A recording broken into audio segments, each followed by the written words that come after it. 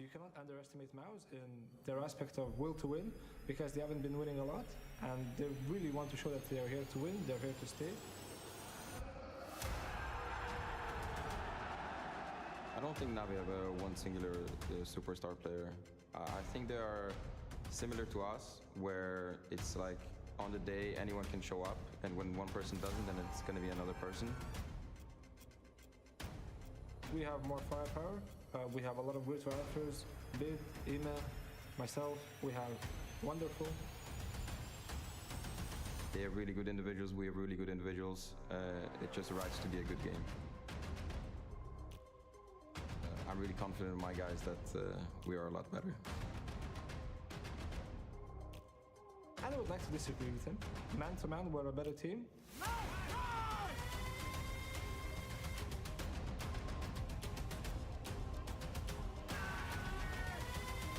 Only JL playing a dangerous game. Couple of seconds to spare, but hang on.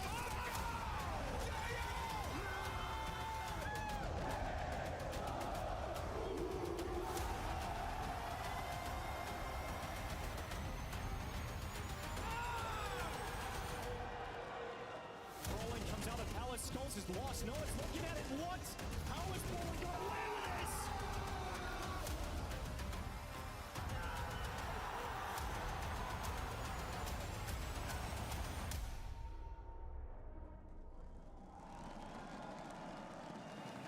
É chegada a hora! Não existe mais chance para erro. Hoje a gente não só celebra a grandeza, como viveremos o lendário. E o Rio de Janeiro não é apenas um cenário, é o coração onde esses momentos acontecem. E vocês, essa plateia linda, são o sangue que mantém essa paixão viva. Hoje escreveremos mais um capítulo na história do Counter-Strike. Quem será o campeão do IEM Rio 2024? Com vocês, MOUZ e Navi! JL and Shuhei.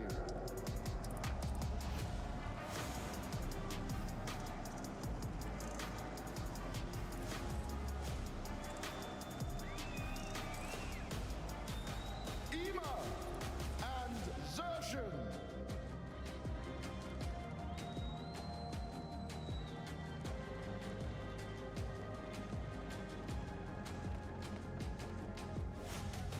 Wonderful and Yimfat.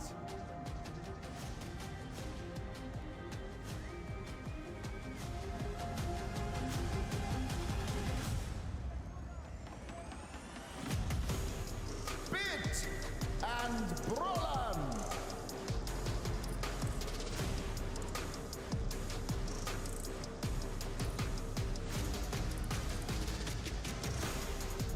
Alexi B and Torzi.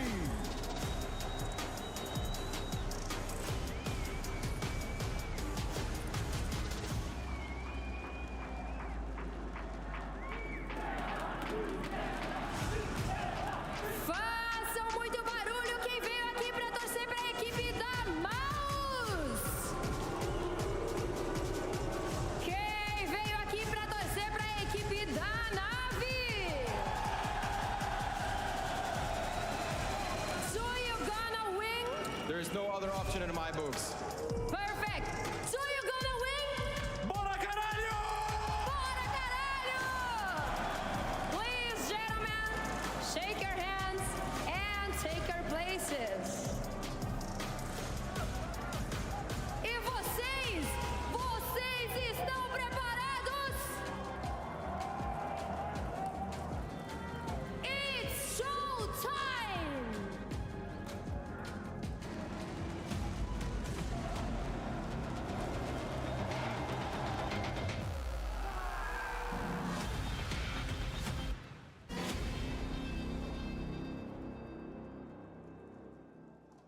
grand final packing a punch at the very minimum. Gentlemen, we are about to jump into the server, so let's just go ahead and start putting our money where our mouth is, Jacob. What's going to happen today? I mean, Na'Vi are the favorites, and I think there's only one thing that can change that narrative, and that is if MOUZ takes some inspiration from the goddamn mosquitoes we've been surrounded about throughout this entire tournament. I'm trying to put myself to sleep, and there's a mosquito in my ear. Right, I've smashed it. I get blood on my fingers, blood on the sheet. Another one is coming in. That's going to be the same scenario tonight. JL will win clutches. Na'Vi will win certain rounds. MOUZ just got to keep coming back into it over and over and over again. All I'm saying is I lost to the mosquitoes this night, and I think MOUZ could do the same thing to Na'Vi. Na'Vi are the favorites, but MOUZ, with that energy, maybe they got a chance. I don't think I've ever heard a mosquito analogy quite like that, Yanko. Yeah, I think Na'Vi is ripe for the taking here, right? Like, MOUZ obviously going to be more hungry, Na'Vi going from one final to the other, and when you look at it, they were ripe for the taking on a couple of tournaments. I mean, it was only due to the inexperience from Eternal Fire at Pro League that they weren't able to come out on top there. G2 bested them at Blast fall finals. So I think MOUZ, with all the experience that they've gathered in the past couple of months, they won't make the same mistake, Trace. I think this is where MOUZ finally ascends and lifts the trophy at the big arena event. Ooh, okay. Well, gentlemen, thank you so much for that. Yesterday was a game of cat and mouse. Today, Na'Vi attempt to start their campaign of owning the rest of 2024. Today will be a fight, or perhaps a hunt for the mid-October. Let's go ahead and get it right over to our commentators. Let's think going, Moses. The best performing team of this year, Na'Vi, going up against MOUZ in a best-of-5. It's Inferno, Dust 2, Mirage, Ancient, and Nuke if we need them, Jason. But this is a matchup packed full of storylines. So many exciting ones to look at, and a great insight from Shuey saying that both teams are kind of similar in the fact that they don't have that one standout star. Yeah, it's both teams who win by committee. You have 4 strong players surrounding the IGLs. Those 4 guys are delivering the goods, the impact, the IGL, the brains of the operation, having strong fundamental counter-strike between these two teams. For MOUZ, they're coming in here to look and lift that first big stage trophy. For Na'Vi, it's the end of this long grind. They played 6 finals in a row, including this one. They want to end it with the trophy lift before they can get some rest before the year comes to a close. The year coming to a close in a few months' time, but this tournament comes to a close today. One champion, one opportunity, and we're getting into this best-of-5 grand final, Na'Vi versus MOUZ on Inferno.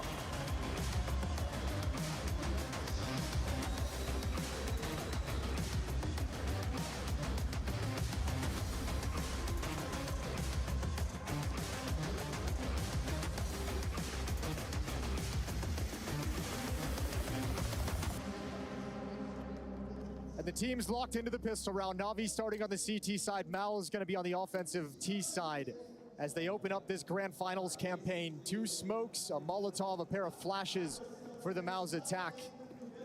Na'Vi have a little piece of utility themselves, and for the moment it's going to start out pretty slow. Just now, MOUZ coming up towards the top of A ramp and aggressively forcing back bit. But a very quiet pistol round. A sole defender at this B bomb site. JL looking for information. Keep your eyes on the mini map. When Na'Vi decide to rotate somebody over, he just gets a spot and information. That top banana has been taken. And Na'Vi holds their nerve. JL's got to hold his. He's got to hold B alone. Smoke ready to deploy as soon as he makes contact or spots a MOUZ player. But he's got no support. The problem is if they start moving in when he spots them, they're going to come through this. And I think they might still, considering they just used all their utility exertion. Oh, he's been so good up front for MOUZ this event, and he's got an opening kill. And all of a sudden, you got to say the odds of winning this retake just plummet. His pistol round might have slipped out of control for Na'Vi. Just from the initial setup, wasn't good enough to stop MOUZ, and see how this attempt getting back into the ruins goes. First headshot's good, Wonderful's beside him, but it's Yimpat. Oh, he goes down. Surprisingly so, Wonderful's got them back into this, and Shuey takes steps back to darkness. He knows he's got somewhat of a crossfire here with Brolin out towards Banana, and Shuey takes that first shot. Time is starting to tick here for Na'Vi, and there's no kit on their back. Imma, good kill. It's now a 1v1, but Brolin should play this one patiently. He goes into the open. Imma can't win this round any longer. Not enough time. He'll retreat. MOUZ have the first round of this final. Yeah, but it got close. That's a very nice retake attempt from Na'Vi.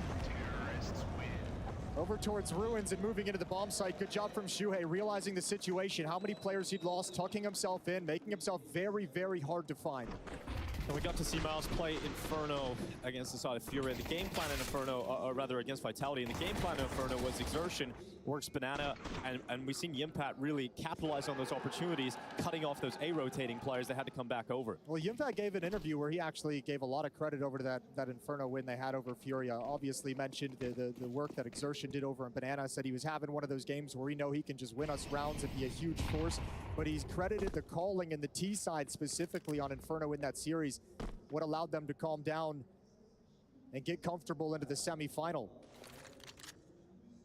Second round bye for Na'Vi. They've got a FAMAS on EMA, MP9 on Wonderful, pistols and utility across the board. And Berlin's gonna get stuck behind that smoke.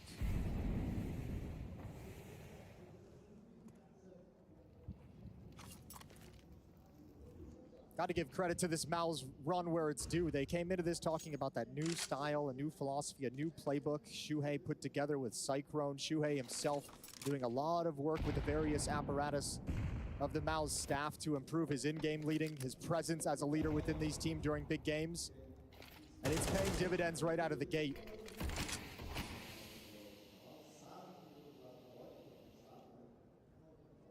Shuhei.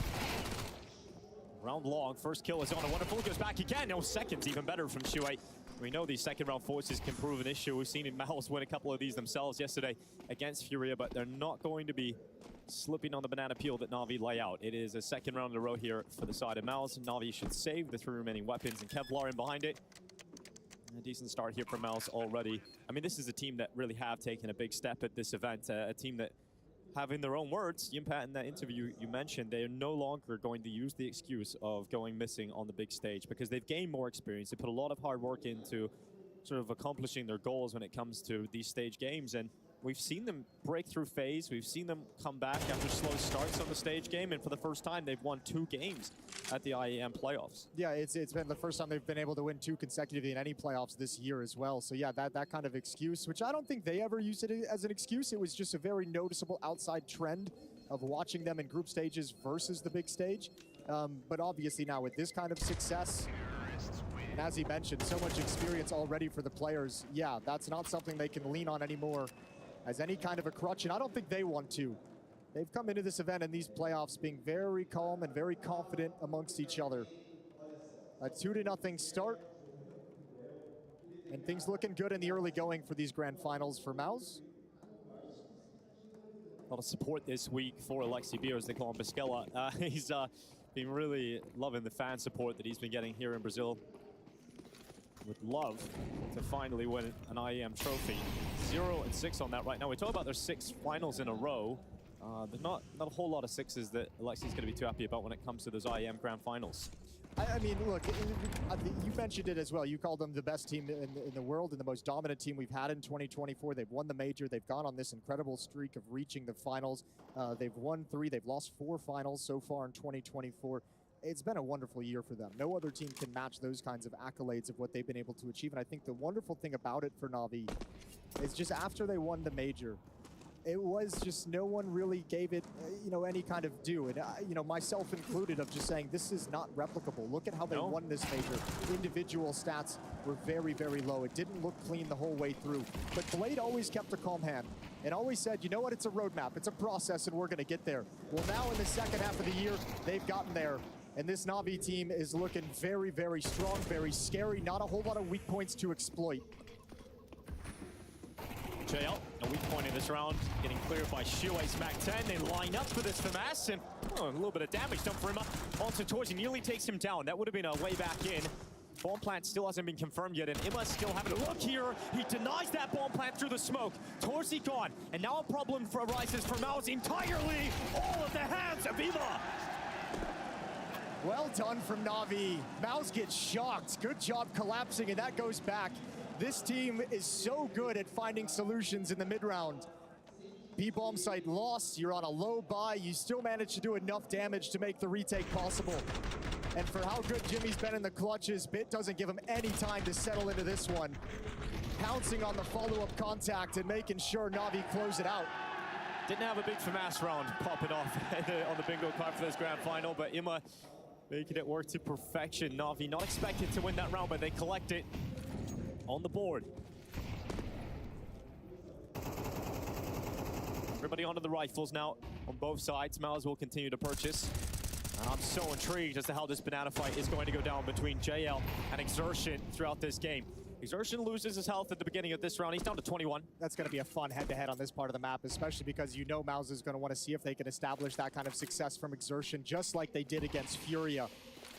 Able to get opening kills, able to pressure the bomb site so early in rounds. And JL's a big, big piece for Na'Vi that can put a stop to it. They don't get the initial space they want in Banana, but look at the A presence. Yimpad in the apartments, brawling, clearing down Boiler.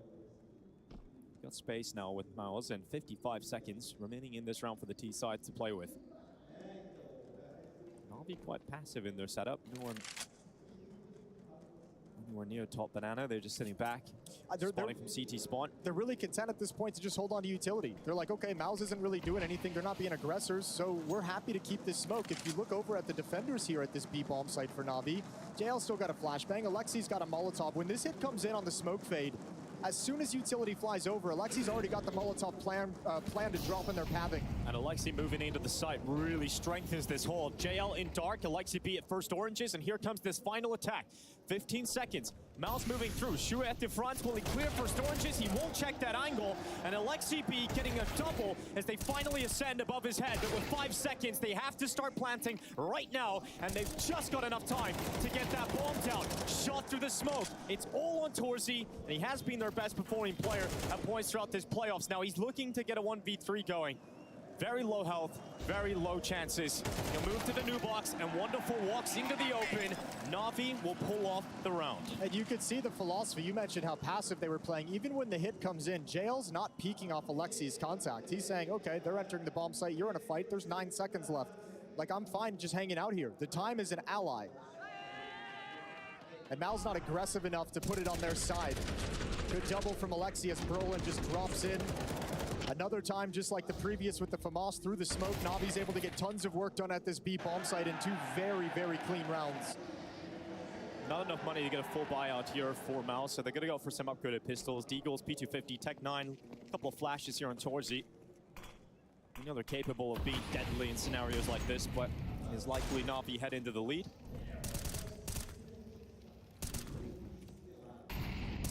We heard Shue in the pre-A game interview talk about the challenges of entering into this best-of-5 finals. They played the late semifinal last night. You know, you're a little bit tired after the series, prepping all day, and then you got to get done with it, and you got to start looking into a best-of-5. Now, they do have, as we know, they have Xyp9x on the roster, obviously a huge major winner with the old Astralis, greatest team of all time, one of the best clutch players we've had. As an assistant coach, he's been putting in tons of work for this team from home. Able to get some work done throughout the night so that when Cyclone and the boys wake up, they've got notes to look at and review. Full play step for Na'Vi. Wonderful did take his teammate and pit down, but he'll be happy to collect that. And yeah, I mean, a lot of comparisons being drawn between Yimpad and Xyp9x, funny enough, in the same organization, but just seeing the amount of clutches that Yimpad's been able to collect in the playoffs and at this tournament in general has certainly earned him some of those comparisons. I actually spoke with Xyp9x about that this morning. Oh, yeah? I sent him a little message. I was like, what's up, man? Is Yimpad the best clutcher we got in Counter-Strike ever since Prime Xyp9x? And he was just like, it's not even a question. Of course he is. Of course. And you're always going to say that about your boy, but it's hard to argue with the production Yimpad's got. Good trade, important trade from Bit deep down mid. Shue stuck in a spray. Bit's gonna have to fall back. Oh, missed shot. And actually, they're gonna pick up the pace. They won't be able to make it into Pit. That's a good Molotov to slow things down, but there's no chance he's getting any reinforcements. It's only get aggressive. The aggression does not pay off from Bit. Valiant attempt, but 4v2 now for MOUZ. They're in a really comfortable spot. Alexi B's all the way back at CT spawn. He's at Speedway, actually, at the moment. It's a great realization and reaction from MOUZ. You get the kill down, you get the kill up middle from Shue, and then obviously you see Bits in middle. You get the kill on Wonderful over in holes, and you realize Bit's completely out of position. From where he got, there's not enough time to be in a good place to actually put a stop to you. And Wonderful, I think, is going to be a little bit frustrated missing that opening shot. That was the avenue MOUZ needed to access the A bomb site. And we're all tied up once again.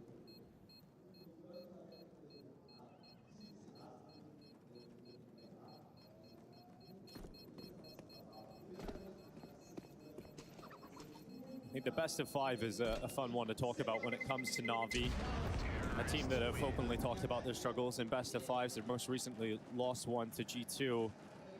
They got their win. They got their best of 5 win, but it was a pro league, right? It was in more of a comfortable studio environment. It was against a team that don't often get to the grand finals in Eternal Fire. It was a very, very hot Eternal Fire that made an incredible run through ESL Pro League. Was looking incredibly sharp. The resurgence of Woxic, and yeah, they gave Na'Vi a real test across that whole series, but had to have felt good for Na'Vi to take it. Had to have felt good for Alexi B to be able to get a best of 5 trophy under his belt. His story with best of 5s is well known in his struggles. But at least they've gotten over that hump. It's a timeout used by MOUZ heading into round number 7. See the intensity of some of the emotions already on display. A couple of rounds into the game, JL's already hitting the desk. Na'Vi did have a few moments where maybe the emotions did get the better of them throughout the group stages. We got to listen into a lot of the comms and maybe some of that rough travel schedule getting to them. It's been fun and impressive hearing those, because on one level I feel like Na'Vi throughout this event, they've had the opposition that they faced to get to these grand finals, but it also feels like there is an extra element of playing against themselves and their own mentality and their own exhaustion. And it's been very cool to see a team try and work through that, and how obvious it is when we hear the comms, and then also have success through that kind of a situation. I mean, that's what defines great teams. They always find a way, no matter if it's not going to plan. All right, well, let's see Exertion. Let's see if he wants to flex here. Going to turn the corner. So good in this position.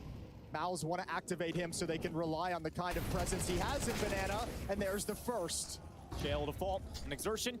We know he doesn't slow down often. He's very comfortable in trying to work this B-bomb site. Bit of a gap there on the side of the smoke, but it will expand. But they get the information of the player inside of the site. And that's the beauty of Exertion on Inferno and his play in Banana. Is obviously the kill is wonderful. It's an opening provided, but the pressure that he applies onto that B bomb site, forcing the early smoke out of Alexi B, making the B bomb site an option for MOUZ later in the round when they realize there's not enough utility to stall this all the way down to the clock. And MOUZ did this exact same thing against Furia just yesterday. We got that opening kill. We forced out an early piece of utility. Let's just group up and abuse this. Let's hit it, because he's going to want to hang on to this smoke a little bit longer. They have the opening they need.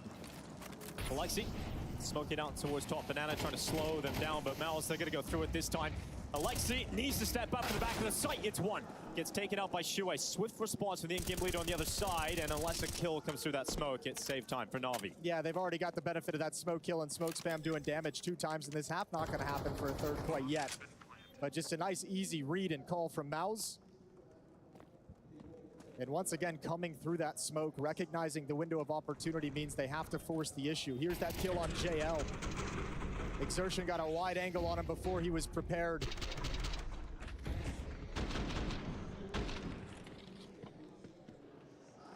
And good utility usage from MOUZ as they bait the low HP Exertion on the entrance into the B bomb site. 4th round as MOUZ take a lead.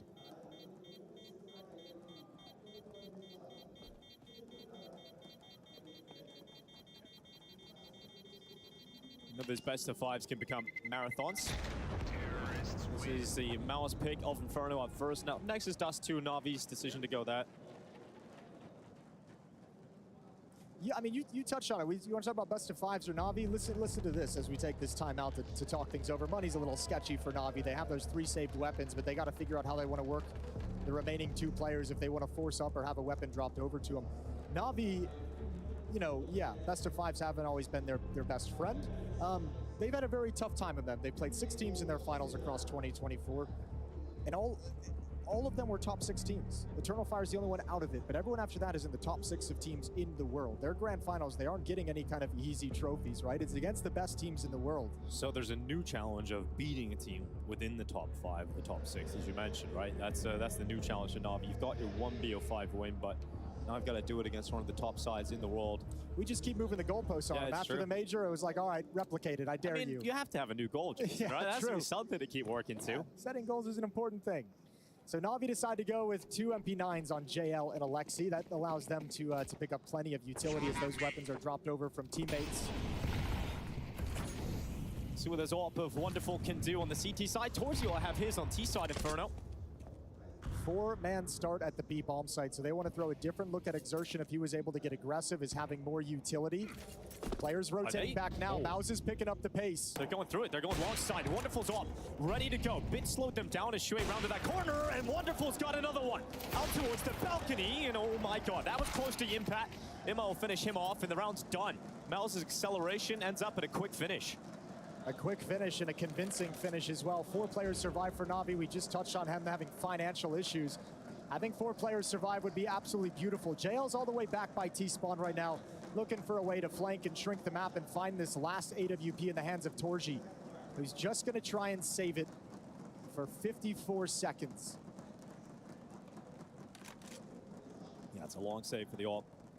I like the attempt from MOUZ, though, throwing a different timing into it, trying to get up mid very, very quickly, trying to hit that wrap side as the rotation back from the B bomb site is hitting, and those defenders might not quite yet be prepared for the speed that they got up middle. But well handled from Navi. Wonderful with his double kill. I think it's especially impressive that we have MOUZ here in the final, considering the form that they were coming into this event with, right? There was conversation about Pro League. Are they going to be able to get 3 Pro Leagues in a row? Then they had this really lackluster performance at that event. They started going out in group stages instead of always being the team that were unbeatable in them. And we started to wonder, is this MOUZ team starting to see a downward trend? And I think that conversation was still open here in Rio. They had their opening loss against Furia, but they started to pick up steam, and we started to see some of the impact of those playbook changes. And I think it's most impressive now in the playoffs that they've been able to come back from behind. And that's super impressive in the quarterfinal against Vitality. Then they dominate Furia in the most hostile environment they would have played in, and they silenced the crowd. They turned this arena into a library yesterday. And now in a grand final against Navi in a best of 5. This could be graduation day. Yeah, they had to cop some of that when they were standing out on the stage earlier. You could hear the crowd booing, specifically MOUZ. Yeah, because you beat the hometown. You spanked the hometown team quite the way MOUZ did, and yeah, you're going to catch some boos. It's all tied up at 4. Torji does keep the AWP, so we'll have that to play with. 4 AKs around it, and Bit getting into the apartments. Now, the bedroom is heating up, and he spots out Brolin. Bit unable to get away because Yimpat was already up those stairs. So Bit down, first opening kill for MOUZ. Almost had that timing. Might have spent a little extra second trying to chuck a grenade out to do a little bit more damage, and he'll be frustrated with that because it gave Yimpat the opportunity to eliminate him. No one's inside the A bomb site. Alexi's just rotating over, and that's going to be his job. It's wonderful with the AWP. Are they going to peek before the smoke? Flash comes out. Gets off the angle, gets back to safety. We're worried about getting split, but Wonderful catches an opportunity. Looks out to the long side. Exertion's gone. He got a flash sent over the top as well, but he gets caught from balcony. Eventually, Impact comes out. And Alexi B, his fellow Finn, inside of the bomb site, looking to be the nuisance for this MOUZ attack. He's under pressure, but he's buying time for his squad. And a second kill earned by Alexi B. No one's seen that coming. It's been a slow start to Inferno for JL, but has he got it in him? Goes through the smoke. Brolin's ready for that play, and MOUZ will push through. Clever little trick from MOUZ with that smoke up on the balcony. Yimpat able to slide out the edge of it and take an angle. Wonderful's expecting the next fight to come down low at lane as they cross past the default box. And that angle from Yimpat takes him out. That's the support of Alexi that's meant to take attention away.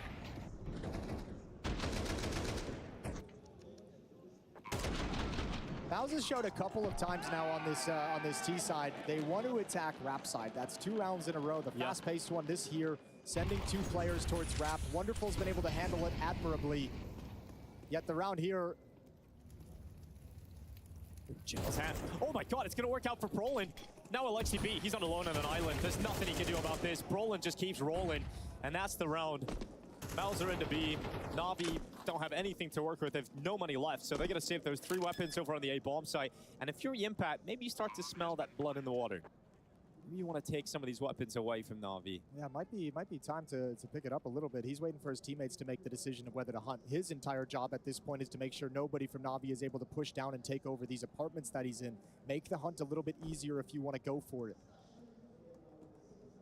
And it doesn't look like MOUZ is too motivated. Their money isn't exactly flowing at this point. That's true. Exertions come over, and they're gonna hang around just in case an opportunity presents itself, but they're not going to force the issue. I think it's cool the game plan you're talking about. We're seeing MOUZ maybe focus a little bit more on long side, Rap side. In the previous game of Inferno we get to see against Vitality, it was a little bit more focused around Banana. The game plan, Exertion takes the initial attention, Impact cuts rotations and pressures on the lurk. It's been a little bit of a different plan today against Na'Vi. Well, two difficulties that Na'Vi is going to have to face in these buy rounds, in these gun rounds. One of them, obviously, is the struggles of JL to open Inferno. Well, that's disappointing. Well, it's not blue. It's better than nothing. But it is a UMP. It is a UMP. You probably won't use that. Obviously, the struggles of JL to start Inferno means, you know, maybe he loses some confidence. Maybe his aim doesn't feel sharp, so he wants to play a different style, take different angles. But that kind of mismatch there with Exertion, who started out very, very well, taking over Banana. So Na'Vi, without a hard-hitting JL, is not going to be able to prevent that control from being given over to MOUZ. Oh. Good nade, good peek behind the MP9. Nice combo from Na'Vi. Yeah, that was beautiful. That was a great combo. The other one is if this emphasis on wrap is going to be coming in, now Wonderful doesn't have an ult, so it's going to be much easier for MOUZ moving forward. Wonderful under the porch. I mean, they've got a crossfire here. You can peek out if you're Ima. JL's there alongside of him, but it was only a USP that went down. Nothing worth talking about, but it's that kill that shall make this difference. Now, the AK of Bit, it can step up. He can be the difference in this round, and he has to be for Na'Vi. This is the only weapon worth talking about, and this guy is a machine. Bit gets another one, dropping Torsi down to 17 HP, and this round's on. Na'Vi have a chance for 5 off the back of Bit's AK. 3 kills in this round, and Torsi goes to the apartments. This could be a nightmare for MOUZ. This would be 2 rounds. I don't know if I want to call this a low buy, but obviously a couple players with just pistols and no armor in this. They dropped one earlier to a low buy as well in round 3. So Bit and Alexi starting to put things together, and Bit with his low HP. Oh, they might have think. Oh, wow, they might think he's gonna be. Well, if Alexi continues up in halls, he's going to find a free kill on Torji. Oh, but the sound that you start to realize is Torsi could turn on this, but he doesn't look the right way. Alexi B tracks him into the apartments. Torsi was waiting for his moment to strike, but it never came. And that is a huge round from Bit. He had the AK-47, and Na'Vi had no real weapons around it. The initial hold was solid, but at the end, it was all Bit. Really nice nade. How is Yimfat supposed to handle that fight? Couldn't see a damn thing. Yeah, Bit puts together a very nice round overall, saving the day for Na'Vi, putting him up to 5.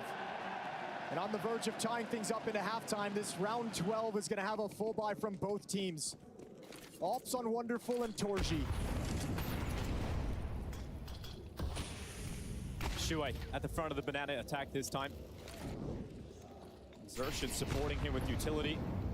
There's no peek. Shuai is taking damage on board. Oh, he's blinded. Oh, he starts to spam, but he doesn't hold it down.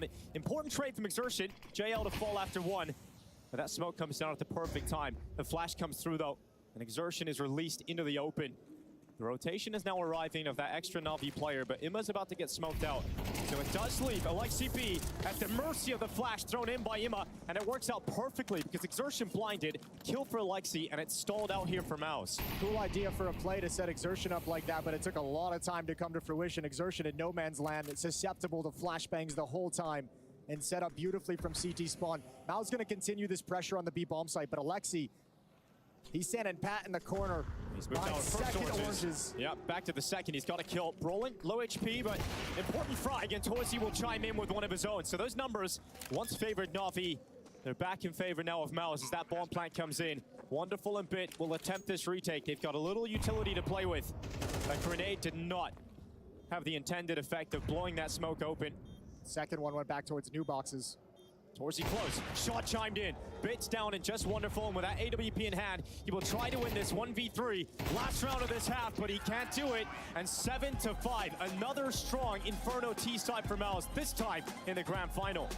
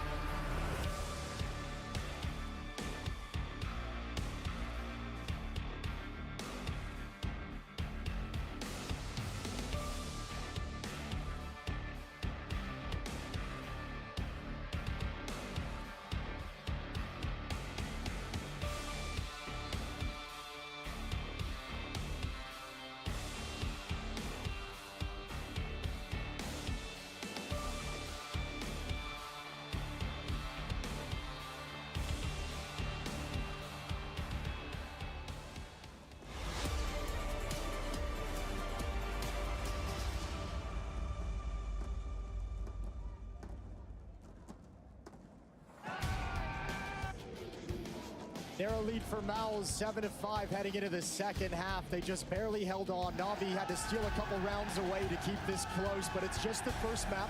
These two teams warming up into this grand final, testing each other, feeling each other out, seeing what each other are going to bring to the table. And for the moment, it's Navi looking to have to dig themselves out of a small hole as their own T-side campaign begins on Inferno. You got to see a couple of times there. JL going to be frustrated about his own first half performance, but that can change. It's a best of 5. It's a long game. Lots of moments for him to have his moment and strike. And you know he will. After what we've seen from JL throughout this year, he's going to have a map. He's going to have a moment. It's a matter of time. Perhaps on this T side of Inferno. Double setup around the back of the sandbags and Brolin to take the initial contact. Flashbang coming from Alexi. Na'Vi get ready to go up through Banana. Flash is coming through. Will it be effective? Oh, Brolin able to tuck away from it, but Exertion gets cleared out first. Now Brolin drops back. Will they predict Shuai? No, they will not check him. And the in-game leader stepping up with one. That Flash has blinded his next opponent, but he couldn't muster a second. Remember, Brolin's alive, but he's only got 1 health. And he is finally finished off, spammed down through the coffins. And we have Tozi and Yimpat left in an unwinnable situation here. Yeah, Brolin would have come back to actually fight and help Shuai if he had more HP. Yeah. That initial gush he takes, yeah, he dodges the flash, but takes a bullet to the dome for his troubles. Prevents him from being any line of support. Navi with that pistol win, though, are now just 1 round away from tying up this scoreline. It'll be intriguing to see if MOUZ decide to go for a force buy into this next, or do they just go for the full eco around these Kevlar that they saved over. I think they'll be buying in. We've seen them at times go for a save in the second round when they lose the pistol, but usually when they have a pretty damn good lead, usually when they have some rounds to play with, they just want to get to the gun round. Here, though, I think they'll challenge as Navi are going to creep it closer. 6-7. Strong start in the first half from Wonderful. Gone are the days where he consistently goes quiet in the playoff games. He's just been a star for the Navi side. Yeah, he's been a beast for them throughout these playoffs for some time now as well. He's really building into his own as an AWPer. And also, I mean, you can see the disparity of the lifestyle of the AWPer on Inferno. Torji on that T side ends with, I think, 1, maybe 2 kills in the half.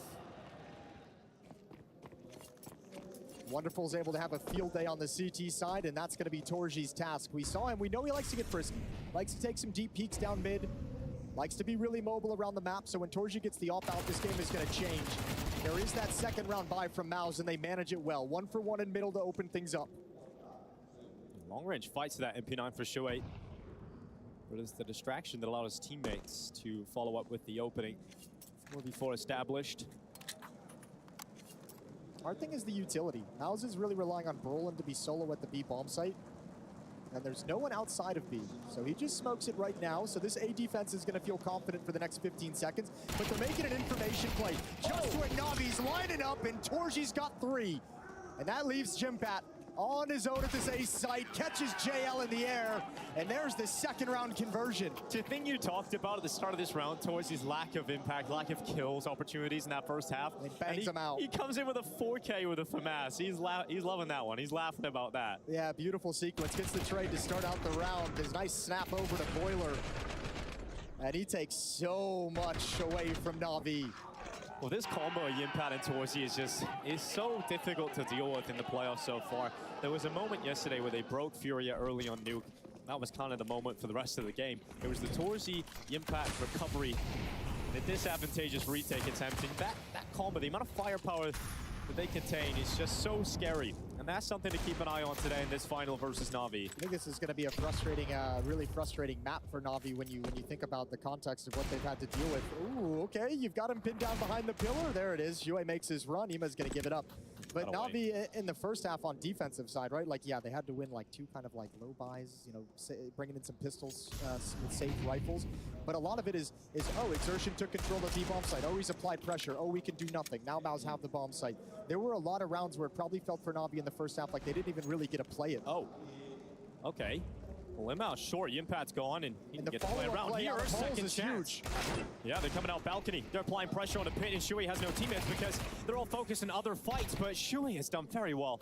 And it's all sort of fallen apart until this. The Deagle and the Tech 9, they combine together, and suddenly a round opens up for Navi. They're in the site, bomb down. Brolin and Exertion having to recover this one. It's going to be tough. taking back this A bomb site is one of the more difficult things to achieve in Counter-Strike. At least they've got a kid on Brolin, they've got some utility. And there's a fight, won by Bit.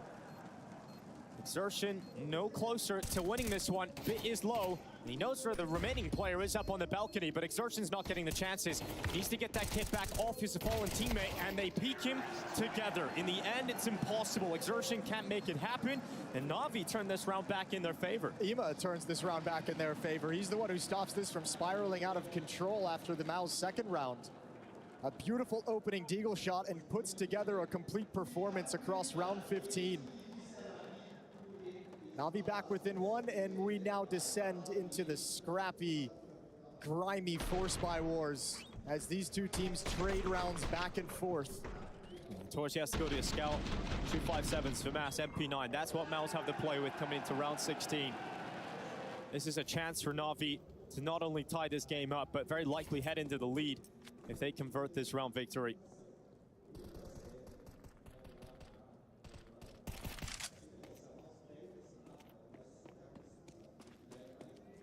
He's going to go over towards B, hoping that his scout can make a difference over there. Na'Vi decide to attack. Might take Brolin's flashbang and set Brolin and Exertion up for a push to top Banana. A re-clear in the mid-round. There's the smoke. They're coming through it. Nice shot from JL, blinded. And a 2-for-1 on the aggressive play from MOUZ, and this scout has no stopping power to hold off any hit. So Na'Vi gonna go pick up the bomb. They know they've got control towards B-bomb site and Banana. They have no stopping power, but Torch will attempt it nonetheless until he's forced back behind the CT smoke.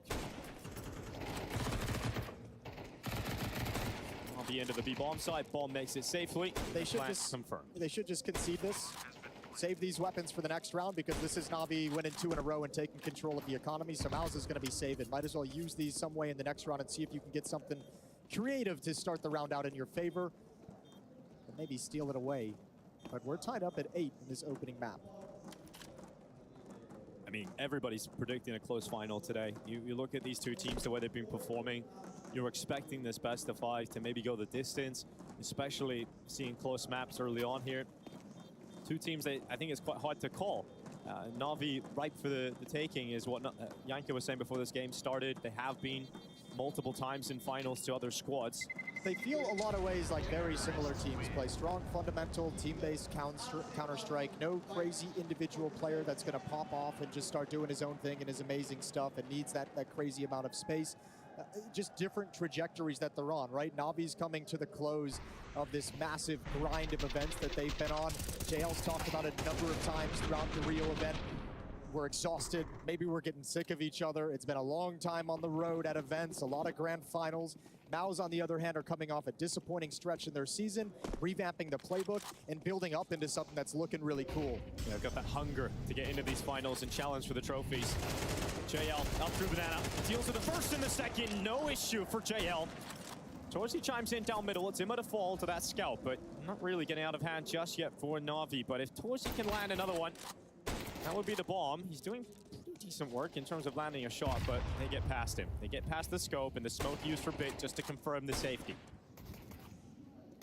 They'll be happy to take these engagements at the B-bomb site. Alexi's going to lead the way in. They heard the USP shooting towards CT spawn, but that's just a bait. It's all to set up Roland, and he can't get the first, which means this round is done. Na'Vi's going to take the lead. Expected result in this round, of course, given the fact that MOUZ just had no superior weapons to work with, and Na'Vi are going to find themselves into the lead on Inferno on this T side. It's their first lead since round 6. They had a 1-round advantage taken away from them. They're back in the driver's seat. Yeah. That's a lot of shots, not a lot of them connecting. It's nice though, they're giving him like a warm-up. It's like, you got the scout, let's just warm you up for when the AWP comes in. He'll be perfectly dialed up. Yeah, he's had some flicks in there. He's learned what he needs to do. So 9-8 scoreline, Na'Vi in the lead, and finally money back from MOUZ.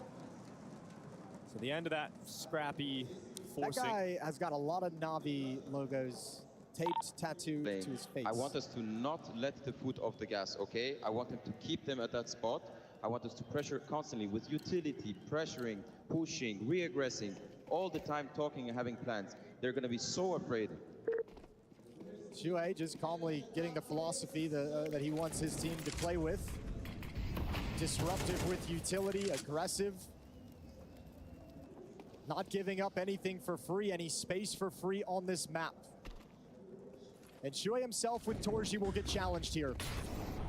Already Na'Vi pouncing through top mid, although they have not checked Shuhei, and he's up first. Good double from the in-game leader. And now Torji steps out from the arches. Does not go Na'Vi's way. The acceleration through top mid is cancelled out, and Yimfat from the pit, no problem. Both teams have tried it. Both teams tried that little acceleration to get up quick and attack towards the wrap side, and both teams have had obviously no success here for Na'Vi. MOUZ as well. He's shut down by Wonderful. Good kill from JL. Now, he said he was going to have his moments. Is this it? A difficult one, and he goes back to short. Brolin makes sure that he's unable to get anything going. It's got to feel good for MOUZ to return to a bye and immediately win a round like that. A convincing one. Still not able to get the AWP out into the map yet, though. And Wonderful didn't have one in this round for Na'Vi, so nothing free for MOUZ to pick up either. So Torji still will be without the AWP, which gives Na'Vi a window of opportunity to abuse the fact they don't have to worry about the weapon on the map. And a second timeout taken from Blade. Wanted this timeout. We'll see what kind of money situation. Na'Vi have plenty, they got plenty of cash. So the buy will just keep coming. Into the later stages of this opening map. Still pretty tepid. It feels like you're just feeling each other out at the moment. Equal game. It's been a close affair all the way through. No crazy runs from either one side. Just back and forth the whole way through. Timeout comes to a close. Round 19 set to begin. Here's Shuhei's double. Never cleared by Alexi. He was going for pacing. And JL not enough space to work with in the post plant to build into any kind of a clutch.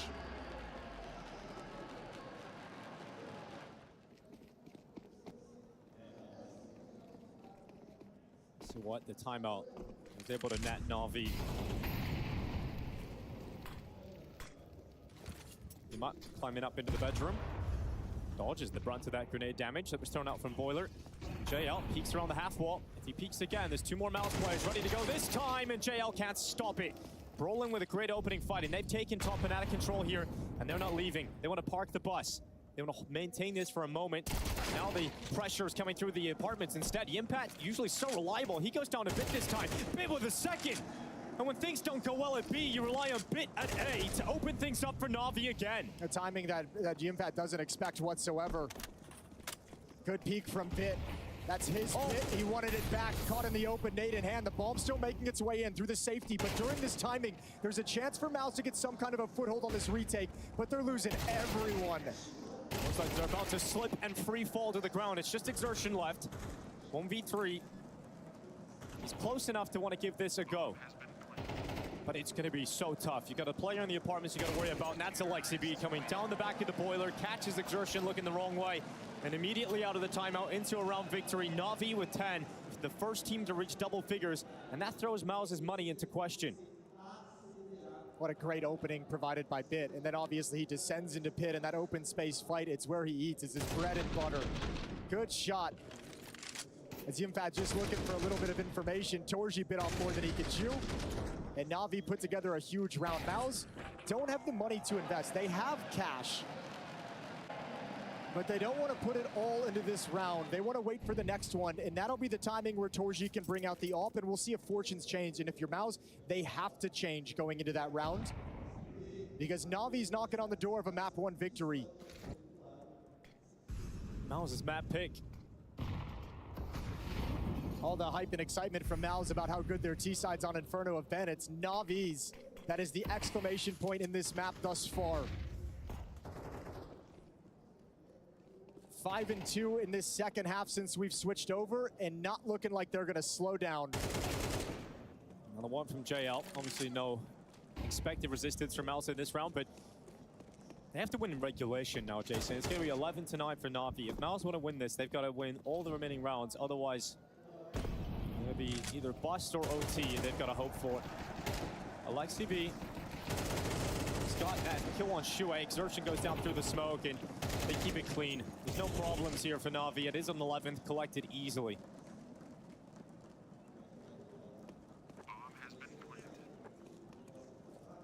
Well, we haven't quite seen the stopping power out of MOUZ. No. That's what they're hoping Torji can provide in the next round. It's all about this AWP. And then the question is, too, you haven't used it yet in this half. Do you want to open up with an aggressive peek?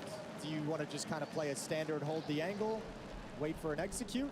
There's options for Torji, but he's going to have to make a decision. I mean, it reminds me of this game versus Vitality, where they had such a strong T side, but their CT side fell apart. They had a 10-2 scoreline, and there was a comeback coming through. Yimpad had to win every round that they needed to get the job done. One player had to step up and get all 3 remaining rounds for the side. We did not see a good CT side on Inferno from MOUZ.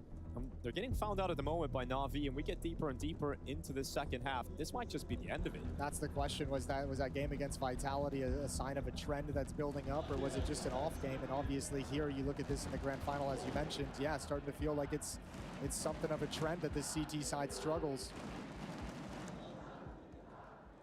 Round 21.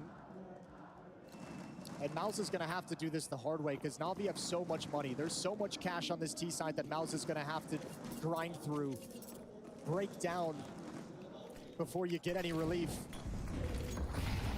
Alexi, all the way up. And a boost. I like this from JL. He's up on top. They line up. Oh, he jumps. But he sees that third player. He's got the info they need. They know that Exertion is committed and damage being done. Fire at his feet. Retreat behind it, but this is already such a devastating start for Na'Vi, and they know because of the amount of players spotted at B, there has to be some space to play with, and they now see both players in the balcony. Emma could take both of these lives, and finally finished off by Yimpad. He had the awareness to check short, but couldn't stop Wonderful, and they now know the only player left was last spotted towards the B bomb site. I think that second timeout from Blade was to tell Ema and Bit, like, guys, get active on the other side of the map. We can rely on JL to take some attention away, because we've seen these last 2 rounds, their plays from Bit, the peek and hauls to take out Yimpad and then expose the A-bomb site. And now this one where him and Ema are finding space to creep up that lane while all the B action is going down. They know that these defenders won't have any reinforcements, and if anything, one of them is shifted away. I mean, the fact he sees 3 players starting B as well is amazing info to work with. It just frees up these players today even further, and as soon as that P comes in the apartments, you know both of the A players are on the balcony. Yeah, and poor Torji, that's his round with the ult. Yeah, that was it. 2 players die in Banana in the first 20 seconds, and then obviously by the time you get a second peek on somebody, he's already up lane and in your face, and you got no idea. So the ult never got going for MOUZ on this CT side, Inferno. And Na'Vi's got 3 chances to close it out. And with that knowledge, Cyclone and MOUZ take their 3rd and final timeout to try and organize a plan to make a comeback happen. As you said, it can only be overtime. We've seen no signs that they're capable of winning rounds put together, right? There's just been 2 sporadic round wins in the second half. They need a streak to get it into OT, and that just looks so incredibly unlikely at this point. Especially with the buy that they're going to bring to the table here. It's not the worst, but it's not pretty. You got 2 MP9s, a FAMAS, and 2 premium rifles. One of the nice things for Na'Vi in this game so far has been, we touched on the very quiet first half from JL, not able to find a whole lot of impact on his own CT side of Banana, dealing with Exertion. Well, he's come alive on this T side. He's done some beautiful things. 2 or 3 rounds, he's given him 1 to 2 openings in Banana, and that's worth its weight in gold.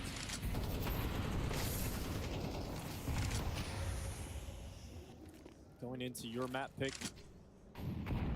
With the map victory under your belt to kick off a best of 5. It'll be a lovely position for Na'Vi to find themselves in. Bit grabs the opening kill in the apartments. Exertion holding on to Banana for the time being. But Alexi V is relentless. He'll go forward, and Exertion stops him as well. So slow start to this round for Na'Vi. They've got a damaged Bit and a 3v4 to have to try and recover from. And if you're MOUZ, you're just like, thank God. You just watched Alexi and Exertion, or excuse me, Brolin and Exertion put up a stellar defense outside Banana. They'll move into the sandbags for when Ema and Wonderful want to turn the corner. This is a tough setup to deal with. Just with the elevation, you got 2 angles to worry about. Bit's got a flashbang, but I don't think they want to wait. I think they want to hit on timing. Good shot, good trade. And that's the B-bomb site open for business. Torji and Yimpad on the rotation over. Bit's very, very low on HP. But he can play with the safety of Banana. What a beautiful way to clear that obstacle that lay in front of them. And now Na'Vi look to close this map out. They look to finish off Inferno. MOUZ's map pick. That molly didn't go as deep as Wonderful would have liked, so he takes steps into the darkness instead, and Bit low, moving out with Banana. He's playing a little bit more proactive around this CT smoke. It's expanded into the open, and Torzy, he's now moving closer. Utility, the final piece is being put in place. Torzy's got the first, and Yimpat straight through that smoke. Bit will drop, and MOUZ stay alive. And not done yet. A couple more rounds needed, but that's the first step. A desperate clutch. Navi should be okay with that, though. A bummer you didn't win it out here. A nice setup countered by the flashbang. If Bit can hit that shot a little bit quicker, it's obviously a win. Struggled with it, turning back from away the flashbang. But now, if you're Navi, you're like, it's okay. No reason for stress just yet. They won a round, but we killed 4 players. Their money is not good. Still no AWP you have to worry about in the start of these rounds. And another chance to close for the side of Navi. He's throwing out the Molotov to top Banana. The initial skirmish of Utility goes down and no one taking Banana control till this point. Navi finally sending a player forward. It's JL.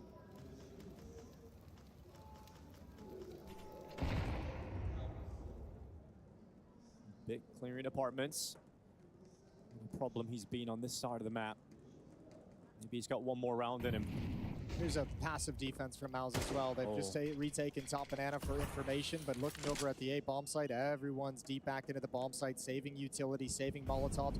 They know Bit and IEM have been frisky on looking for some fights, usually based off the action that's happening in Banana, but now just not wanting to be in an advanced position that can get exposed and dealt with, and hoping that Navi's going to peek into them.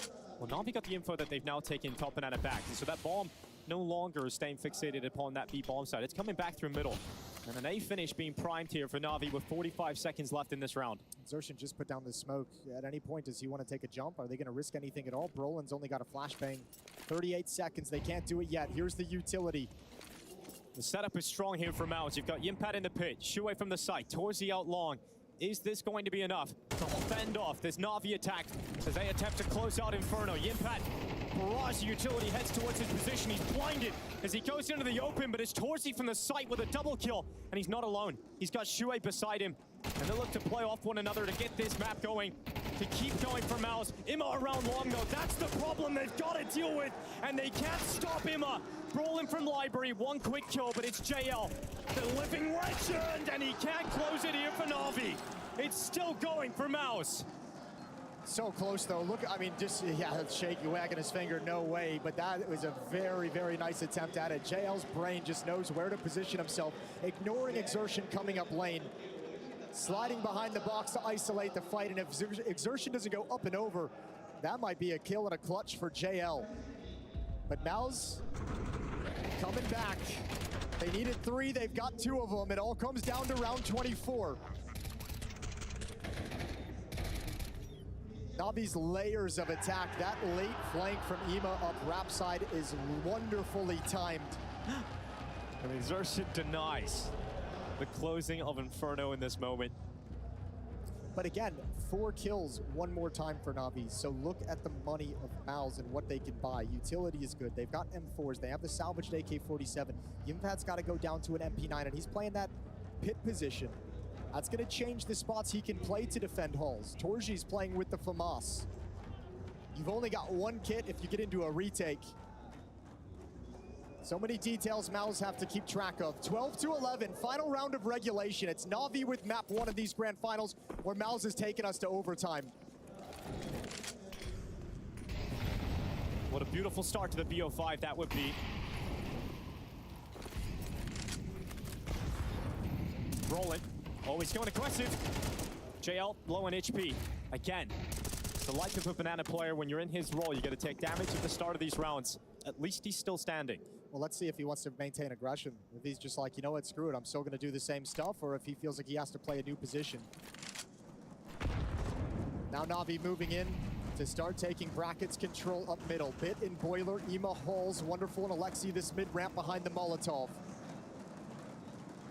Torji, Shuhei, and Yimpat to defend with Brolin rotating over, so MOUZ have a good feel of what's coming next. And they know still that top banana has not been taken by Na'Vi. Oh, the impact. He's going aggressive. Torsy's forced into the open. Laiky taking that away. Brolin's gone. And they've brought it so close, but is this the final moments of Inferno? Bit out of the balcony. It's another one. And that is the finishing blow. Na'Vi have come to play in this BO5 straight away. MOUZ's map pick will fall out of their fingers. They will have to bounce back going into Na'Vi's map pick. A 13-11 victory from the world #1. A solid T side. Solutions found at crucial points, and finally it is closed. Na'Vi with the first blow in this best-of-5 final in the heart of Rio de Janeiro.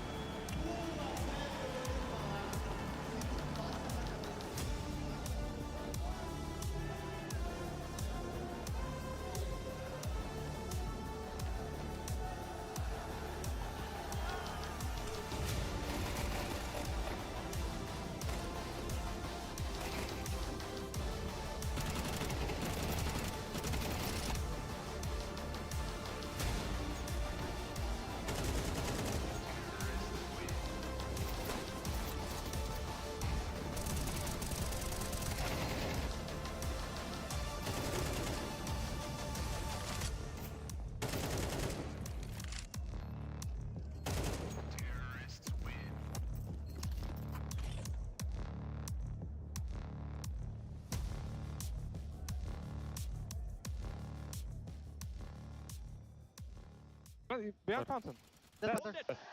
One low speed. I'm moving. I'm in the smoke. I'm in the smoke.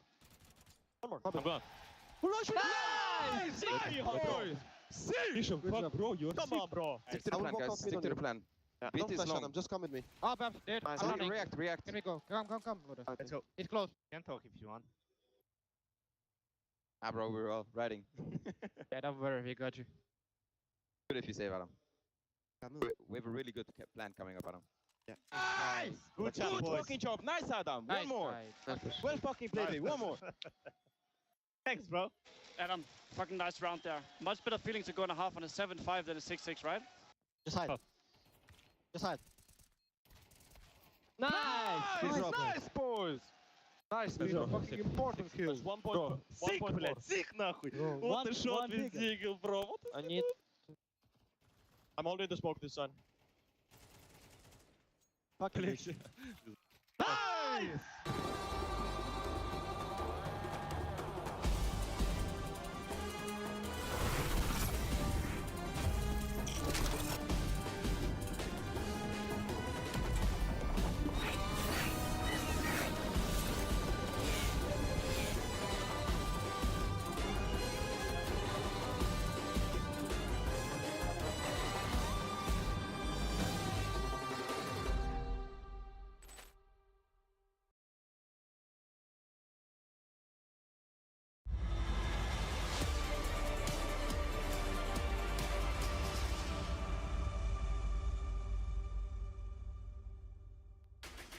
Well, we've got dragons in the pits, but we do have demons in the server as well. And I mean that because Na'Vi simply do not want to take an L here. They fight it all the way back and win it here on Inferno. First map of the series, 13-11, done, dusted. And that moves us one map ahead in this best-of-5 grand final. Pimp down on the end, YNK in the middle. And for us, some things to examine here at the very minimum. Yeah, great start from Na'Vi, to be completely honest. Winning Inferno, that was supposed to be the punish pick for MOUZ coming into this series. We highlighted it coming into the tournament. I think Na'Vi would have lost 5 out of the last 6 times they played Inferno. However, they turned it around. They won it twice in a row now and fight off, MOUZ, who did a good job keeping the game competitive, but I think it was a little bit too scrappy, a little bit too messy. We didn't see Torsi on the AWP whatsoever on the CT side because they constantly were fighting with the economy, and I think that was just too much for MOUZ to handle. He did more work on the FAMAS, right? Yeah, but I think, just first map of a best-of-5 final, a little bit messy, especially from the side of MOUZ. They had an opportunity to grab hold of both the first and the second half, but a little bit of a drop-off, in some of those key rounds really put Na'Vi in the driver's driver's seat. That it did, and some of those key rounds might even just start early on in this game, if I'm not mistaken here. Yanko, we start talking about round 3. What does that bring to the Yeah, hunt? and this is what Navi is so good at. Like, they will lose the pistol, forcing the second round, have a plan, and then even if it doesn't work out, like if they lose the second round, usually they have a couple of guys saving from that second round coming into the third, and just maximizing their opportunities to win a round, and that's what we saw here in round 3. Yeah, especially considering the buy, right, is not the strongest, to say the least, from Navi, but there's still a couple of players within it. Bit finds a good timing on towards Brolan. Then you have MOUZ perhaps forcing the issue a little bit. They're dicing it and walking through the smoke. LXB gets a freebie with the Deagle, or he's supposed to. Doesn't get it, but he does the damage, gets the information, and at this point, it's just not looking good for MOUZ, because if you were to stop the round at that point, they should win it, right? It's a 4v2 for a brief moment. There's no way they lose this. But one of the things is, what Navi does across all maps, right, on the CT side, they go for these fast retakes. Like, they understand they're not going to let you set up. They understand our best way of executing a retake is to do it fast, right? Yep. So they win that round. We go into the second half, right? Again, MOUZ has the advantage, right? Jimmy dies in apps. He had a couple of very costly deaths for MOUZ, and you can see now the scrappiness again from Navi with a couple of save guns. They just keep going for those fights again and again. Yeah, they keep going for them, and unfortunately not to their favor. Bit with a magic moment right here, getting a double kill. The fact that he gets the second kill right here, right now, is obviously winning them the round, staying alive, coming in for backup as well. And then Torsi's left by himself. The one round in the game, he actually did have an AWP, was the one round his teammates never gave him a chance to use it. So if I'm Torsi right now, especially coming after that massive performance we saw yesterday, he never really got a shot outside of the FMS round to get into the game with the AWP and find any sort of impact. Meanwhile, getting into the game, no stranger to it, we Bit on the side of Navi. This guy has that impact. He just seems to find it whenever he needs to. I mean, a couple of the rounds where he did double entries, you know, both on the CT side and the T side, was just magical from Bit. You know, see this round you're just speaking about, Yanko. It's a very big round for Bit. It keeps Navi in the game. It keeps them alive. There was a round on the T side as well where he's doubly entering, coming out of apartments as well. So on the scoreboard, didn't necessarily look like Bit had a fantastic game, but the raw and sheer amount of impact kills he had throughout that one definitely helped Navi to win. He was finding a lot of information as well at crucial times, and that aggression really is key, because both of these teams very active, very dynamic, right? So you constantly have to be trying to find the edge, find that information so you can make the right rotations. Which is what's important when those crucial, those little milliseconds and microseconds. I don't even think that's a real measurement of time. But it makes sense in this late, right? Especially when things get a little chaotic. Of course, that would lead us into some round 19, gentlemen, like later on in the game. Yeah, there's been a lot of stuff going on, and Jimmy, for all the great work he's been doing so far for MOUZ in the playoffs, he had a couple of mistakes, you know, in this particular game. Even if you go back to another anti-eco that they lose, I mean, that IMA just wrecked them on short. But, you know, let's go into this round 19, towards the end of the game, right? First of all, if we go all the way back here to show you guys the setup. So MOUZ is only opening with 2 players towards the B bomb site. You can see Jimmy, he's number 2. He's the only one towards that short pit area. So the fight for Banana starts. JL couldn't really get going in this game as much, or definitely as much as he would like. So they find the kill here, 130 left, 5v4 situation, right? This is where Jimmy, who still has out of utility, he still has a smoke, he still has an incendiary. Look at the setup on the A bomb site. He's isolated there. You can see that Navi is putting some pressure, but now you use some of that utility, right? Like, just to buy time for the round to reset, to see what Navi wants to do in this 4v5 situation, right? We're gonna move over to the A bomb site, and this is where just Bit with that dry peak. It's him and Ima here. They've been doing a great job in the second half of being aggressive, finding that space towards the A bomb site. Jimmy dies. Torsi feels like he has to try and maybe find the kill, refrag, because they're isolated, they've lost the bomb site, and he dies as well. Now again, look at the money, right? Like, that's not great money for the side of MOUZ. 3 players alive, you have to concede here. You're thinking, yeah, this is now they have to save it. They'll play a different round. But no, for some reason, I think it's because they knew some players were still in Banana. MOUZ feels like they can maybe cut off the rotation coming back to A from B, maybe kill the bomb planter or something, but look how they're going to die. I mean, this is pretty poor this late into the game, the decision making. You just have to take the L in this round and give yourself a fighting chance in the following one. Yeah, I like that you brought it up, because Jimfed did look, you know, like he was being caught out of position a couple of times in this game. And as you said yesterday, he was having a tear, he was looking solid, and I think his mistake right there, and I think the setup itself for MOUZ to play double long, it wasn't the only round they did it. You know, they wanted to play double long. The very last round as well were wonderful, and Ima is combining for a double entry. Another double long setup for MOUZ. At no point on the CT side did it actually work for them. Yeah, and a rough way to go about it. But, you know, when it comes down to those moments, like we talk about those little micro moments. Micro moments. I'm talking a little about what happens there and why some of these players are going to stand out more than others. Let's take a quick idea listening. I want to start with Jimmy. What is MOUZ Counter-Strike? Aggressive. Story? Gameplay. Dynamic. Luda? Confidence. Guys, I will add one to the boost, and it's no fucking regrets, okay? It's the same story as yesterday. The fans are not on our side. They will never be in this case, okay? It's only us 6 on the server, and we're gonna fucking do it together no matter what. Let's fucking do it, guys. Let's have each other's back. And there will be no regrets in making him our United States Air Force aim-high player of the map. That's how you do it, Taz. Yes. That's how it's done. Confident. Yeah, that's okay.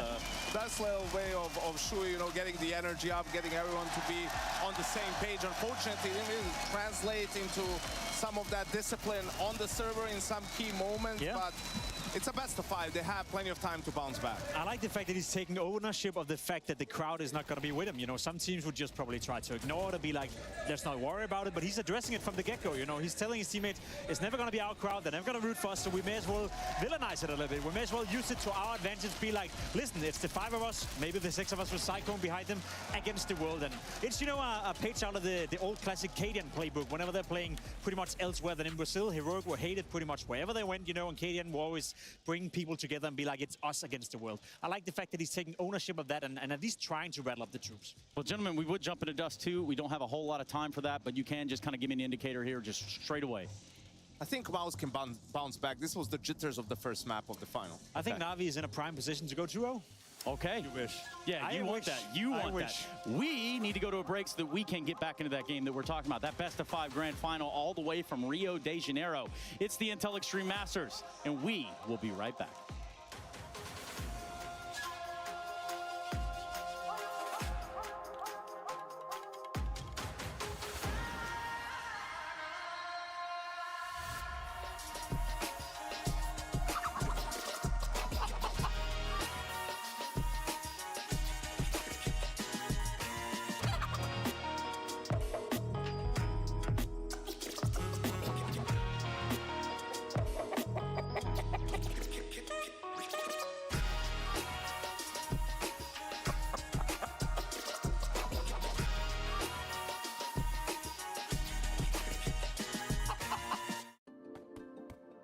Hi, it's Bob with Faceit. Did you know you can customize your live stream experience on Faceit Watch? Yep, that's right. With the POV selector, you can choose up to 4 different perspectives, from the broadcast feed to your favorite player's view. So if you miss a kill, it's on you, no more T-Tours and chat. But wait, there's more. We've got a you watch, you win situation in here.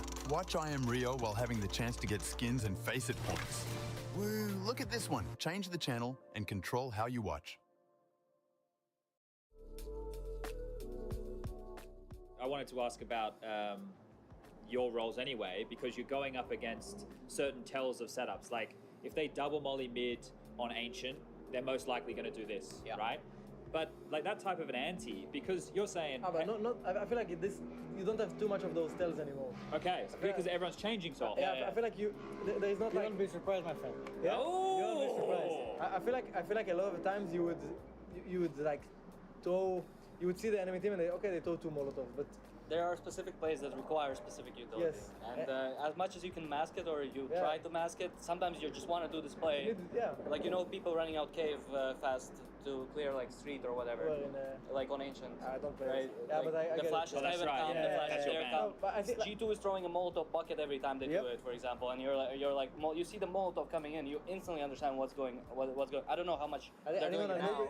And it's not like it's gonna happen. Like, that's the most dangerous thing. You need to respect it. Yes, exactly. So it's like, yeah, they can throw them all. If it didn't happen, it doesn't really matter. You just but play. You're ready for it. Exactly. But I feel like in the top like 5 teams, let's say on Anubis, you guys at the start of Anubis, we packed against you like to do the stair smoke and you push, but you do the stair smoke every round. So when do you push? Yeah. You know, this kind of stuff. So you do have some tells, but in some games we're looking at it and we're like, okay, well, if this utility happens, they can be aggressive. So every time we see the smoke, guys, watch out, watch out. And at some point, it's just like, guys, be ready for this kind of stuff against them.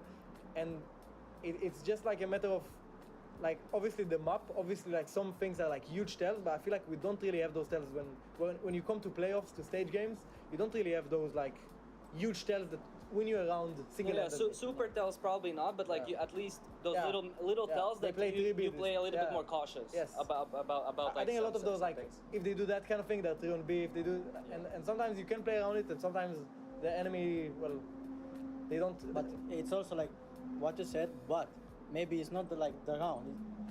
Maybe it's like the idea that they want to do. Yeah.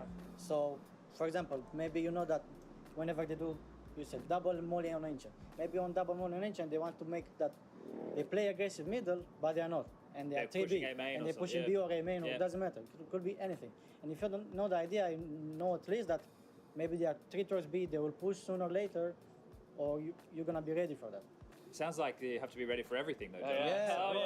Welcome to the club.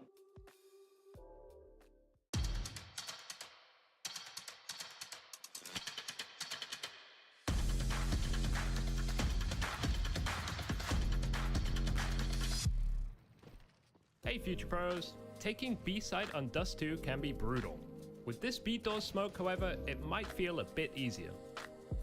To throw the smoke, get in line with this dot at the back of the stone pillar. Aim at the left tip of this ray of light. Then while holding mouse 1 and mouse 2, use your forward step jump throw bind to throw the smoke. This will land in the doors and completely block off vision from anyone playing outside of the B bomb site.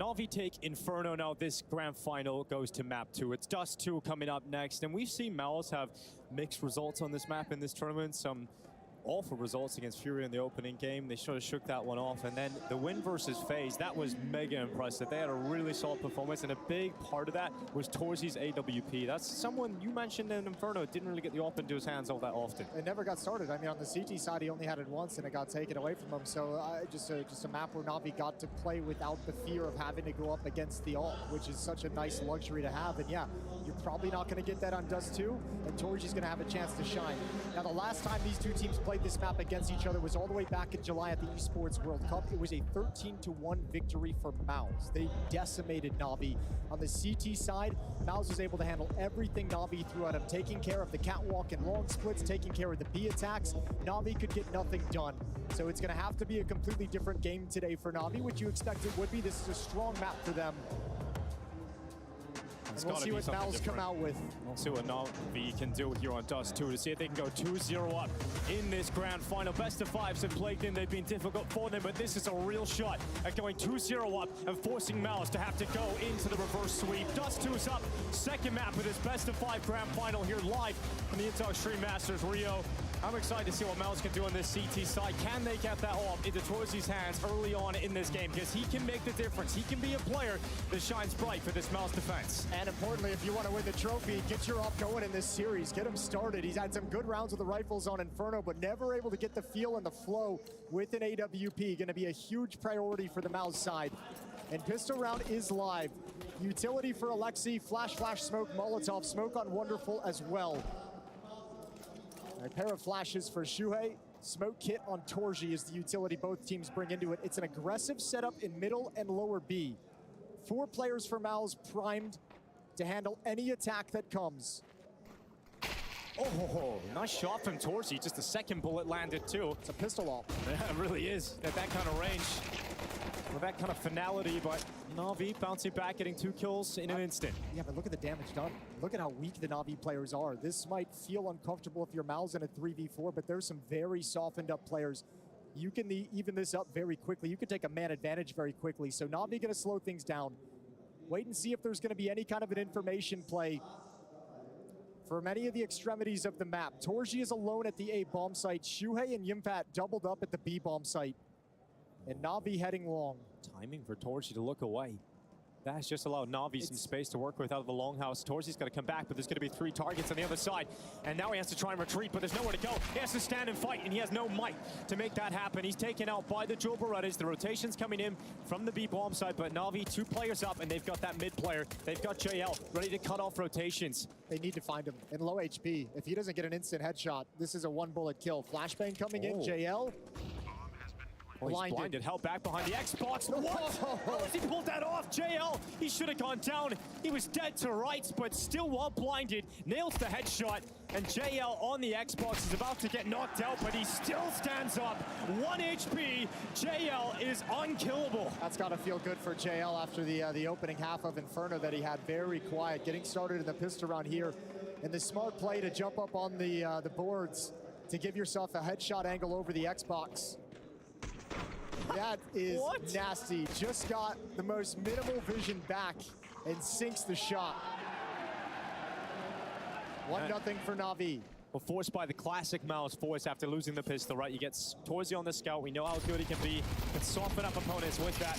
The long take from Bid. It's a long-winded MAC-10 spray, but eventually does get the result he wants on Shuhei. Well, Shuhei might be wondering why none of his teammates kind of swung with him during that engagement. It was a long, drawn-out spray of the MP9.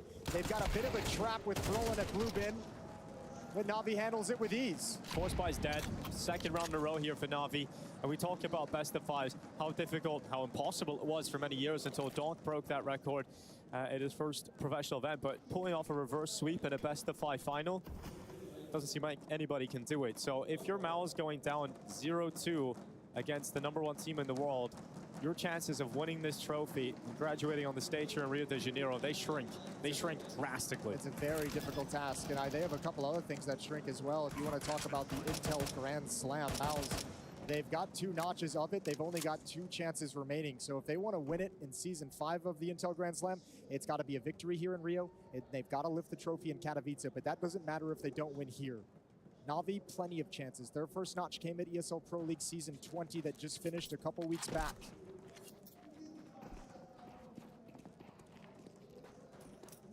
Taking that crown of Pro League away from MOUZ, who held it for 2 seasons. Impact involved in one of those. He's going to save on to his Kevlar and Deagle. That was a nice transition. And the award for best cinematography goes to... Yeah, it freaked my eyes out a little bit to start, but then I got into it. Yeah. I started wondering, Jason, am I about to pass out? Right, exactly. The colors are changing.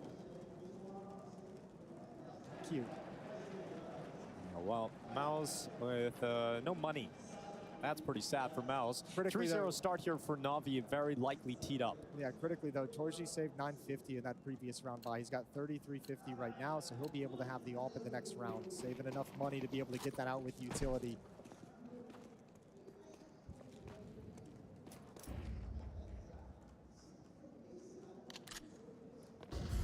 Well, they've already done a round better than their previous time facing up against MOUZ on Dust 2. That's got to be nice. It's a step in the right direction, right, you know, I guess. Hang on to anything positive. Well, there's lots of positives now. It's gonna be a tough CT side though for MOUZ. I know we've kind of talked about that last matchup. It was 11-1 half for MOUZ on their CT side, but Navi's not a team you really do that to twice, and I think even that scoreline might be a little bit deceptive because there were some close rounds, some good mid rounds that Navi just ended up losing. But they've got a very good T-side Dust too. They love splitting this A bomb site, and they'll do it with different timings. Put the emphasis on Catwalk one round, put the emphasis on Long another round. They're going to challenge you at the B bomb site. They're not afraid with JL leading the way to bully that B bomb site, and look at him go. Yeah, that's confidence building for JL. A player that probably needs it after that first map. Just get him into this. A really slow opening half of Inferno. Definitely had his moments in the second half in particular. Really essential stuff being done in Banana on the T side, but JL being up 6-1 to kick off Dust 2 is a recipe for success for Na'Vi. One play I see Na'Vi do on this map that I think is always fun to watch is very quickly getting down mid and setting up Wonderful with an AWP outside the double doors to peer into CT spawn, peer up the A ramp, and just see if you catch a defender snoozing, right? Shifting back from the A ramp to get a position to watch a mid to B split, you wander into an off crosshair. Take a little jiggle peek for information up at the bomb site railing, and you get picked off by an AWP. It can be frustrating, and it's a very fun way to see an AWPer try and go for a very aggressive play. Guns are out. Torji's AWP is out. Yeah, that's the key. We're talking about that to kick off Dust 2. We know how important it's going to be. So this is our first look to see what Torji's going to do with this AWP. I mean, we don't get the AWP versus AWP battle anymore, but obviously, if you go back to Inferno, Wonderful had a lot more impact. Beat out the AWPer of MOUZ Torji, just in terms of impact he was able to have on the map. And Torji's going to have to look to match or do better here on Dust 2. MOUZ start with 4 players directed towards Longin. Bit is going to be the nuisance they have to deal with time and time again. Well, he finds himself down low on health. He loses just under half of his health by that grenade. So he retreats out of the longhouse, and Na'Vi focus more on this mid control. Ima going through the mid doors is something you talked about just round prior. They like to get down early mid and cause some problems. And some damage done to Brolin, but no kill yet. This is cool. It's just the nice damage through the double doors. Ima brought very low. This is just the standard start from Na'Vi. They've taken that Xbox control. They've got a first step up on Catwalk. Bit still waiting outside long. So if this turns into a Catwalk hit, Bit's going to end up being alert. And he'll just slow play it. Hope the Catwalk guys have enough success that can take attention away from Long. Shuei's been pulled in towards middle by all this attention. Na'Vi still haven't yet picked where they want to go, but the bomb and JL starting, JL starting to slide towards top B. 40 seconds.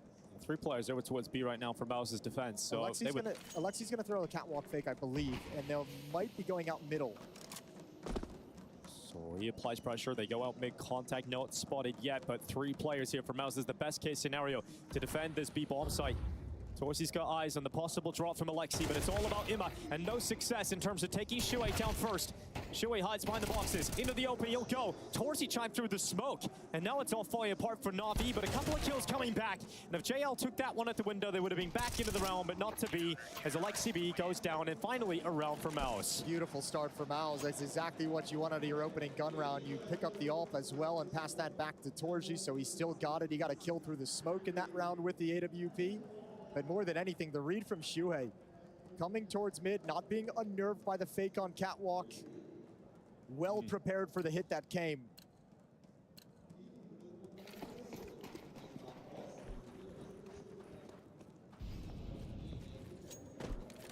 Bit this time supporting Wonderful. Okay, that's fast. Na'Vi are gonna love that start to the round. Wonderful to remove Brolin. He's gone back mid. That's a disgusting shot from Wonderful. What a flick on that cross. Takes the spawn and takes the advantage. Now the AWP slides into the duel. He's got that as well. Yeah. Just spotted the helmet over the smoke. You said we don't get that AWP battle that often, but Dust 2 is one of the maps where you do get that AWP head-to-head, in particular around middle, and Wonderful outmatches Torsi. It's a 2-man start here for Na'Vi, picked off the back of Wonderful, and with that, they feel confident to move their pack up through short. Yeah. There's no one here from MOUZ spotting it. Well, there's no one who has the bomb either. JL's fallen back from the B bomb site to pick that up, so might need that. A small miscue, but I think born of the success they've had. No real danger at the moment. Ima and Alexi gonna get a deep glance. Now the question becomes, does Bit want to go up Catwalk or Long with the bomb? Because Long's not cleared. No, he's going Cat. So he'll flash towards Shuei. Ima's got exertion moving through CT spawn. This round won't get out of hand. Shuei's gonna get caught. But JL, who was ever patiently waiting towards top middle, Shuei to fall. That's a problem for MOUZ. On their CT side of Inferno, they were unable to really string rounds together up until the end where they were fighting for overtime. Another scenario here, they get their first round win and unable to turn it into 2 in a row. Na'Vi bounce back immediately. It's a 4-1 scoreline, and they are building a beautiful T-side on Dust 2 already. You can see how these Na'Vi players just have such a good feel of the kind of system that Blade and Alexi have set up and are calling. You can see it especially with guys like Bit and JL on this map who play the extremities, A long for Bit, B tunnels for JL.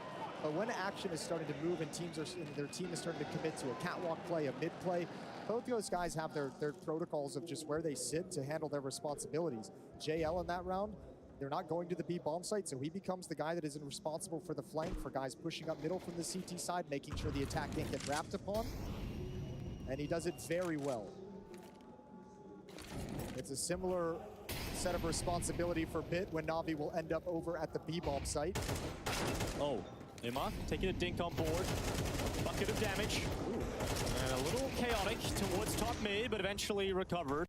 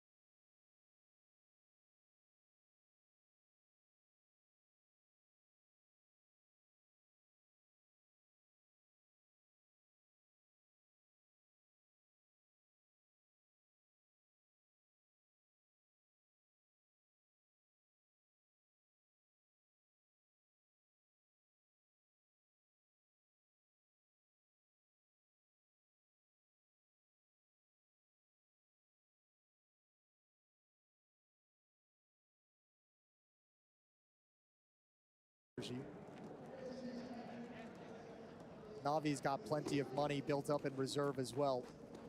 In a very comfortable position, and Wonderful's going to take this long peek again. He's got the spawn one more time. There's the utility, and this time it's blind. No flick needed. Once again, it's Wonderful to open up with 2 clean kills. Oh no, he's going to become a problem. He already is a problem. And MOUZ do not have the answers. They're now getting a little bit more aggressive, trying to push up mid. This is cool, though. They found such a massive gap in this setup. Alexi's still watching for this turn of the corner. So heads up from Na'Vi. They know the weakness. They know where the weak spot is and how this round is playing out. Tough part for MOUZ, 3v5. It happens so quick. You've got like a minute and 25 seconds in this round that you've got to play with this disadvantage. And Na'Vi at the moment, with the fact they're staying quiet, aren't giving you any information. So you almost have to fight the urge to go find information for the time being, because you know Na'Vi's just waiting for your peak. But you're also motivated to try and even things up. So a gamble from MOUZ, stay at the A-bomb site, all 3 defenders here. If Na'Vi goes to B, you call it a lost round. Well, Torji, he is the player that must step up now. He's in the position to take first contact.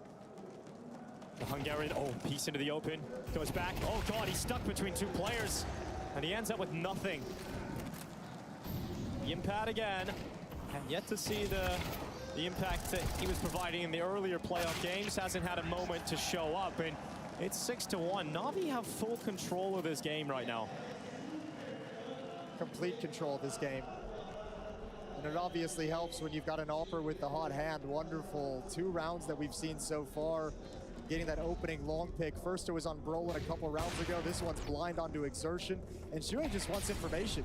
He just wants to see how many players have committed out. And Wonderful hits a very beautiful shot. Calm and collected. Business as usual for Na'Vi. You can start to see how comfortable they are in grand finals. 6 in a row. They're so acclimated to the stage setup, being in this environment, and now they've had a lot of runs at BO5s. Also, you got to say, the speech, the conversation that Na'Vi has leading into this final this morning, this afternoon, had to have been so easy. Guys, this is our 6th in a row. We've been on a long ride. We're exhausted. But forget about all of that for now. After this, we've got a break. We can go back, see the family. We can look at the demos. We can review anything we need to review. But for now, let's forget about the stress and win this trophy. Let's go home champions. Get Alexi that IEM title. I mean, it's been the best year of his career so far. 1 title middle still eludes him. Intel Extreme Masters. Alexi dropping out of the tunnels, getting back to safety. He's under a little bit of pressure now, a little bit of scrutiny, but with that molly and bullets, it will be the perfect combo for Alexi B to knock two on their ass. Now it's exertion from Car. Good kill on the 5-7. Unable to get a second out of it. Just Shuey now, and he is so far away from making an impact here. He is long. He's got a good timing on this fight, actually, at the end of the day. Oh, wonderful. Just so aware of the possibility. Spots it out. Dinked by the MP9. Double dinked. Good burst.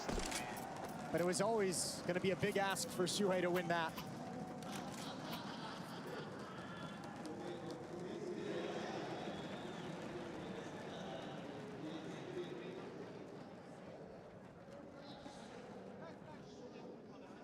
Don't want to come into this BO5 MOUZ and just get blanked. So far, Dust 2 has not arrived for them. They have not shown up, but they've got the AWP again for Torshi. But wonderful, he is just being the only AWPer worth talking about so far, and it could happen again here. He's got eyes on the top of that smoke. Torshi's not going to go into the danger zone. He's going to drop back, and instead, look down towards the telephone pole. Brolin's got his blind spot, and it's worked out very well. Brolin's got the opening kill here for MOUZ. Yeah, they needed it too. They needed a little bit of life to start this round out, give them an advantage. Now MOUZ can play things differently. They've been on the back foot trying to cover man down, two-man down situations. Finally, they get to play with the lead.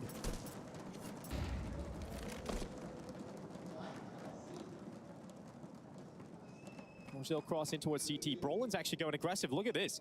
Oh, the tunnel's pushed. JL. Is he going to have eyes on it at the right time? Nice peek from JL. And he knows where there's usually one, there has to be a second in support. And so he doesn't want to stick around because of the damage he took on board. He'll drop back. And Alexi's coming in from lower to help out. Bit's been sent in as the reinforcement. And Yimpat, he hasn't stuck around. He's now got eyes on the tunnels, but he has to drop back, and they're coming forward. This would be a big moment for Yimpat, but he is annihilated by Alexi B. Shuey gets up the bomb. Oh, it just gets away. That would have been everything. That would have stalled the round. And Shuey's on the hunt. He feels like this is the best opportunity, but now he's away. JL's waiting. Look at this. Oh, so patient, but Shuey checks it. Oh, Exertion's come back. And suddenly MOUZ back in with a shot at this round win. Where does Wonderful plant himself with the ult? Where can he get himself to? Good first kill, traded off. Bit comes back into the smoke. Oh, he's got checked. Torsi with a 6th sense. He decides to turn around. And as that smoke fades away, it reveals Bit at the doorway. And MOUZ come back into it. And you've got to say, the impact kill from Shuey, that one frag to find JL, allows him to get back into the round and obviously closed by the rest of the supporting cast. And in tandem with Exertion's kill on the double boxes right outside the B entrance. So it just throws chaos into the Na'Vi post plant. This one right here, just around his teammate's body. Gap closes to 5, but we need a lot more of that from MOUZ. They've got a double AWP setup coming into this round, but it's a timeout from Blade, and we know how effective these can be. Blade timeout led to the final round victory on Inferno for Na'Vi to close out the map 13-11, prevent overtime.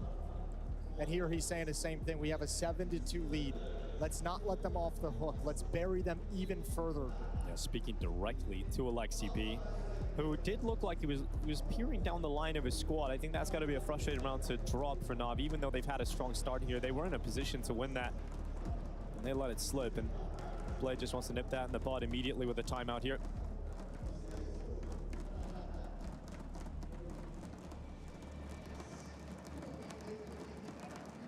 Well, they don't know about the double up just yet. One in the hands of Torji, the other in the hands of Brolin.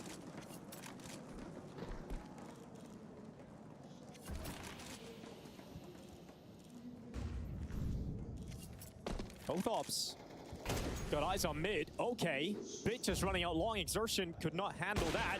Oh, the head spotted for Wonderful, but just short enough. This is 3 times now Na'Vi's been able to find an opening kill at long. Oh, and then another build-up. The second time that there's been a follow-up kill in the first 20, 30 seconds of this round. And again, MOUZ have to play 3v5. Double ops dead. Shuey and Yimpat coming back to cover off middle.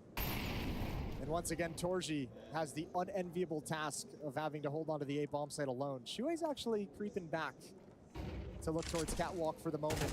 But Na'Vi have the entire map in the palm of their hands. Get that lurk smoke thrown out B, but no one's committing through the tunnels. In fact, they're going to go back over towards short and finish on A. Now, this is the best case scenario for MOUZ. You got the AWP over here at long. Shuey's got himself into short. This is the best chance for MOUZ to win this round. And 45 seconds remaining. Na'Vi haven't detected the in-game leader yet, but as soon as he peeks into the open, Wonderful, unaffected by that flash, chimes another shot in. 35 seconds, Na'Vi 5 versus 2. Long spotted, bit drop. Torsi tries to go massive, but the flick down onto the second player, not landing, and it's just Yimpat, and he's on the other side of the map. You can see the potential in some of these rounds being recovered for MOUZ from time to time. The problem is they've just played so many at this disadvantage. There's just been too many rounds where Na'Vi get 5v3s. It's crazy how many times they've been able to do it, and you're right, it just comes off of those long picks into converting into a mid-kill. But look at the prep for Na'Vi. They have such good protocols when they get into certain positions. Like, they take catwalk. They take catwalk control at the corner, and they know that that's such a good place for a counterplay from the CT side. They know that that can be flash, peaked, harassed with utility, op deep, op close, whatever it might be. So once they take it and make their presence known in that part of the map, it's just pause and wait. And Wonderful's got his op just holding an angle. It makes for an easy opening for them to slide into the A bomb site, and this is nightmare scenario for MOUZ. 6-round deficit. Money is busted up and right on the edge. 2 players can buy, 3 players not so much. But then you look at the scoreboard and you're like, we kind of want to buy here.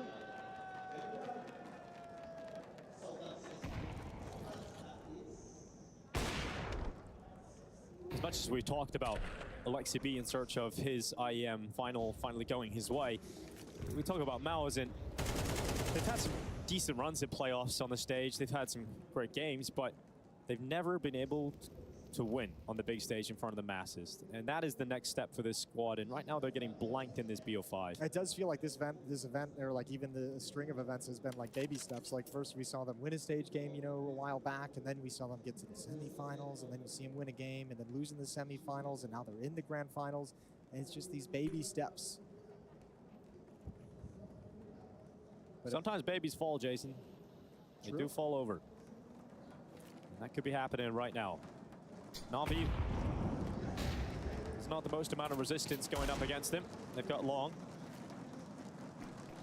And at range with the Deagle, and Exertion will not be favored to win these fights. He does land a body shot onto Wonderful, but look how close JL's getting now. He's got Bit in behind him, smoke blows open. JL revealed in Bit, obviously, with a headshot. What else could it be when it's Bit with the AK? It's Brolin and Yimpat stuck in middle.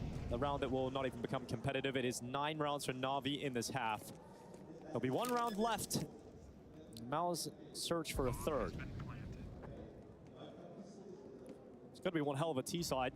At least they've had a few good T sides at this event, but they have a lot of work to do. Well, I mean, I think the problem too is, like, even if they have a good T side, it's hard to imagine what they can overcome. Like, Wonderful's obviously at a crazy level right now on this map. You go over to that T side and think of the knowledge of having to attack into the B bomb site. It's JL and Bit that defend that particular part of the map, which is not an easy defense to crack. No, it's not a pretty picture. It's about, at this moment, MOUZ is like, we're not even thinking about the T side yet. We got to think about getting this 3rd round, this final round of the half. It has to be MOUZ's. They need that breathing room. They need that room to make mistakes and struggle in the second half. But Na'Vi right now just inflicting pain. Taco still signing his autograph, the same as he has for the past 10 years. That's brand power right there. You know, none of this new minimalism. I like it from Taco. Tradition. Hopefully get to see him back. Tech9 switch to the AK for Alexi B. Gotta worry for a second, but it's Imma fighting down in middle. Brolin's gonna get caught, and Imma's left on 21 HP, but he'll take that. He'll take the damage for an opening kill. There's not a single MOUZ player that has enjoyed this opening half on Dust 2. Brolin 4-12, he'll end.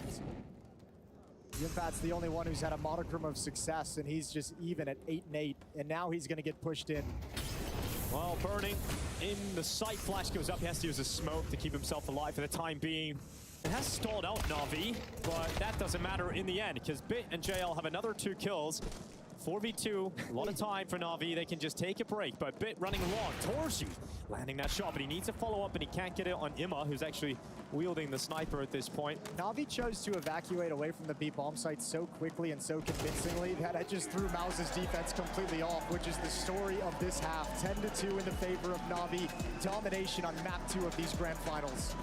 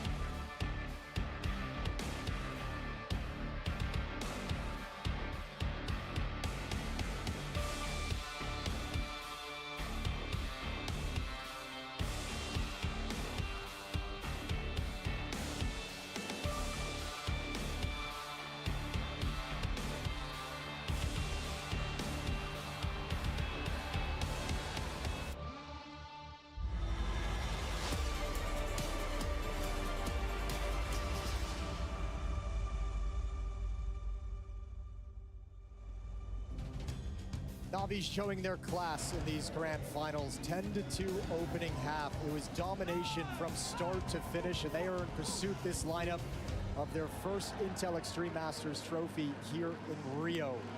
And boy, do they have a good leg up on it. MOUZ, I don't even know what kind of a comeback you would need to make this work. Something beyond special for MOUZ to come back into Dust 2 here. For them, it's a good thing that it is a best of 5. They got Mirage to at least fall back on to make this competitive, but Na'Vi have destroyed them in this opening half. In middle. Picking up short. Exertion's going to move into position, but wonderful. He's not really slowing down, Jason. He's had an incredible map, and it doesn't slow down at all. LXCB's turned out long, and this is beautiful from Na'Vi.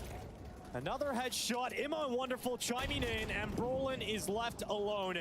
If you had a dream of a MOUZ comeback, that is gone. It is dead. It's 11-2. Na'Vi with a pistol, and they are pretty much done with Dust 2. Yeah, Dust 2's over. Get it done with. Let's go to break. Let's get the next map loaded in. Let these guys Mirage. Let these guys grab a banana. This one ain't happening for MOUZ. No, I mean, this is actually a very similar performance that MOUZ were able to dish out against Furia yesterday, where they just didn't allow Furia into the game. They're on the receiving end of that now. This is what it felt like. How does that feel? Not great. And again, MOUZ, like in a situation like this, I'm not even going to criticize it. They've gone for a full save. They're kind of conceding. Na'Vi getting up to 12, and in their heads, it's just you can't give it your best go. Can't possibly make this comeback without AK-47s, without rifles and utility. So no point in going down to the Tech 9s. But that means no mistakes for 10 rounds in a row. Yeah. Just going down 0-2 in a best of 5, it's the death sentence. It often, well, it always pretty much has been in the arenas. Very few reverse sweeps in best of 5. One. Yeah, very few. And now I'm just playing football, I guess, so we'll enjoy that. Get as much server time as possible here on Dust 2. It's cool because Navi's like, let's not give them this time to chat. Let's actually get up in their face. Just farm them, yeah. Let's get this over and done with. Once they realize no one's doing anything, Navi's just like, nah, we have no sympathy. Yeah, we're just gonna destroy you. Here's JL. Okay, yeah. I got a little excited for a moment, but JL just takes that kill. I think he heard the crowd start to pick up. He's like, they're gonna know. I'm just gonna take this. Map point for Na'Vi. About to go 2-0 up in this best of 5. We thought that this grand final would have more of an intense feeling. We thought MOUZ would be able to compete with Na'Vi, especially with some of the changes that we've seen from them coming into this event. The new strat book, the new playbook. It's been beautiful to watch. MOUZ have overcome a lot of their demons. They finally beat FaZe in the group stages. A team that just, they couldn't get past. They go down in the opening map of a quarterfinal. They pull it back versus Vitality. They destroy Furia on their home ground. But in this best of 5 versus Na'Vi, it has been silent from MOUZ. They've checked a lot of boxes in this tournament that they haven't had previously. It just looks like they've checked their last one. This one is, this Dust 2 is going to go away from them, and then it's that hard task of the comeback across the series. Imma to defend this catwalk play. Alexi dropping Brolin. Imma's alongside of him. Na'Vi 2 kills away from confirming Dust 2. Their map pick is almost in the bag. Alexi be at range. Oh, not exactly the cleanest from Alexi. Torsi burning the impact, clearing out Wonderful coming through CT spawn, and this map isn't over yet. A bit much from Wonderful. I think he's got the ego of a 12-2 scoreline. Well, Torsi, it's a clutch or it's over, and it is over. JL to lock in Dust 2. Na'Vi go 2-0 up in this best of 5. And for Alexi B, he's starting to see the moment where he can walk to the front and finally call himself the Intel Extreme Masters champion.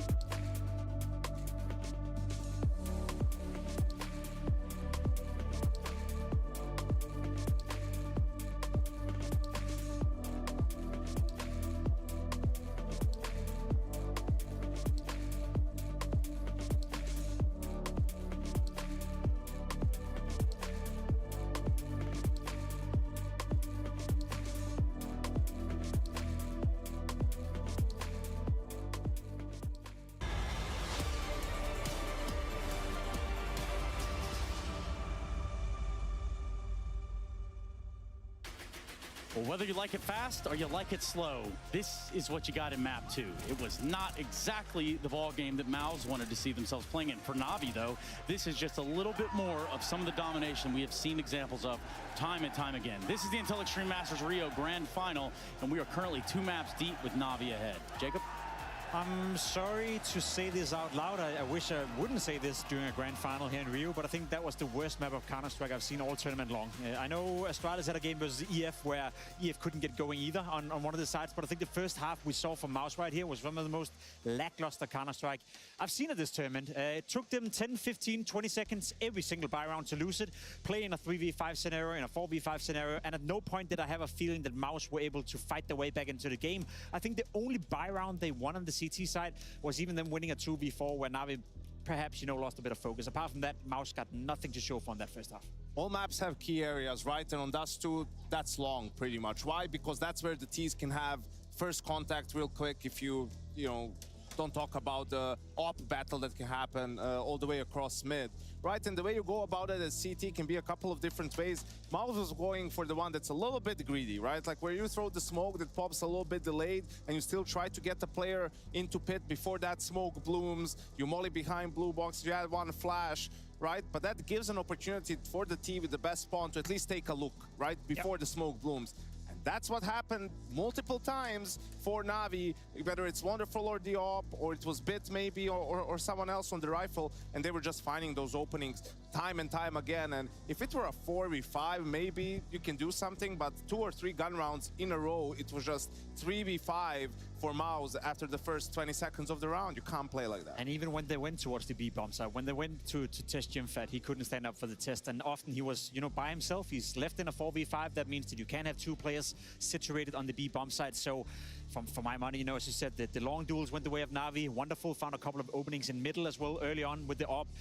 MOUZ players crossing the smoke in middle, a little bit prematurely before it clears out or comes back after a nade. And all these small little mistakes were just instantly punished by Navi. So obviously you got to give credit to Navi for playing well, but I think MOUZ played some of the worst Counter-Strike they've done all tournament long. And albeit whoever fell that early stage of the round, I mean, we're talking about playing a game 4v5 or 3v5 early round.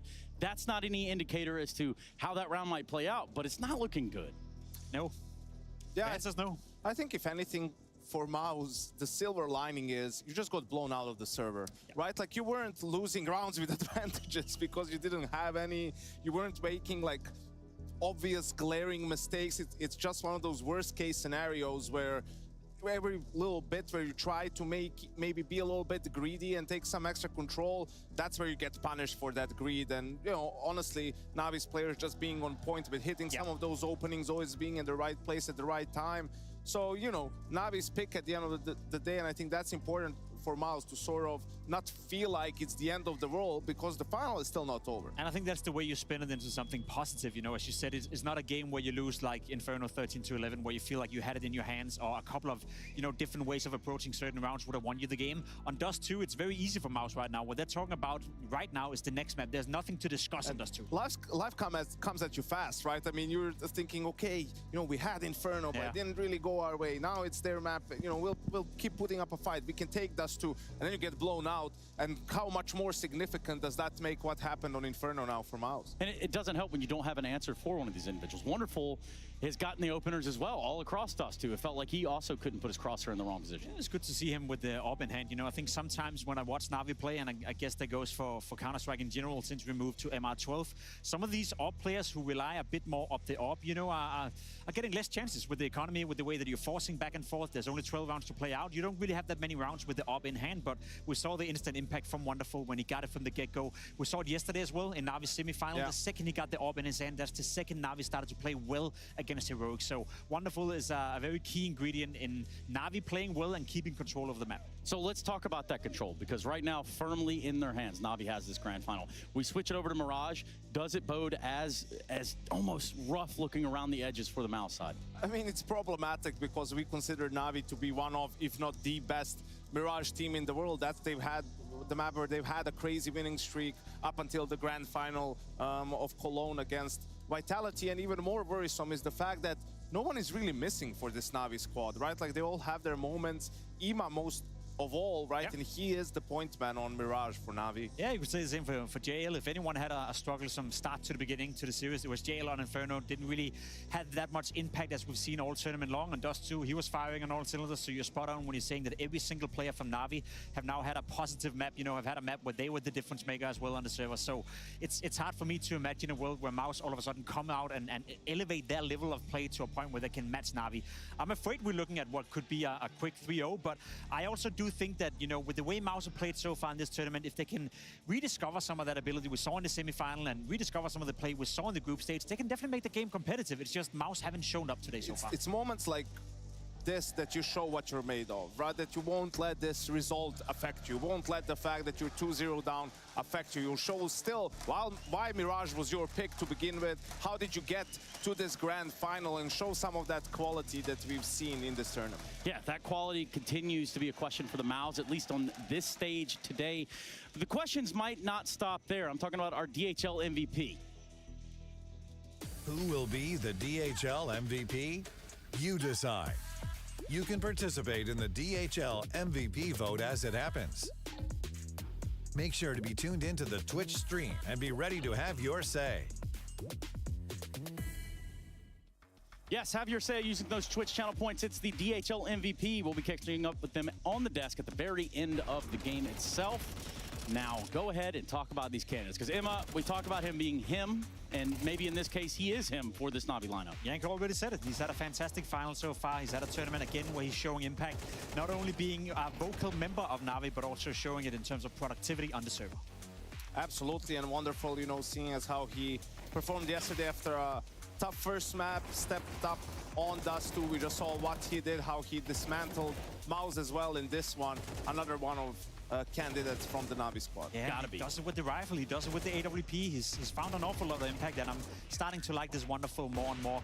It's kind of like he's emerging into that star player that was a bit missing in Navi from time to time. He's getting better as we speak. Alexi B as well, you know, from a calling point of view, he hasn't really put a foot wrong. He's been fantastic so far. When it rains, it pours, right? Alexi B also having a good series here in the grand final, and now one map away from his second best-of-5 win, and the first one at an Intel Extreme Masters. Yeah, it would be important for Alexi B to get that win, especially considering his history with best-of-5 finals as well. That's going to feel good being up 2-0. Yeah, again, make sure you're using those Twitch channel points to go ahead and get that vote right locked in properly so that we can talk about them, or rather to them, at the conclusion of this grand final. Gentlemen, we look at Mirage, and I do bode the question, does it end here? Do we stop this whole thing here? Does the show end? Really? No, Trace, I want to believe, right? I want to believe MOUZ is better than what we've seen on map 1. They're obviously better than what we've seen on map 2, right? But you need to wake up. Next map, you lose, you're out of the tournament. Nothing more, like start playing with a little bit of freedom, right? Show us what you're made of. I'll give you a key ingredient. I need to see Exertion do something on the server. He's such a vital part of MOUZ whenever they're playing well, being the entry fragger, being the guy that creates chaos towards the opponents, creates space for his teammates. He's had a horrible series so far. He is arguably the player that you can sometimes point towards and say in group stage, in less pressure scenarios, he performs significantly better. I think Exertion is a fantastic player, but without him playing well, there's no way MOUZ comes back into this game. Yeah, perhaps you're at home, you're wondering how you can get involved. Well, let me tell you all about how. That's using the hashtag IEM on your favorite social media platforms. Let us know who you think is going to win, or if you think it ends right here with 3, because earlier on in the tournament, it brings me great joy to tell you that our 1xBet clutch of the event is Natus.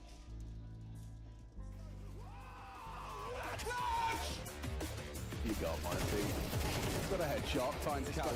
It's isolate, a flash to isolate the jaw. 1-6 dead 2. This is going B, and then Manta mantles up.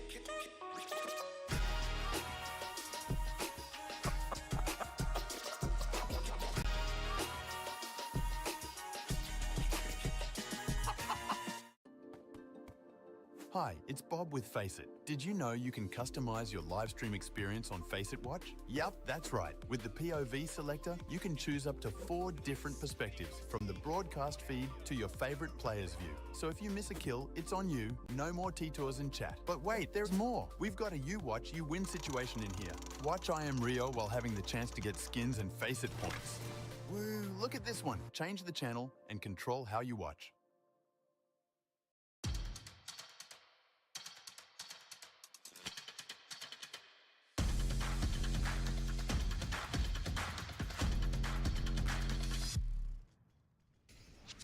Hey Future Pros! A-execs on Mirage are a staple of the map. Let's look at an all-hands-on-deck execute you can do with your team. For this execute, you will need 5 Future Pros, 3 smokes, 3 mollies, and about 7 flashes.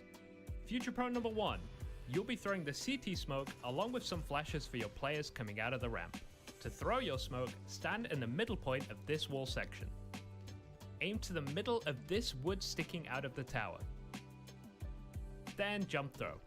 For your flashes, there is no specific lineup in this example. Just bang them over the right side of the wall above the lamp. Future Pro number 2. You will throw the balcony or shadow molly along with a flash. To throw your molly, stand against this pillar and position yourself so the edge of this light is just visible. Aim above this light fixture and running throw the molly after a few steps. This version will only molly the top of balcony. To cover off shadow instead, use the same lineup and run forward longer before releasing the molly. Then bounce a flash off this wall and pick your timing when to peek out from palace to support your teammates. Future Pro number 3. You will throw the jungle smoke, along with a flash to help you entry and clear out anyone who could be close. To throw your smoke, run to this beam and find this spot on the floor.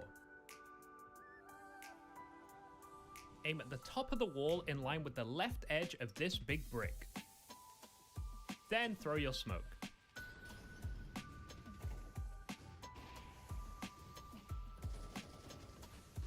For your flash, move to the left and throw it against this part of the ramp and drop down with it. Make sure to turn as it pops and entry into the site, or die to the orb. Future Pro number 4. You will throw the stairs smoke along with a flash over the ramp, and a molly for bench. To throw your smoke, stand so that these beams are lined up together. Aim just to the edge of this wall about halfway up from these 2 points. You can use these 2 antennas to help guide you with this. Then simply throw the smoke. For your flash, just toss it over the ramp. Finally, when you have a bit of space on the ramp, pull out your molly and throw it to the left of your jungle smoke. This will dissuade a CT from pushing out to the bench. And lastly, Future Pro number 5. You will throw the sandwich molly along with 2 flashes. To throw your molly, stand in line with the wall at the edge of this corner. Find this dark spot at the top of the wall, then simply throw the molly. It's important to throw this molly before the smoke for stairs comes in, as if that smoke is thrown a bit short, it can, but not always, extinguish the flames. For your flashes, the first one should be a jumping throw over this building, and the second as you get to the ramp. You can throw it into the jungle smoke and potentially stop a CT from pushing, or spamming through the smokes. This is a great A execute, but requires some good synergy with your teammates. If you have a 5-stack you queue with often, I'm sure you can all get on the same page and get that bomb down on the A side of Mirage.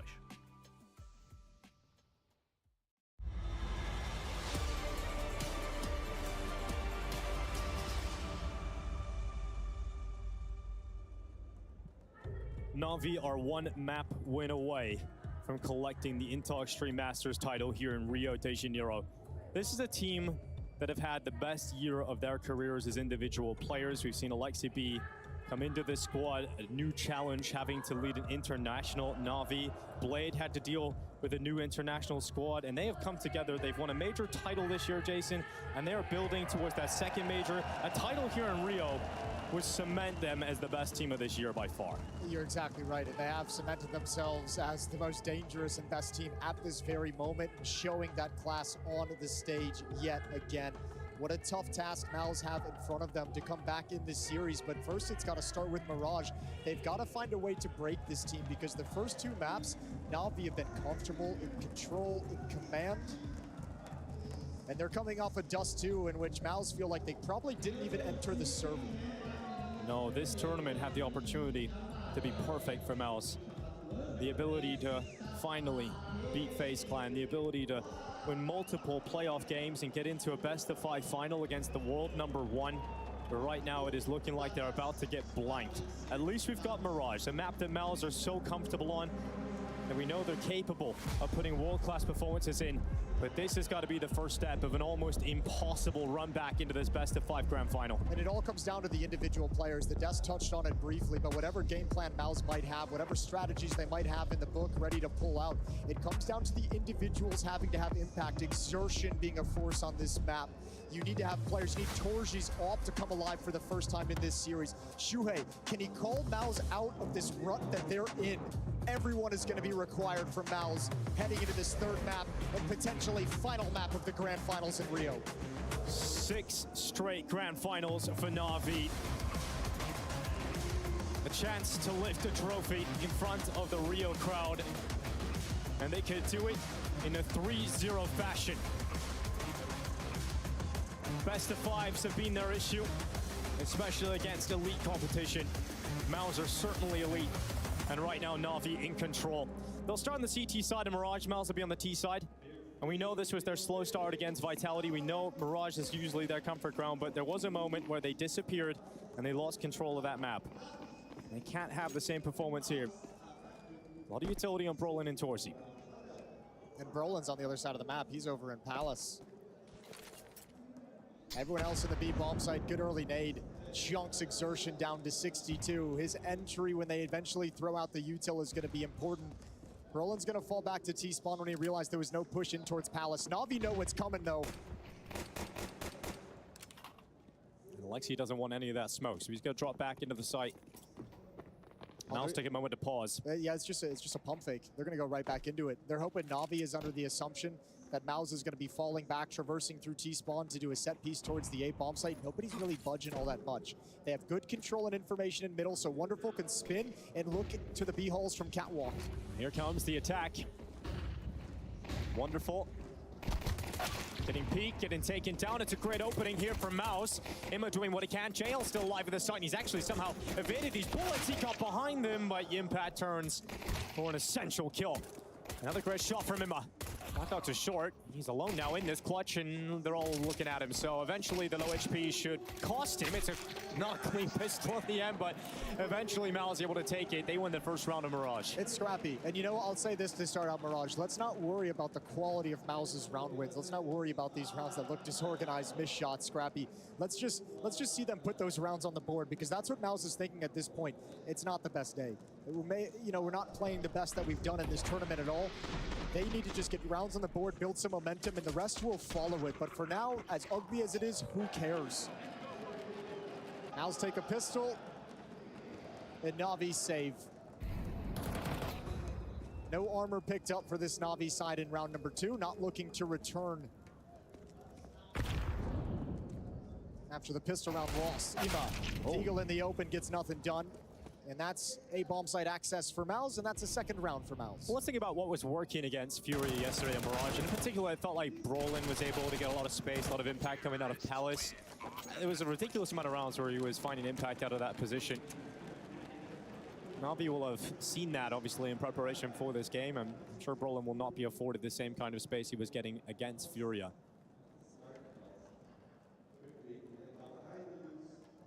Well, Na'Vi's done a good job of shutting down some of the power pieces of MOUZ in the first 2 maps of the series. Exertion outside of T-side, Inferno hasn't really had a whole lot to say. Nobody had anything to say on Dust 2. Torji still yet to get going with that AWP. He's going to be coming into this cold. Not even a single round of Torji's off that I can recall of note.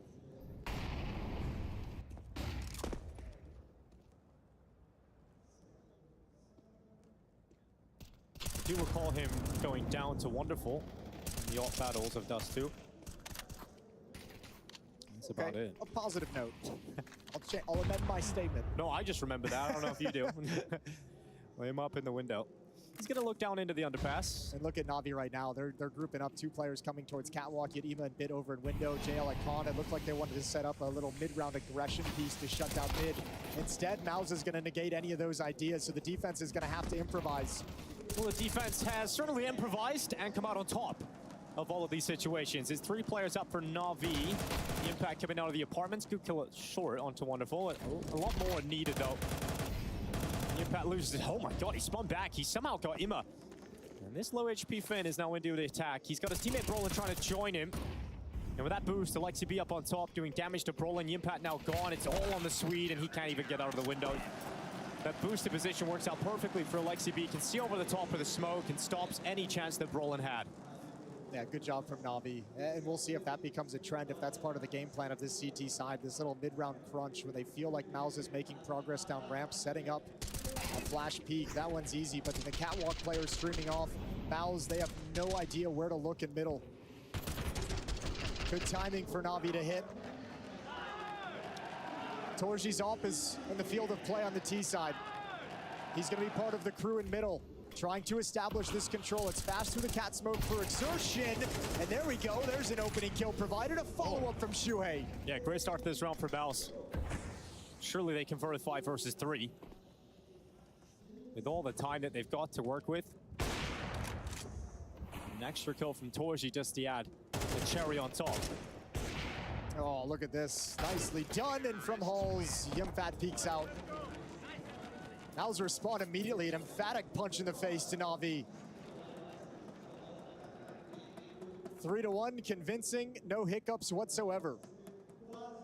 And maybe that could be the thing. Maybe this round right here where everything works. Everyone gets the exact fights they're looking for off the exertion opening kill. And maybe we start seeing MOUZ get into a rhythm.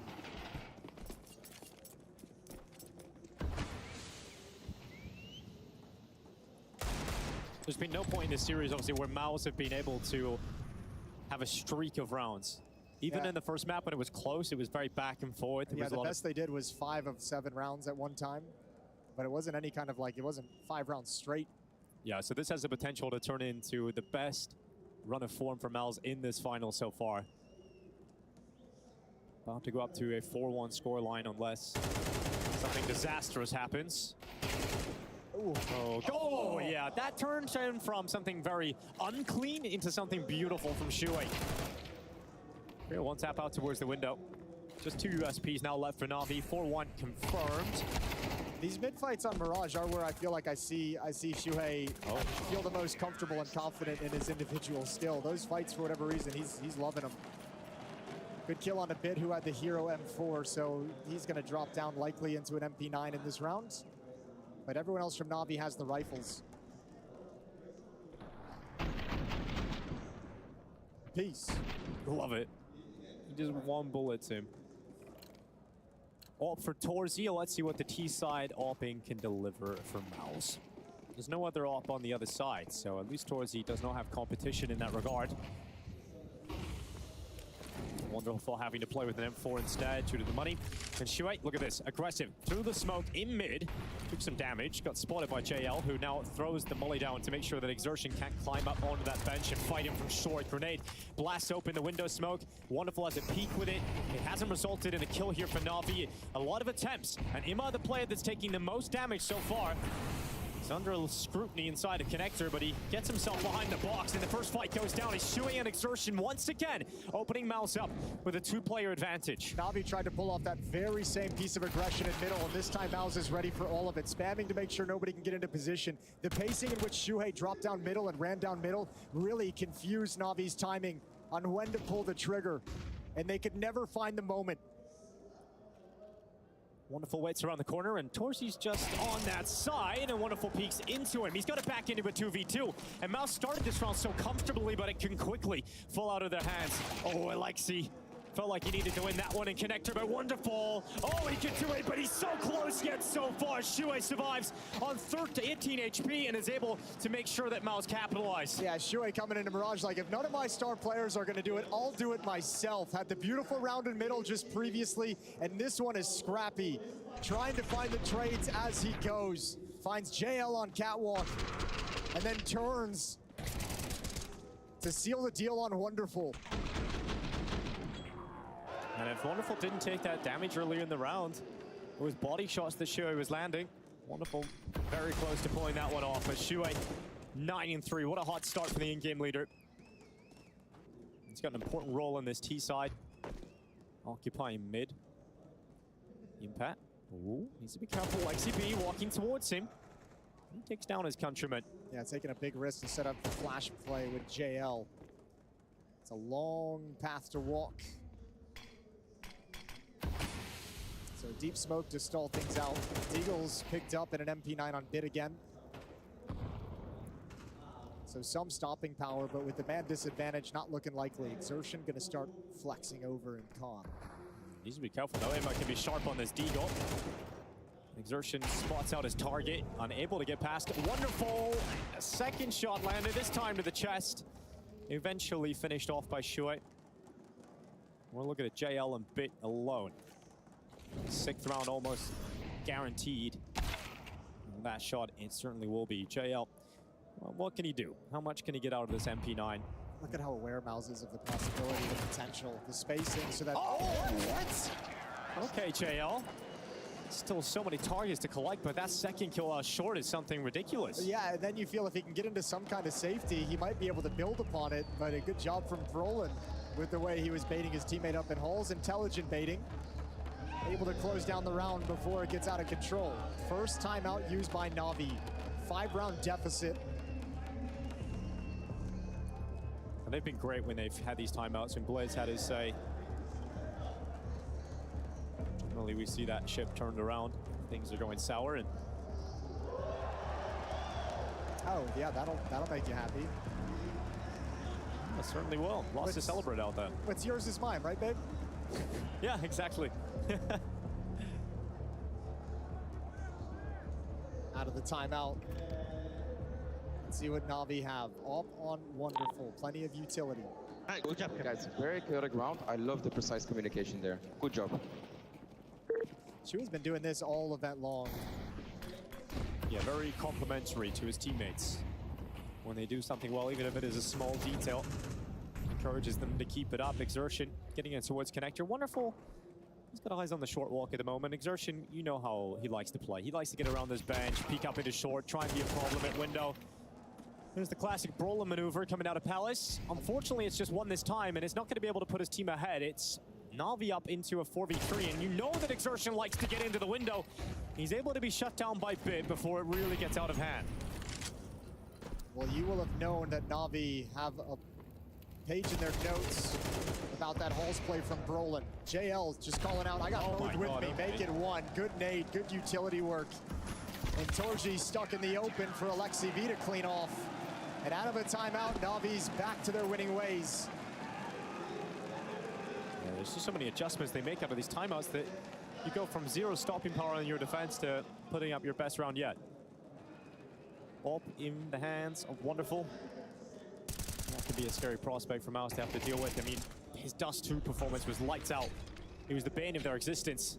The play they couldn't find the answer to. And it's a cool setup for MOUZ that round. I gotta give him credit. I like the call a lot, that even though it goes against him. They've had so much success in middle, and then you call for that kind of surprising, shocking play. You think maybe there's a world Navi put an extra body in middle, and Brolin can take advantage of it.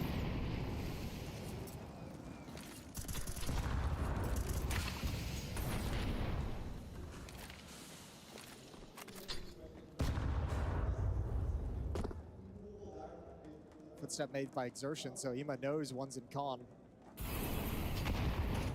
Oh my god, okay, Exertion's not going to be happy about that. Smoke blows open, JL chimes in from ladder room. Much better over the last 2 rounds here for Navi. Torji will hop up that ladder with a kill in the AWP, but there's still a lot of work to be done.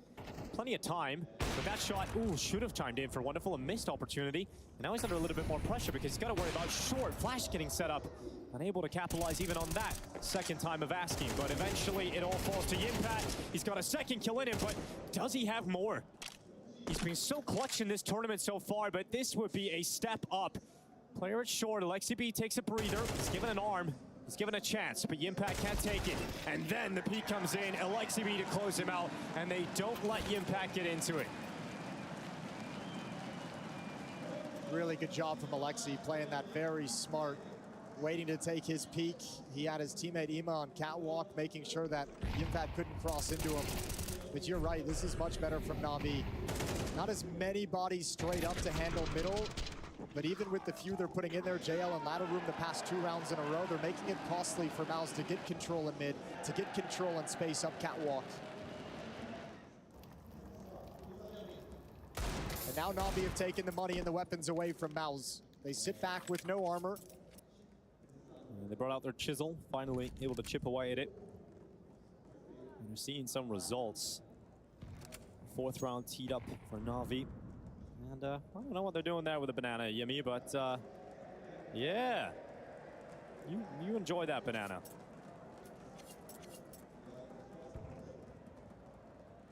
I wonder if he knows the camera's on him.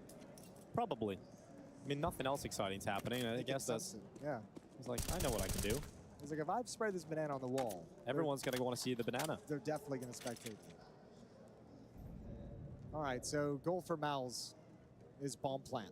3 players in holes. They've got no flashes or smokes to help get out. Thankfully, they have a pretty forgiving defense to go up against. Bit playing solo back at Ticket. Now, this is probably not going to be a round win for MOUZ, but if they can get out and get the plant, that counts as a victory. And unfortunately, that's a dead dream. It's over now. Yeah, it is well and truly over. A flawless round from Navi. They will celebrate it like it was a gun round as they now move forward to 4.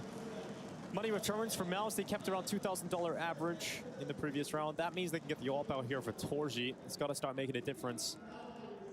Initially, a very strong start for MOUZ, but you know that Navi are capable of coming back into this game very quickly, and we are watching that happen before our very eyes. MOUZ would round this half out. A great opportunity for 8 rounds, but 7 at a minimum.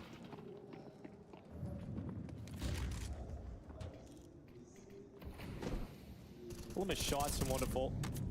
In previous rounds of his AWP, it has mainly been the rifles doing the heavy lifting over the last couple, but you know eventually. Yeah, he used all his power on Dust too. It's gotta recharge a little bit.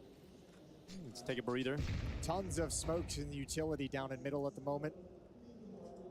Shuhei, Yimpat, and Torji just starting to make their move. Smoke clears. Quick shot from Wonderful, but doesn't land. And around the smoke, Ima, he's been spotted. Oh, ho, ho. Great start for MOUZ. Another 5 versus 3. This is what was working for them earlier in this half when they were getting such clean openings. And a return to the guns and a return to winning ways for MOUZ. A 7th round is collected. Just Alexi to prevent that clean sheet. He'll take Shuhei out. It won't be 5 players staying up for Navi in this round, and they know where he is, so... Nice adaptations from both teams, though, throughout this half. You can see MOUZ this time. Through some of the faster pacings, Navi was able to pick them off 1 by 1 without any real ability for a trade. MOUZ slowed down the speed of which they take mid-control. And they do it cautiously, they do it as a group, and they're able to find 3 picks. And again, without going fast, without giving away the sound cues and utility cues when you're making progress, Navi have no clue when it's time for them to really pounce. And everyone just gets lured into a fight that's disadvantageous.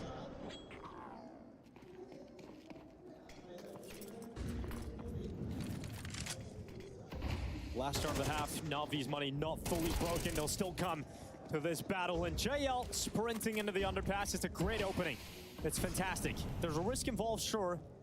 And Yimpat's coming in to try and trade out JL before he's been fully able to retreat. But that smoke is going to keep JL alive. And in fact, he even has a pathway to get back into connector and stay up completely. Yeah, and a little last glimpse, jumping on the bench and looking over the smoke and saying, mid looks clear. No one's walking up catwalk. They can be here, but I see nothing for the moment. See no evil here, speak no evil. Molotov in towards the van. They'll trade. The bomb is making its way back over towards A. Now, Brolin's still in Palace waiting for his time to strike. He's going to have some teammates coming with him. Torji and Shuhei will go through the ramp, and Yimpat's a long way off. This might be his best chance to have impact on a round, because either they've been taking mid and just destroying it so much that the round's done with, or they themselves have gotten destroyed to the point where there's no ability for them to audible into a play towards the A site. So Brolin, this might be the only round where he's thinking in his head, I can have a huge influence on how this plays out. JL, he's got Wonderful beside him and Bit within the bomb site. Great utility to force Brolin back. They've kept him pinned in the Palace. 35 seconds. MOUZ begin to go. They realize they've got to go now. Straight into the open. Big caught by perfect flashbang. He still gets away with 1 kill. Trades quick from Brolin out of Palace. But a 4v3, numbers still side with Na'Vi, but that can quickly go the other way. Especially with the smokes down here, they're going to try Bombs down. Bombs down. Yep. It's right in the open. They've got to get that back, and that's a problem here for MOUZ. With 15 seconds left, they've got to pick up the bomb and get it to the site. And Emma realizes he can be disrupted. Brolin taking damage on board, but still standing as he recovers that bomb, but it's all about the plant. Wonderful, not peeking, not able to deny, and it's all on Emma now. 1v2 as MOUZ look to round out this first half with an 8-4 scoreline. And Emma looks to deny. First kill's good on Yimpat. Brolin so low. Good reposition, though. Really good reposition from Brolin. Ema will have no idea he's made it out of the bomb site. Yeah, he's still paranoid about triple. Thinks that Brolin has to be pinned behind there, but Brolin's got out of there. Surely it clicks in Emma's head soon. Eventually, when he clears out the site, that he must have got towards CT, but no, he's still looking at triple, and Brolin doesn't buy it. He doesn't buy the defuse. Emma runs right into it, and Brolin closes. 8-4. MOUZ with some life in this final yet.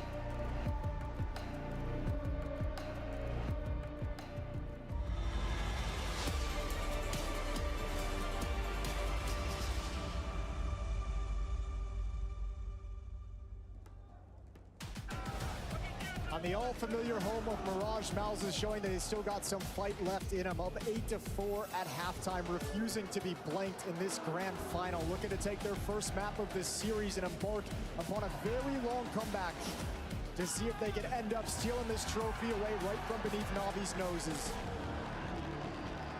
4 rounds is what Na'Vi were able to muster from their defense. They now move to the T side with only 4 rounds to work with. Let's see what they can do with a pistol round. Look, we were wondering about, like, think back to the first map, right? It was a wonderful T-side from MOUZ. They were very happy about it. They have that again on Mirage. But Na'Vi came back on that opening map of this series and showed they've got an even better T-side. So if you're MOUZ, you cannot rest back. It wasn't good enough to take a single round off. Look at the trades in middle. And Bit, he just ran out of ammunition. Almost had another chance, though. Torzy's just landing shot after shot. That's a 4K from Torzy. He's just killed everybody in middle, and suddenly it's only JL. And he's sprinting away, making sure that Torzy's not able to get this ace. He's actually got a sick timing on this. I don't think they don't realize he crossed into the bomb site. Torzy might have heard a little footstep. He's coming back to check it. Now he sees him. JL spotted. No longer does he have that element of surprise. And Torzy down below. He's got all 5. He'll celebrate that one because he just lands every single headshot. Beautiful, Torzy. Now that's a memorable round. Oh, it hasn't been with the AWP. It's with the pistol, 9-4. Torzy just trading every single frag that comes out. Oh. Yeah, nice clean shot at the end, too.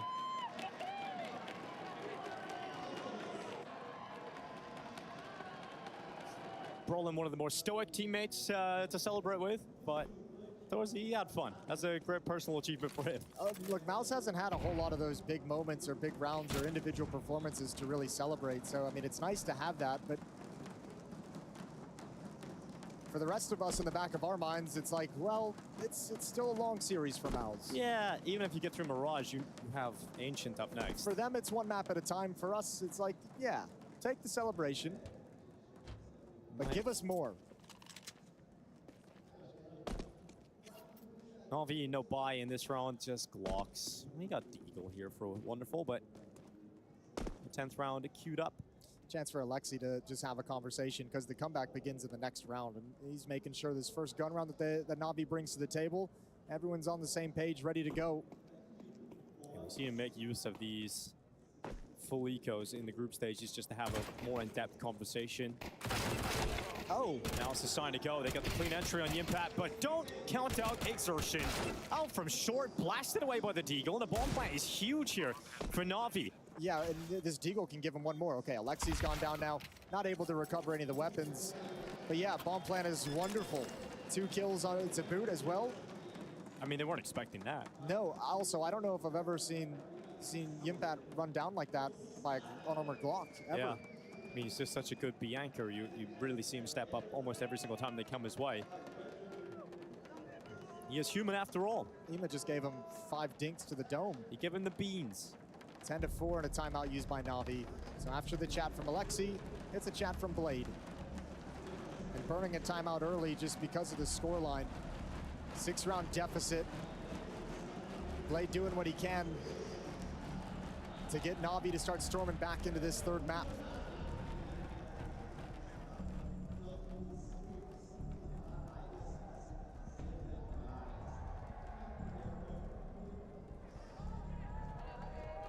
We've seen improvements almost every time out of these timeouts, even in that first half. Blake calls a timeout. Na'Vi with a few extra rounds in the first half. They weren't able to keep it going, but there was an obvious improvement. Let's see what their T-side first gun round looks like here. AK's on all 5. No AWP in sight for the hands of Wonderful. We have a quieter game individually from everyone at the moment for Na'Vi. The fragging output has not quite been there, but maybe this is where they turn that tide. Torzy in the window. Eats that grenade up, or that smoke. Lets it hit off his body.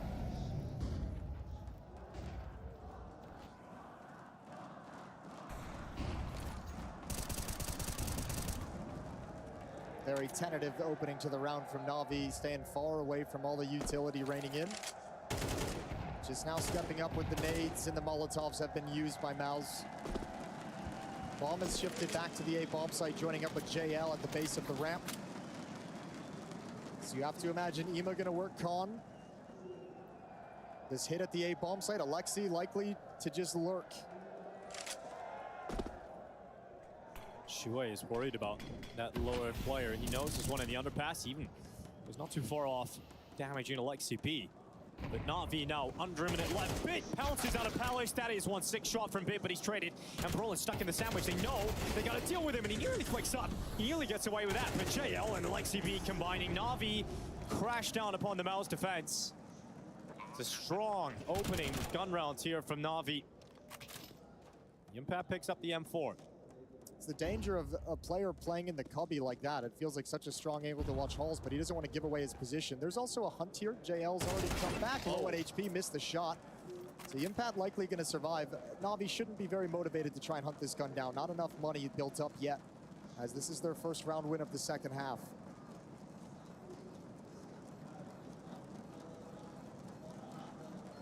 Great opening from Bit. Follow-ups from JL were sublime. There might be a timeout in this round from MOUZ. If I look at their money right now, I think they might want to have an extended chat about how exactly they want to do this. Impact cannot afford to drop over an M4. Exertion and Shuhei both at 1,500, but Torji had money for the AWP, and that'll be the turning point. Looks like they've been pretty decisive in what they want to do with it, so not timeout coming out for MOUZ. It's going to be the AWP for Torji. They're going to buy rifles around it. They're going to throw what they can into the mix here. Yeah, but Torji's glass cannon. No armor behind this whatsoever. Well, it better work out. This time, Na'Vi take mid-control decisively right out of the gate. They've swung very wide. That AWP without armor is going to be positioned relatively safely back at the ticket booth at the A-bomb site to play retake. If MOUZ lose this round and they don't save any players, this could be Navi's ticket back into this game. Yep, this is a very, very critical round for both teams. This decides whether this comeback continues or whether MOUZ is just going to march towards that third map victory. No money on Na'Vi either. Losing team is going to have to drop down and take an eco round.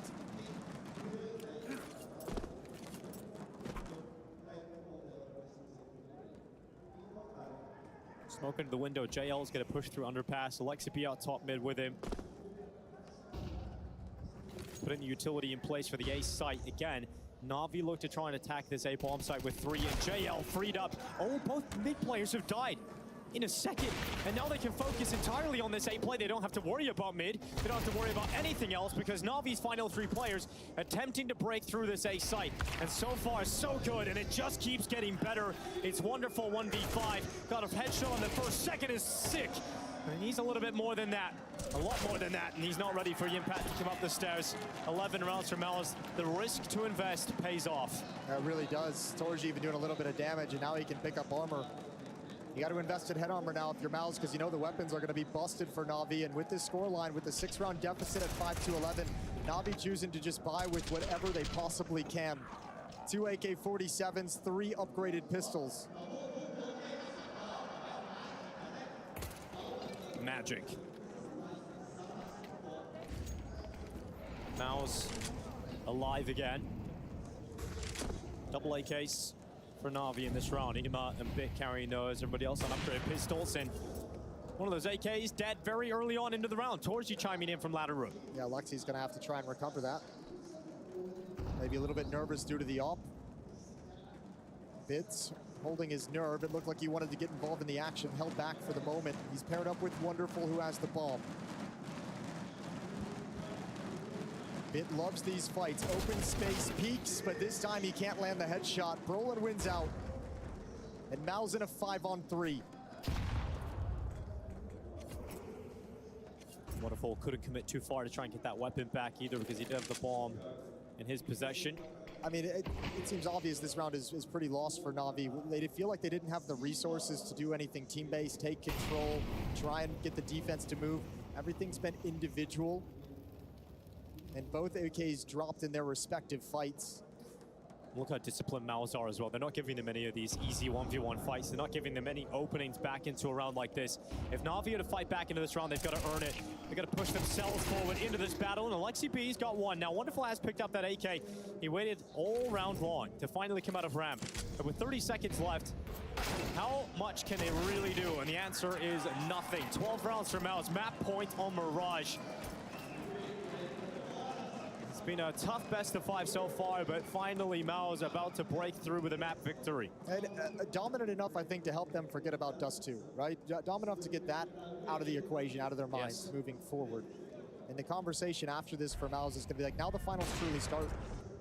You know, we feel like we probably haven't been there. We had Inferno in our hands, lost that, destroyed on Dust 2, but now the finals can truly begin. Because MOUZ have allowed Mirage to get him some confidence, get him some rhythm, and give him the feeling back of being able to beat Na'Vi. Gel got the opening over towards ramp. Looked like Xerxia was about to get the trade kill in top mid, but wasn't successful in his endeavors. And Yimpat's aggression, that certainly will be successful. Immo to fall in the apartments. And now this is the follow-up play that's just brutal for Na'Vi. Exertion pushing up the stairs at the moment. That frees up Yimpat to move towards Catwalk to rotate back towards the A bomb site. Exertion has just basically cut the map in half. Well, we know how powerful this position can be. We've seen it in the past. Exertion about to clear though. Oh, that's one hell of a clear from Bit. I didn't really expect that. Now it gets awkward. They got to shift back a little bit, make up for lost ground. MOUZ, no idea what's happening on the map. Shuei playing inside the A bomb site. Torji and Yimpat playing together over at the B site, but eventually Torji's gonna have to take his gaze away. And Na'Vi picking exactly what their final move is gonna be. One player on ramp here, Shuei. He's not gonna see them coming his way because instead, Na'Vi have elected to go Palace. The information that Shuei's gathering doesn't matter much because he knows there's a second avenue behind him, which Na'Vi is taking, but it's given him safety. If they come out halls, he can bide his time. This suddenly becomes a really strong position because you've got cover and no one to worry about from behind. Now, he doesn't realize there's no one coming from that angle, but he spots the remaining forces of Na'Vi. Shuei could do some damage here. Hard thing is Torji and Yimpat are so far away on the rotates, and you've got JL lurking in mid with an AK-47. He won't commit himself to the bomb site or up con. Alexi's going to clear it. Alexi's going to have a look. What a shot! And that's it. MOUZ have to back away. No point in risking these weapons or the money. Na'Vi find a way to stay alive. At least for a round longer.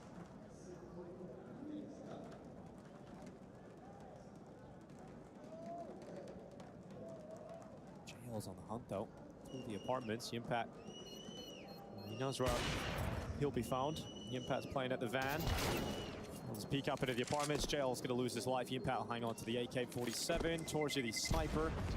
At least that's carried over. Yeah, and it still hurts a lot. And I mean, Na'Vi doesn't exactly have the money to go for those kinds of hunts, but they're basically just saying we're down so much that one of the ways we get back into this is taking the economy away. So it's worth the risk of that hunt to try and take out one extra weapon, force one extra rebuy, so we can get that relief a little bit earlier and try and close this gap.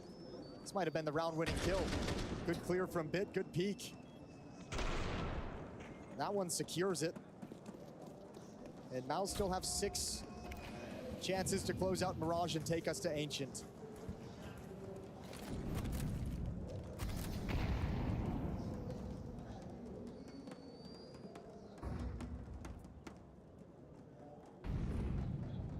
Torzi, the initial damage is done to him by utility. He'll do one better. Dropping to Lexi B to kick off this round. MOUZ with a 5v4 to try and convert to close out this map. And that is another step in the right direction. Kill after kill, moment after moment. MOUZ are back. Finally a map victory in this BO5. Still so much to go, but at least they don't get blanked. At least it is not the 3-0 inside of this arena. JL will go through the formality of playing out this round, but MOUZ know they have closed this 13-6. They can always rely on Mirage. MOUZ find a way through in the final. One map added to their tally.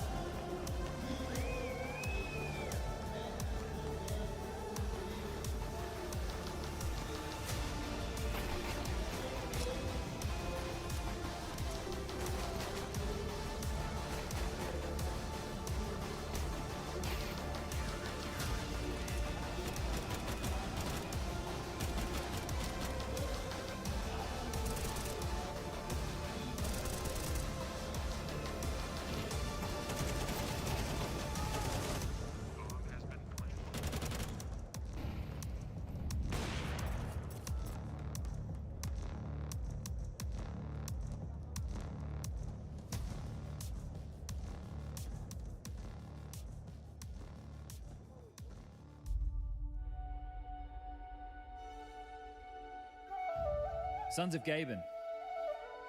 I am Chad Birchall. Chad Birchall is 30k elo. Yes, I've heard. Frags by the hundreds, and if he were here, he'd consume these cunts with mollies from spawn and spray downs from his ass. I am Chad Birchall, and I see a whole squad of my countrymen here, in defiance. You've come to frag as legit men, and free men you are. Will you let these cheaters take that from you, or will you frag? Frag? Against that? How? No, we will surrender and go next. Aye, stand you may tilt. Give up and re-queue in a while. Dying to the next cheaters a few games from now, would you be willing to trade all those rounds, from this game to that, for one chance, just one chance, to come back here and tell these cheating fucks that they may take our elo, but they'll never take our freedom? Let's go! Yeah, go next.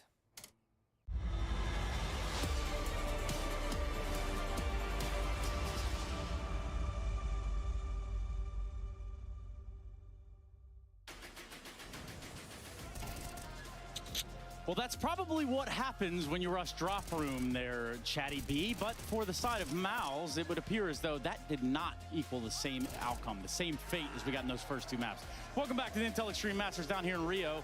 We are certainly getting a grand final now. MOUZ have shown up, and that goes a long way, guys. Yeah, for sure. They gave us, I wouldn't call it a competitive game, but they gave us a competitive showing. You know, MOUZ looking by far like the better team here in Mirage. Very fast-paced first half, you know. There was constant dueling happening in towards middle. It was within the first 10, 15, 20 seconds that you'd see 2-3 players already in fights, some of them dying, some of them surviving with low HP. But the pace of this game and the pace of the grand final so far has been atrociously high. I'm just happy that MOUZ has not lost the belief that they can still win this final, right? That was apparent from the way they approached the T side in some of those early gun rounds. You know, a defeated team doesn't take those sort of risks individually. The players, you know, being really aggressive, whether it's Shui on exertion, depending on the spawn or the approach, right? And they came out swinging and managed to prolong this grand final. One may argue that, you know, when you're down 0-2, and especially after losing Dust 2 in the fashion you did, that you already feel defeated. You know, you're walking in with the mindset that no matter what we do in Mirage, it can't get any worse, you know, and it seemingly that freed up some of the MOUZ players. In particular, Exertion in the beginning, you know, we called him out. I called him out saying that he had a horrible final so far, which was up until that point correct. Then T-side Mirage, he comes in and he's taking every single fight he can find. He's rushing through smokes. He's being very aggressive. You get the highlight package right here as well, jumping out, getting smoke kills. It felt like he was playing, you know, freed up from whatever pressure that he may have felt coming into the grand final. And sometimes I guess that can happen when you go down 0-2. Yeah, and it's unfortunate when you do wake up 0-2, because now, you know, you're looking at what would be a reverse sweep. You're looking at back against the wall scenario. In just about every case and point you can make across the map itself. For Exertion, great time for him to show up, Yanko. Yeah, and you could tell her, you know, in this highlight package, a lot of it is just mid, connector again, different gun round, just putting pressure there.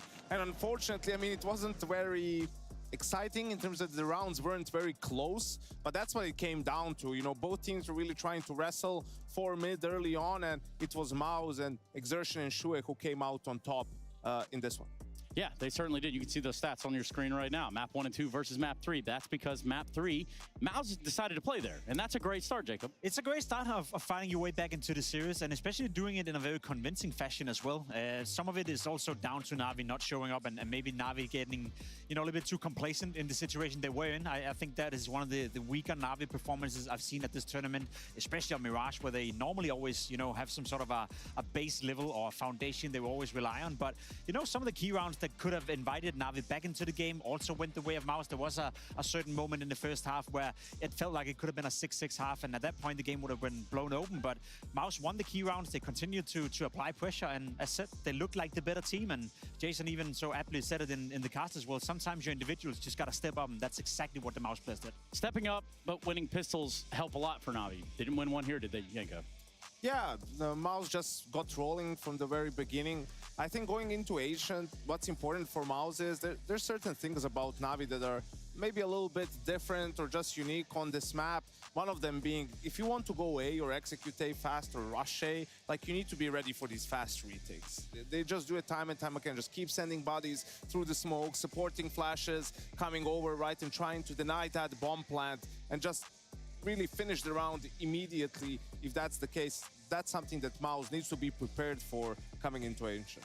Well, let's talk about Ancient a little bit, Jacob. And, you know, we're going to have another example fly out of Mirage here in a second, but let's talk about Ancient and what that could build into if you're MOUZ. Now that you found a little bit of success in what is a best of 5, now you've gotten the chance to really run it all the way back. Ancient is a map that Na'Vi like to play. It's a map they've even been picking in best of 3 scenarios, but it's not a map they dominate their opposition on. I think we've seen a lot of close games as of late.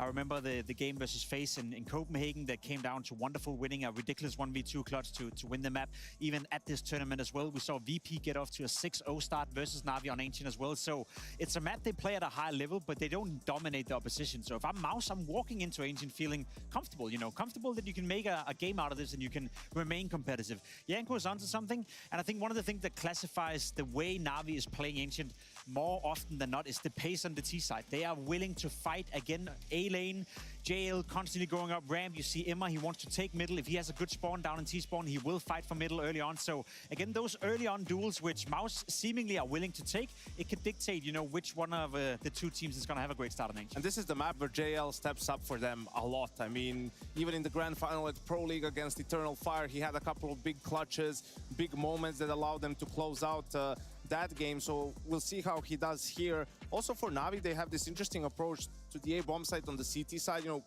Bit is the anchor, but not really. Yeah. You know, he's not there more often than he is. It's Wonderful who maybe takes it late with the AWP with some sort of a long angle. So there's a little bit of hide and seek there with Bit, so that you can't necessarily, if you kill him on mid, for example, think that the A bomb site is wide open and try to take that space. To me, it'll give an answer to the one big question I have right now, because I do stand with a feeling that one of the main reasons as to why MOUZ were able to win Mirage in the fashion they did was that the pressure was let go of. You know, you're down 0-2, you just got absolutely humiliated in those 2, and as I said, you already at that point feel like you got nothing else to lose. Now you fight your way back into the series, you're 1-2, you know that if you pick up Ancient, all of a sudden you have what essentially is the best of 1 for winning a trophy. So now the pressure is applied to MOUZ again, and again, I feel like we saw on map 1 and 2 that the pressure is on MOUZ, and when it is, they're not really performing to the high level, whereas for Exertion here on map 3, felt like he was just freed up completely. So hopefully they keep that mentality and they keep telling themselves that, listen, we're still the underdog, we still got nothing to lose, so go out there and play freed up, you know. And if there's anything we've learned over the years, it's respect underdog. I think that goes without saying, but it's also needed to be said from time to time. Let's go ahead and take a quick Kadia listen in to these MOUZ team comms. I'm going, bro. I'm going. Come in, I'm taking mid with you. Yep. I have mid with you. Come on. Yep. Okay. They don't have hope. Good job, guys. Right, good job, guys. Very chaotic round. I love the precise communication there. Good job. Guys, that's a MOUZ Counter-Strike, right? Yeah. You know the nice clutch as usual. Of course, mate. Yeah. Of course. Yeah, if I have anyone in the clutch, I just need a solid guy. This one. Bro. Yeah, if I need some magic in the clutch, I have Torchi. What about me? I think we need some quiet. Jimmy, you also have your peaks. Nah, I love you, Jimmy. I'm joking. You're great, Jimmy. That's what I'm fucking talking about. Nice, Camille. One more. One round at a time. Jimmy, I'm jumping short. One round at a time is definitely the one easy part to grab onto what's going on there, but you see that building back up. Shuhei, as he is in the driver's seat, is somewhat responsible for that in a way. Fair to say? Yeah, absolutely. I mean, just in the way that they've been playing, it was a little bit similar. Listen, on Inferno, they were right there, but some uncharacteristic mistakes, you know, messing up some rounds. So I think Mirage is an example of how it looks like for MOUZ when they play clean, right? And when they play discipline and when they finish the job. So yeah, that's what gives you confidence coming into Ancient now. The only issue is the way they played Mirage and that fast pace and that willingness to fight in middle that we saw constantly. I mean, if you're Na'Vi, you can back down from that. You don't have to fight that early on Ancient. You can sort of like force the pace of the game to be slowed down a little bit. And if I'm Blade right now, if I'm Alexi B, I probably would suggest, despite Na'Vi normally likes to play a high pace of Counter-Strike, it's probably more the favor of MOUZ than it is for Na'Vi right now. So I think in terms of the explosiveness we've seen on the server on given Mirage and the way that played out, I think that's going to be slightly different heading into Ancient, especially in the first couple of buy rounds. Yeah, and let's grab onto what he's saying right there, Yanko. And I want to ask you as a former coach, I know, Jacob, you've spent time inside the server as well. I've had coaches before. Yeah, you have actually had coaches, life coaches, game coaches. There's just not enough coaching staff in the world, I think is what it comes down to. Yanko, let me ask you about that, because now you're looking at building back into this series. You've gotten one map under your belt. If you're MOUZ, when you start to put that into words backstage, how does it formulate? How does it go down? Yeah, I think for MOUZ, you're just sort of keeping the belief, right? You were saying, okay, first map, we threw it away. Second map, we never really got a foot into the door. Third map is an example of, like Cyclone said, MOUZ Counter-Strike, right? Like what you're capable of, and just try to deliver that same level of play on Ancient. I think they have the confidence that if they can do that, they can still come back in this final. I think they should have that confidence, you know, and as I said, they got nothing to lose. I mean, if they were to lose to Na'Vi in this grand final, and after having shown what they did on Dust 2, it wouldn't be too big of a surprise. So I think, again, the underdog role has now been established within this game. Na'Vi are the heavy favorites, obviously, to win it. They were before heading into the game. They definitely were after being up 2-0. And I think the way MOUZ were playing on Mirage, it was good Counter-Strike, but I also do sense that it was Na'Vi, you know, letting foot off the gas pedal a tad too much. And that's why they will benefit more from this extended break, right? Like, gives Blade a chance to sort of refocus his boys, refocus his team. You know, easy to get complacent after how Dust 2 went for Na'Vi. So a lot of the times we actually seen these best of fives, a team just close out 3-1 after the break, right? Because you really can nail down on the details, right? Gives everyone a chance to sort of reset. So we'll see if Na'Vi is able to do exactly that. But what does that look like in one of those big pictures? And I know we talk about reset, and there's mentality, and there's competency, and like what you're capable of doing in the next map of the series of Ancient. But, you know, at this point, you've played 3 maps of Counter-Strike. You've gone backstage. You need a sandwich. You need some water, maybe even a Monster Energy. Well, I saw the MOUZ performance helper or manager standing with bananas backstage, you know, so nutrition is a big part of Counter-Strike and big part of performance. You know, at this point, you've been going on it for 2.5, 3 hours. You got to refill your stores. You got to make sure that you're up to par with your nutrition in terms of, you know, keeping the focus. We know Counter-Strike is not the most physical, challenging game in the world, especially compared to certain sports. But from a mental point of view, if you're starting to feel hungry or you're, you know, not in balance in terms of your nutrition, you are losing focus over time. So I think that's one part of addressing it, and then just getting a bit of a break, you know, half an hour, get some food, get to chill, get to talk, and loosen up a little bit from a player point of view. It's so tense when you're on the server. So as you said, I think it favors Na'Vi as well in this instance. Yeah, focus is absolutely key. I mean, I think we saw, you know, pointed out a few examples in map 1 where it seemed like the focus dropped a little bit for the MOUZ players that Na'Vi was able to exploit and punish and really take advantage of. And now even on Mirage, some of those early fights, the pace maybe has caught the Na'Vi players a little bit off guard, but they weren't just 100% focused on their crosshair at the time, and all of a sudden you're down 5-6-1, and the game has gone out of control really at that point. So you want to avoid those moments if possible, but even more so when they do happen, to be able to immediately reset and get back into high gear. So I am hearing that we will get a coach check-in here shortly, but in the meantime, we've kind of discussed Ancient a little bit, and I guess I want to throw the ball back in your guys' court and understanding just how far this can go in the belief system that a 2-0 can turn into a 3-1 pretty quick. I mean, for what I look to see on here on Ancient would be the duel between the two ops. We haven't really spoken too much about it. We've had a map where Wonderful was dominating on Dust 2, where Torsi was nowhere to be found. We now had a map where Mirage, where it didn't really come into play either. I think Ancient is a map where the ops are, you know, very important in terms of shutting down the bomb sites on the CT side. You said it yourself with Wonderful. He's very mobile. He likes to stay in middle. He likes to go towards the A bomb side. Sometimes they even put him on the B bomb side, and he has that clutching ability to him. Whereas for Torsi as well, there I call him a mini Monacy in the way that he can sometimes force the issue. You know, he's good at sometimes being the close combat arbor that is being annoying to the opponents. And I want to see that kind of impact coming in from Torsi. But again, it comes down to how you manage your economy, if you can afford it, if you buy into it. But I think that whole op duel between the two players and two of the MVP candidates of the tournament, we haven't had it yet. And I think we're going to get it on Ancient. Yeah, we just might. Yanko? Yeah, I just want to see what the approach and the plan is for MOUZ on their CT side. That's where they're going to start off on Ancient, because Na'Vi, a lot of their game revolves around taking map control, sort of applying pressure at a number of different places at the same time, and then sort of stopping and leaving you guessing. And then you go for an information play, and that's where they're ready for it to punish you, right? And that's where they actually go on and win the round. So how is MOUZ going to be able to re-aggress, find information, maybe even find kills without just being punished by Na'Vi? Yeah, we look for the punish, but also we look for some answers. Perhaps we can get some right now from that Na'Vi camp. It's Blade via James Banks.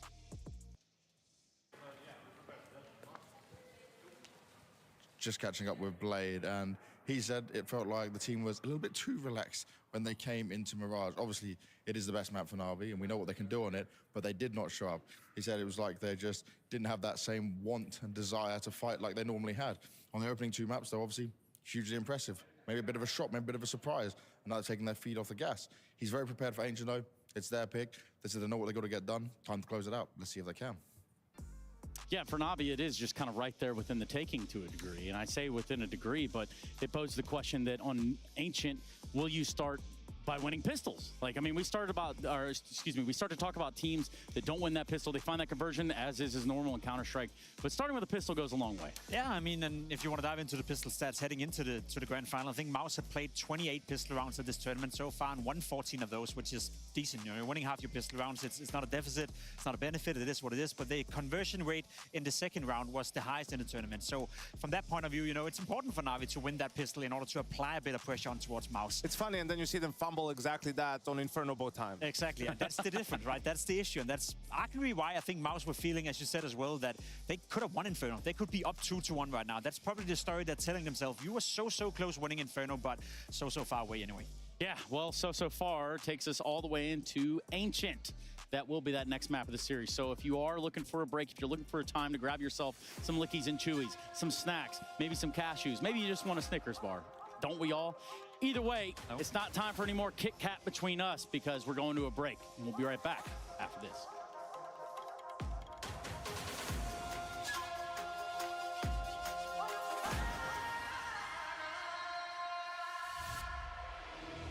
I think he's a really talented and smart guy. He thinks in multiple layers and depths of being an in-game leader. Joining Astralis, some people might see it as a bit of a redemption arc, but I kind of think that that's how majority of my career has been for the past few years, is kind of bouncing back from some difficulties, but also hitting a new ceiling and a new level. And my goal with Astralis is to win.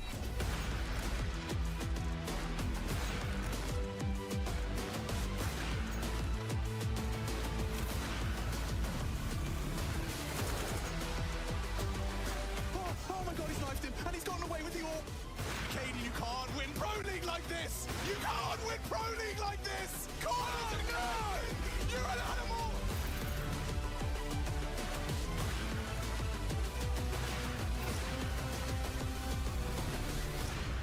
The dynamics that he brings is a lot of energy, of course. He brings a different perception of the game from maybe what I have, but I think that me and him work really closely together and have a lot of talks about how we think about CS, what we want to do in the server on the different maps and all of that. So I think that he is a very reflective guy, as I am myself, and we try to develop both team and as individuals all the time. Joining Astralis, of course, there was a history with Stavn and Yabi, but prior to coming to the team, we already had many talks about how things were in the past, and I think maybe there was a 5% where we had some disagreements regarding to things, but there was also 95 things where we saw things the same way, and we know that we can elevate each other in game, and we're also having a lot of fun.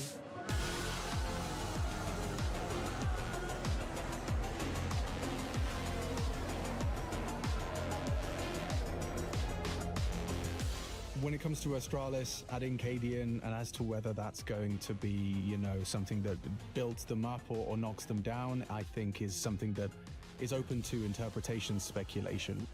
We know there's a real chance for some drama, it's already happened, but I can't help but feel the fact that you've kind of buried the hatchet, you're side by side once again. I could see a way where that actually brings them closer than ever, and they can develop into kind of reiterating on the heroic Counter-Strike that was so powerful.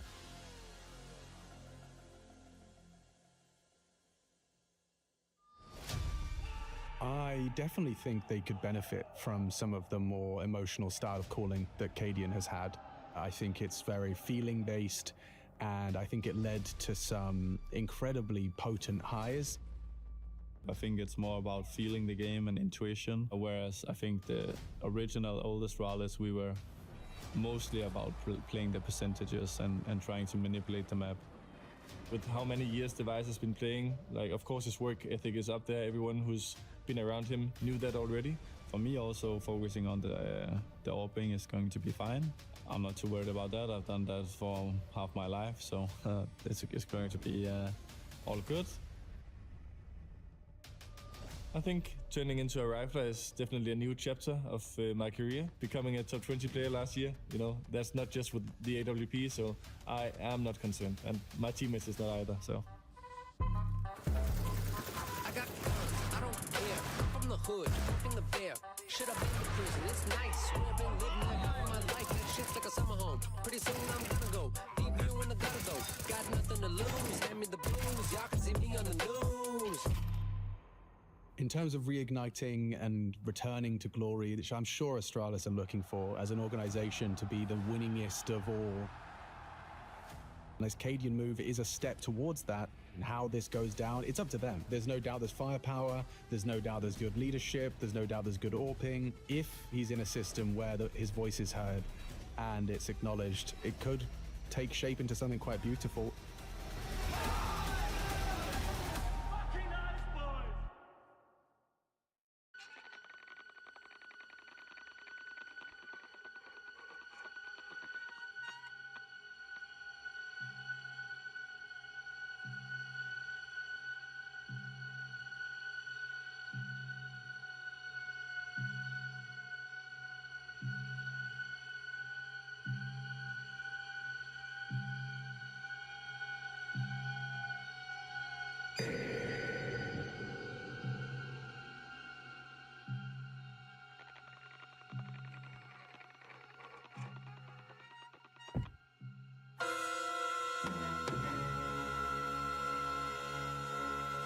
Come play with us, dear. Come play with us forever and ever and ever and ever.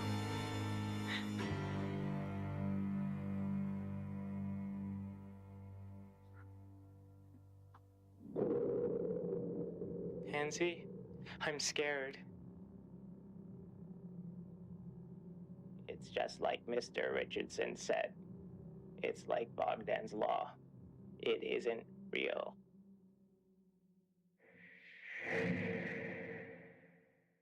Hey guys, I'm Podդержи, and this is Play Like Podդержи.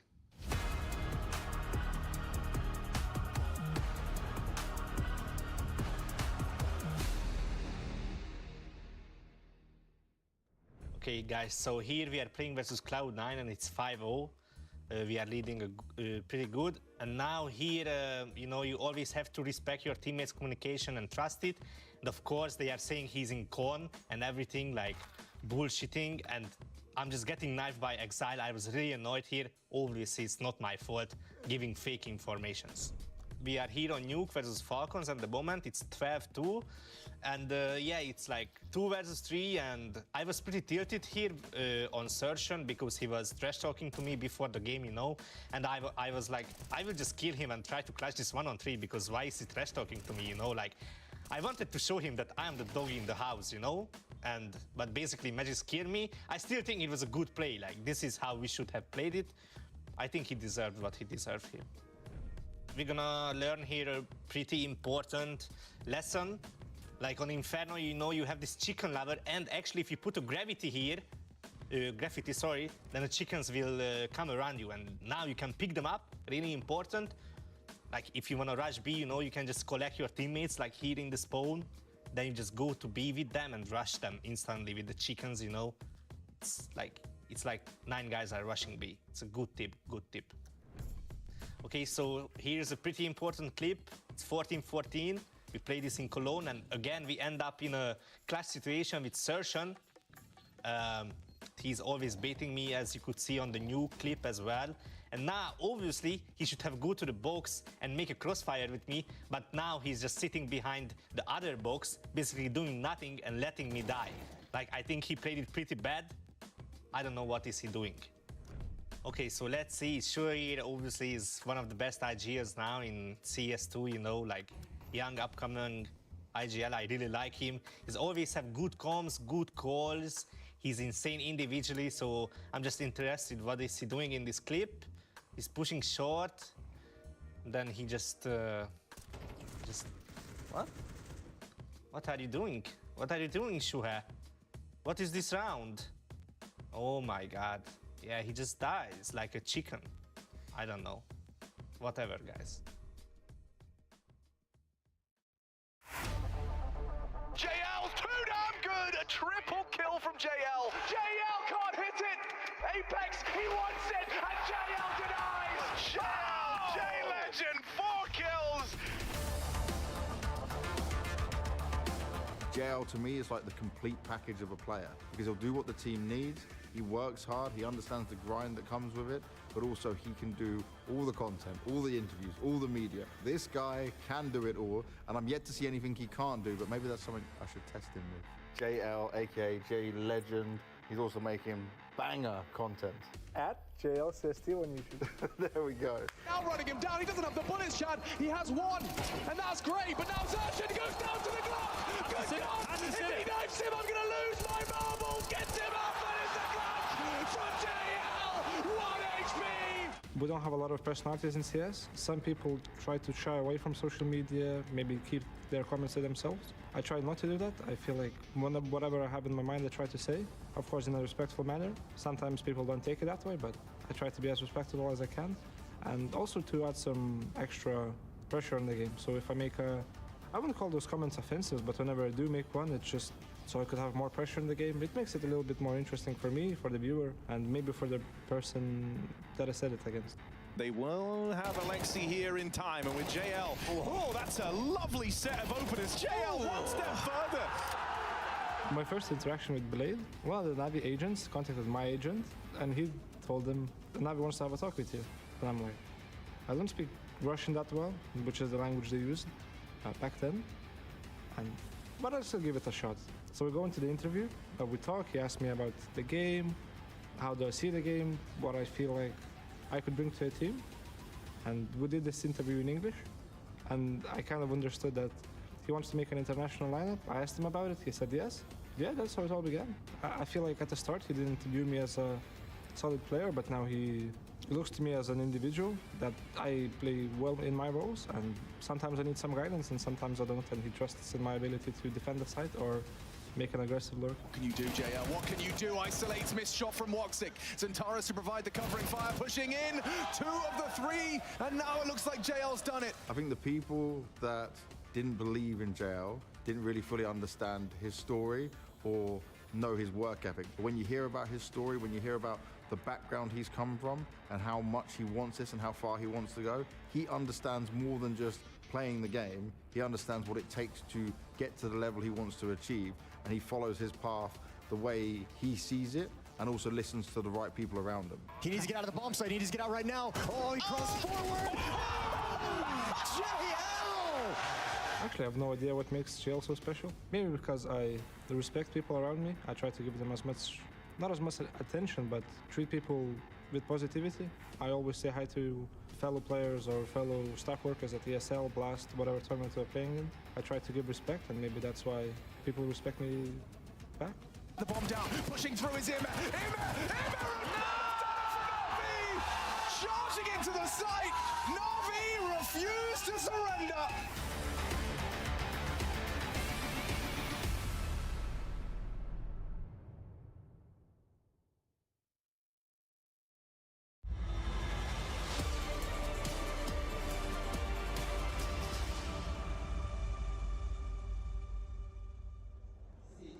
MOUZ forced the extended break here in the best of 5 by winning their map pick of Mirage. We go to Ancient now, and it is still a very tough task that lies in front of them. They may have got a convincing Mirage win under their belt, Jason, but we still have Na'Vi 2 maps up, needing just 1, and we know how solid this team is on Ancient. Yeah, it's been a beautiful run for MOUZ in these playoffs. They've hit a bit of a roadblock here in the grand final. This new philosophy they've approached to Counter-Strike, this playbook changes they've made coming into IEM Rio have worked wonders for them, but this trophy on the stage in the championship seems still just too far out of its reach because it's the best team in the world on the other side, and they're at the end of a long stretch. 6 grand finals in a row for Na'Vi. They're looking for, they see the light at the end of the tunnel. Vacation looms, and they want to go into it as champions. And for Alexi, Every IEM final has resulted in a loss. He looks to change that and can do so with an ancient victory here in this best of 5. MOUZ starting on the CT side, Na'Vi on the T side of Ancient. 2 world-class squads. And hopefully this final can start to deliver what we know they're both capable of. Well, if you're Na'Vi coming into that, you're hyping yourself up at the moment because Ancient feels like the perfect place for you to end it. It's always been a strong map for them, a good map for them ever since the Copenhagen Major. And they come into this and say, this might be the best chance. Last 2 maps remaining. Ancient now, and if MOUZ win it, we go on to Nuke. And Na'Vi wants this win right here. Yimpat against the corner has won, and that stalls Na'Vi out, forces them to look elsewhere. Oh, that's a backward tracking shot from Ima. Exertion able to come back in with those Joe Berettas, but needs a little bit more than what he's already been able to pick up. And a double peek just about gets away from that around the corner before the impact comes in. But speaking of, here comes Bit out of a main. Shuei caught. Yimpat inside of the donut, winds up 2. Bit still fighting, but he's alone. He's got a 3K that he needs to tee up. He's got the first headshot. It's Exertion wildly swings in towards him, but he's got 2 targets, both in donut. This would be unbelievable if Bit is able to pull this off. He gets back in, Brolin offers himself up first, and they peek him together. Eventually, MOUZ will win this pistol round. Caught that double swing at a really nice timing where Bit didn't have any room to slide left or right, had to back up to try and get into safety, and just not enough time or space. What a pistol round from Yimpat. 3 kills for him. Hiding in donut and shutting down Na'Vi every time they attempt to break through. Smoke takes Wonderful's attention away. And Yimpat just delivers the goods each and every time. Pistol round for MOUZ.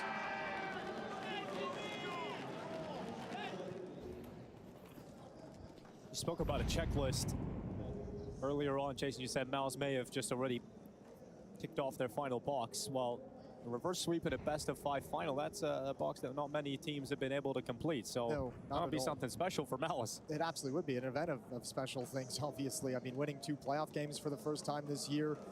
Taking down FaZe finally, as that rivalry's been very one-sided. Torji's got a ton of targets, can only get 1, does good damage. Ooh, stalled out on the bomb plant by a teammate jumping in. Molotov coming down. He hasn't stuck, and it's burning, but Alexi's gonna get the plant at the very least. Yimpat with another great triple kill. Molly never spread to Lexi, so Na'Vi will take that bomb plant. Obviously, round is comfortably in control of MOUZ at this point. A bomb plant, though, gives Na'Vi extra cash to play with going into this first gun round. There's a player in particular I really love watching on this map for Na'Vi, and it's Ima. I think he's just so good in mid. I think he's such a problem for so many teams. Ima can just be almost unstoppable when he gets aggressive around the elbow. When he has to play passive and donut, he's so good for a multi-kill there. He's just such a special player in this position. Yeah, he's good at finding timings to go for a more aggressive lurk, timings of when to stay passive. This time it looks like he might just lead the way a little bit aggressively, but he tucks himself into the corner. Bit was with him. Looks like they want to go for a timing to push through this smoke. Here's the flashbang. Exertion close up, just shuts it down before it can begin. Bit does make his way through, but Yimfat's there for the trade and to secure the life of Exertion. And a 2-man advantage in this first gun round. Na'Vi get nothing done. Great start from MOUZ. Here comes JL. The smoke AK, but it's much of a risk to go through that, so you'll respect it for the time being. The bomb in the back of Alexi. It'll play in towards A main. It's not a good timing for it at the moment. You'll know at this point, after the success in middle, MOUZ would have dropped the defender. Back to donut, likely one of the A bomb site playing passively, so they just realized this ain't the time for the play. Back to middle we go. That defense slides it back into donut. It means you've got some real estate in mid to work with, so some space for Na'Vi. But not able to find any kills that can bring this back within their reach.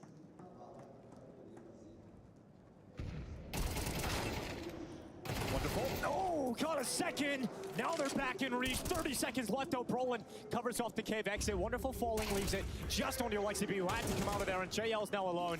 And without his teammates, without his support, this round once again becomes very difficult. That is so ridiculous. JL through, straight through the cave. Wall buying onto Brolin, and we talk about him as one of the best clutchers on the planet. JL not getting the right read, though, as Torji comes back up through the ramp and saves this round for MOUZ. Something special from JL, that secondary kill through the spam. We've been waiting for JL to have his moments. He had that quiet first map. Dust 2 didn't matter because it was just straight domination. Mirage was all MOUZ. But Ancient, JL's got a whole list of impressive plays on this map.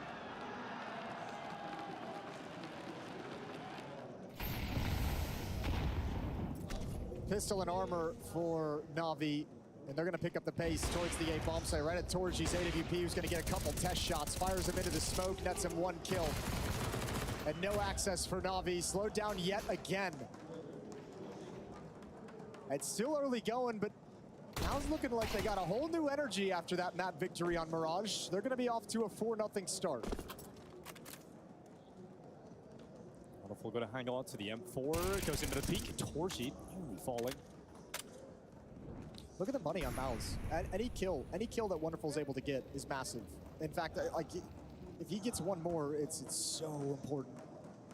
Keep that money low. Keep MOUZ in a reset position, teed up for one good Na'Vi round to bring them back.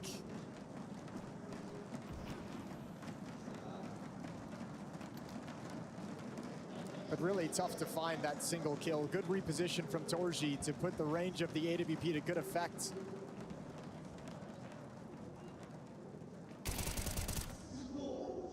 Too many targets. And Wonderful, oh, gets another one. And then the peek from Donut.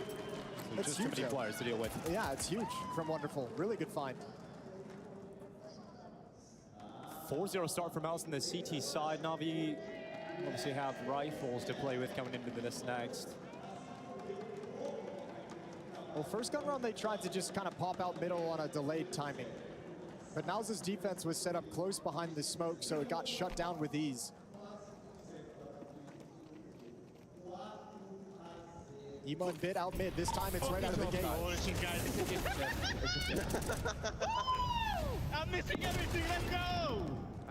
Well, not missing much at the start of this round, or MOUZ. 2 opening kills. Na'Vi aggressive in middle and silenced. As Shuei now peeks out of cave. He hasn't seen anybody down the ramp yet, but he knows his presence in the B lane. Alexi confirms that with some spam, but this is all about a play forward for JL. If he gets shut down here by Torji, Na'Vi's chances shrink to 0 in terms of getting back into this round, and Torji has eyes on the correct position. It's just about patience. There is some utility for Na'Vi, but they haven't elected to use it towards long. And so likely to have a dry peek. Oh my God, what a shot from JL. Torji just gets sat on his ass. And now that bomb play is coming in for Na'Vi. And because it's a double up in cave, JL can get such a deep position. It's a 4-on-3 in the post plant, but 2 of them are entirely isolated. JL knows where his next target is likely to be coming from. He's got eyes on K, but he has to worry about eventually that timing through CT spawn. You can see him kind of flicking in between both of them. Tucks himself into the corner. It's worked out for JL. He spins back. Good read. But this time Exertion betters him in that fight. Now 2 players relatively low of both squads. Wonderful sits within the side. Alexi B letting that time take on as Na'Vi's bomb plant goes in their favor, but Alexi B into the open. Yimpat gets on it. He's off the defuse and no more time. No time for MOUZ. Round is done. And it is chaotic, but it's Na'Vi's first of Ancient. And it comes down to money. I mean, everything that happened in the round is great, but at the end of the day, Yimpat doesn't have a kit. He has to pick one up off the ground when he starts that defuse, so he couldn't stick it. Couldn't even give himself a chance for it. Man, what a round from Na'Vi. Good read. JL with this opening kill. He feels so safe and comfortable in this position to set himself up for a really powerful jiggle. And then the defensive setup from MOUZ just betrays them. Deep smoke, deep positioning from JL. Exertion has to play it patient. And nothing the cave players can do in the meantime. Now, there's a timeout called by Na'Vi, they're first. And I'm curious, how important is this EMA and bit play in middle to the game plan that Na'Vi want to try and execute? How important is it for them to get out and get that control? They've ran it twice now, one fast, one a little bit delayed. Both times shut down. Impressive that Na'Vi's able to recover in the 3 versus 5 here. And right now they're at the brink of breaking MOUZ. You got UMP here for Pro, and the M4 for Exertion is the only rifle in sight for this defense. middle this time. It's Ima about to get sent out by Flash, but he goes alone. And before the flashbang, so Exertion with that one rifle is able to climb up into heaven very quickly. This is wondering if, I'm wondering why it's so important to Na'Vi, or if it seems very important to them, because MOUZ clearly have a game plan of getting aggressive down middle, just shutting down any exit out of that smoke. Look at JL, he's creeping into the B bomb site, which was a winning recipe in the last round. He's got 3 players flanking him out, Exertion, Brolin, and Shuhei. But Bit's already pushed A as well. So the bomb is actually drifting back over towards Bit, while JL could become a late piece and try and cut them off from behind. They don't know, Wonderful and Alexi B, which piece they want to use. Yeah, they're sort of in limbo between the two of them. And I'll tell you what, they're making the wrong decision, as we can see. Yeah, they're going to come right back into this stack, and JL has passed it. But Na'Vi should be aware that there can be this kind of a push. And if they spot them going up ramp, there's a timing here. They could warn JL. JL operates so well in this position. He actually gets behind the cover. It's a perfect play. Now Bullet goes out. He's going to have a little look into the B-bomb site just to make sure it's clear, but he's got info now. Brolin's here. 5-7 for Shuhei, still here, but he's got an AK picked up instead, and that bolsters this defense. Shuhei goes down to the hand of Alexi B, and Na'Vi have a space to plant the bomb. Brolin, though. Oh, he'll make it difficult. Nice kill on Wonderful. Plant being locked in, but it's Bit and Alexi B having to close out a 2v4. This was their chance to break MOUZ's money, but it looks like MOUZ will withstand. With Alexi B going down and Bit now detected in cave, they just need to lock him in while that defuse happens, and they will shut out any chance that Bit may have had. It'll be a 5th round for MOUZ. The side of Na'Vi make the wrong decision. And MOUZ racking up rounds. They're spoiled by choice in that round. They've got Bit secure in the A bomb site, seeing no presence of defenders. They've got JL in the B bomb site, seeing no defenders. And on some level, they might have just gotten too spread out with how much success each player had of getting into the bomb sites, because you didn't have a pack whatsoever to protect against, you know, the mid control of MOUZ. The MOUZ play going up lane. I mean, we are starting to see some of that frustration that we've seen from Na'Vi in the group stages, right? There's something they had to work through, something that got the better of them in that final game against Furia. And they had a big conversation about communication, being able to play off one another in between the playoffs and now, but when do things start to get rough? It ties into this long run of finals that they've been in, just the grind, the extra games in every single event, having to go deep into the playoffs. Na'Vi's exhausted. Been playing against themselves, as you mentioned, throughout this tournament, the frustration growing and building. And then you start to think of some of those finals that you've been in that you've lost. Some of those best of 5s that you've let go. They're down at 5-1 at the moment. We still have that extra map under their belt, and Bit fighting through the cave. It's Shuhei to go down, Brolin to peek into the open. Effective trade, and he doesn't need to fight, because look at this. Exertion, he climbs up behind. Alexi B has no idea. And it works out so well for Exertion. Bomb is locked at the B doors. Na'Vi have a huge issue that's in the middle of the map right now.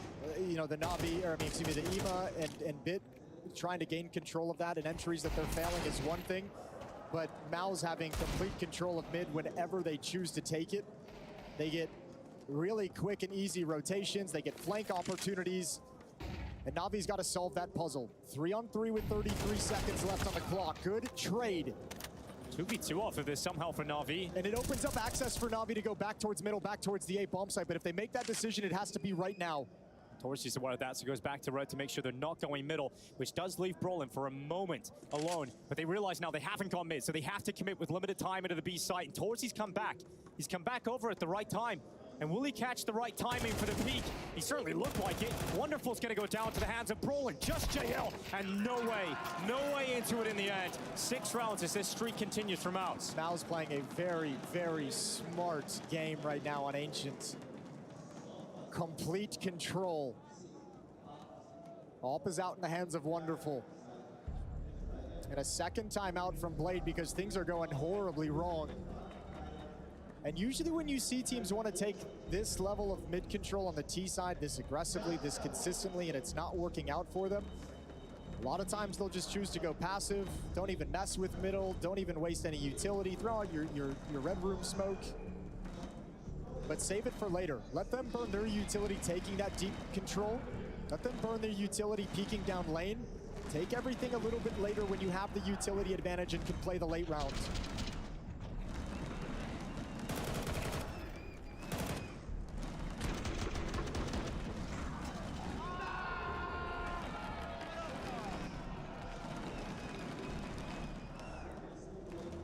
mentioned how difficult coming back into best of fives are when you lose the first two maps, but if you win them convincingly, not a lot of energy is exerted in the end. You've got it, and it comes down to a final map. You've got the momentum on your side.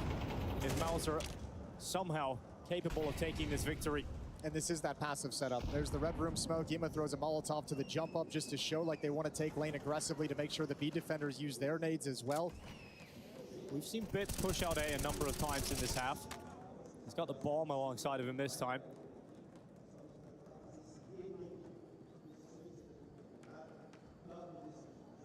So Lexi B for the time being has control of the B lane for Na'Vi.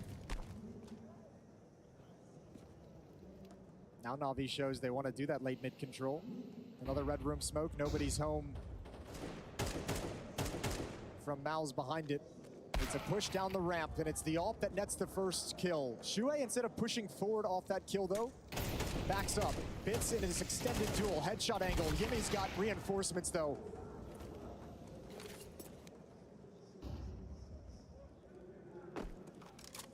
Donut fight. Alexi B exertion, kissing inside of the smoke. Oh, Brolin, he's taking Emma down as well. And Alexi B just walked right past, walked right by. And Alexi B taking Torzi out. That must be so confusing for Torzi. But exertion now knows what happened, and he'll make up for it. Leaving wonderful 1v3. 25 seconds, sees one dart towards CT. Nice quick shot. Oh, he gets a no-scope. Wonderful. Down into the site. He's gonna fake it. He's gone to the rifle, and so close. So close to a miracle from Wonderful, but stabilized in the end by Shuhei. They could have used it, Na'Vi. They could have used that energy. Really close affair. Wonderful, almost making it work.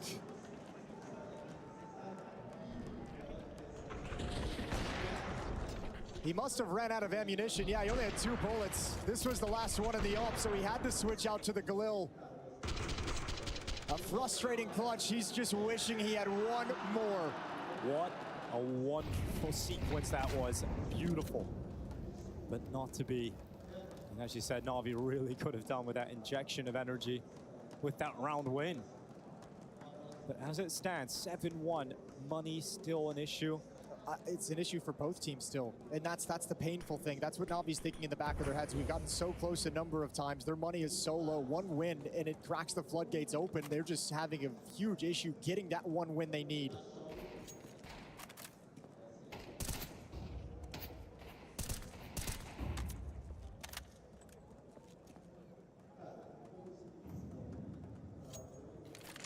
Showing they want mid-control Na'Vi.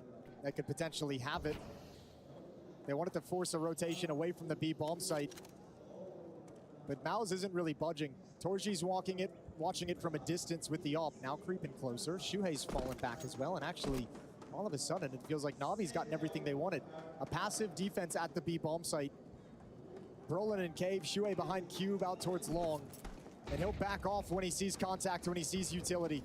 Oh, Shuhei stuck around in front of that smoke. Just enough time to walk away with a Lexi B. Bomb plants coming through. A lot more needed if Na'Vi are going to find themselves in a competitive position. Flash gets sent out long. That'll unleash. Wonderful in JL, and they'll combine. Suddenly, just like that, Na'Vi back into the round. But Yimpat, he has broken many hearts. He has won many clutches, and this, oh, it's so close to another one. Yimpat chasing JL, who runs away, cowering away. Running for his life. Yimpat, one bullet would have done it, but he can't connect it, he can't find it, so instead it's the defuse. Molly goes in, but he's stuck in! Oh! The Heartbreak Kid has got another one in him! He strikes again! That's an insane clutch. Oh my God, Yimpat. That's a God-tier clutch. How many more does he have in this tournament? He's been stellar. We mentioned it. He's a big reason these clutches, why MOUZ even made it to the grand finals. Instead of bullets, he decides to defuse, and he just sits in the fire. This is an unbelievable player. One that has a bright future. Look at that smile, too. Look at that little smile on his face. He knows the dirty things he's done. Oh, God. Yimpat again. Oh, good adaptation from Na'Vi. You can see they want to go back to this mid control, but this time the flash is coming from the players up B lane. Because the defense has been so close, Changing the angle of the flashbang is what can allow Ima and Bit to actually get out and have some safety as the smoke clears. It's 1 minute and 15 seconds though, and Navi's running out of utility. 2 Molotovs, a smoke, and a flashbang for the rest of the round.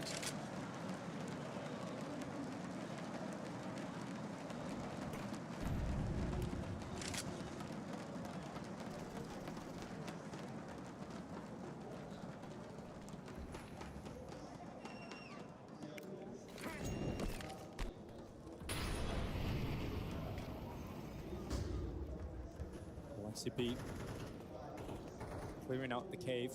Oh, JL. So close to the first kill of the round. His bullets connect onto Shuei, but not enough to drop him. Mid control taken for Na'Vi. But where do they go with this? Yimpat, shoulder detected. He decides to toss out utility and just bide his time as they come in towards him. Yimpat again. It's the bomb. This game is completely flipped. The momentum is solely in the hands of MOUZ at the moment. Na'Vi trying to fight their way out of this hole, but it's going to take something ridiculous. Bit inside of the side. It's a nice shot on Exertion. And at this moment, Na'Vi back in the fight. Bomb plant going in. Yeah, but they've got a lot of tough things to deal with. Torji, going to swing out from Temple. And that might just put Bit too far low. There was even Shuhei coming in on the flank through A main. That was going to be a real tough task. 9-1. When we talked about it going into Mirage, a lot of the issues it felt like for MOUZ individually, not a whole lot of stopping power. Certainly on Dust too, Inferno could have been cleaner. Here on Ancient, it's Yimpat. Triple kill on the pistol, 1 versus 3 clutch. Massive double kill round here in Donut. He's been effective down middle, trading whenever a kill does come out, helping save Exertion's aggression. He's been everywhere for MOUZ. They're getting fucking lucky, guys, but we can fucking bring it back. 4 rounds only what we need here, okay? Well, they needed 4. They can only get 3 now. But that's unfortunate. I think the speech still works. I'm not gonna lie to you. If you just change the number to 3, then perhaps yes. The speech still works. Na'Vi have got to try and pull it back. 2 rounds left in this half to do so. MOUZ in utter control of this game. And Yimpat, he's about to have some presence coming his way. At least Na'Vi have that to work with. A shot through the smoke and Exertion. That is the quickest rotator, the best support that Yimpat has. Once again, standing in the fire. This time he will die. Na'Vi have got a second round teed up. I almost think if you're MOUZ, you save here. Like, you don't have money. You don't have any money. No need to go for that, although Shuhei is going to bring one back. And his teammates are just so far away. There's no way they're actually going to attempt this. With that smoke, yeah, there's just no way now. So Shuei's going to back away. His teammates are already saving on the other side of the map. So second round for Na'Vi collected. We'll move into the last round of this first half. Na'Vi in a desperate bid for 3. Alexi says they're getting lucky. Would you agree with that, or do you feel like, I mean, Yimpat's just a beast in the clutch, right? Look, I mean, I don't know if you want to call it luck. It always feels like luck when you're the losing team, but certainly MOUZ has gotten away with a couple. A lot of these rounds have been very, very close. Yeah, they're making their own luck. Which is why losing 1 round has this kind of an impact on the economy of MOUZ. They've been so close, they haven't been able to build any money behind it to sustain a loss like this. So you can understand the sentiment from Alexi for sure.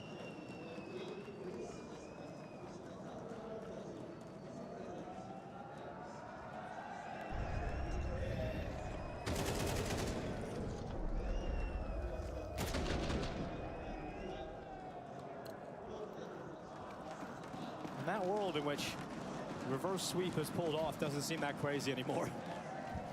If MOUZ can close out this map in the faction that they're currently dominating it, and it comes down to a final map of the game. Torzi straight through elbow. Ima caught. JL charging out, but stopped by the hands of Exertion. Na'Vi fall to 2 players because Shuei catches Alexi just walking right in front of him, and it's the easiest kill of his half.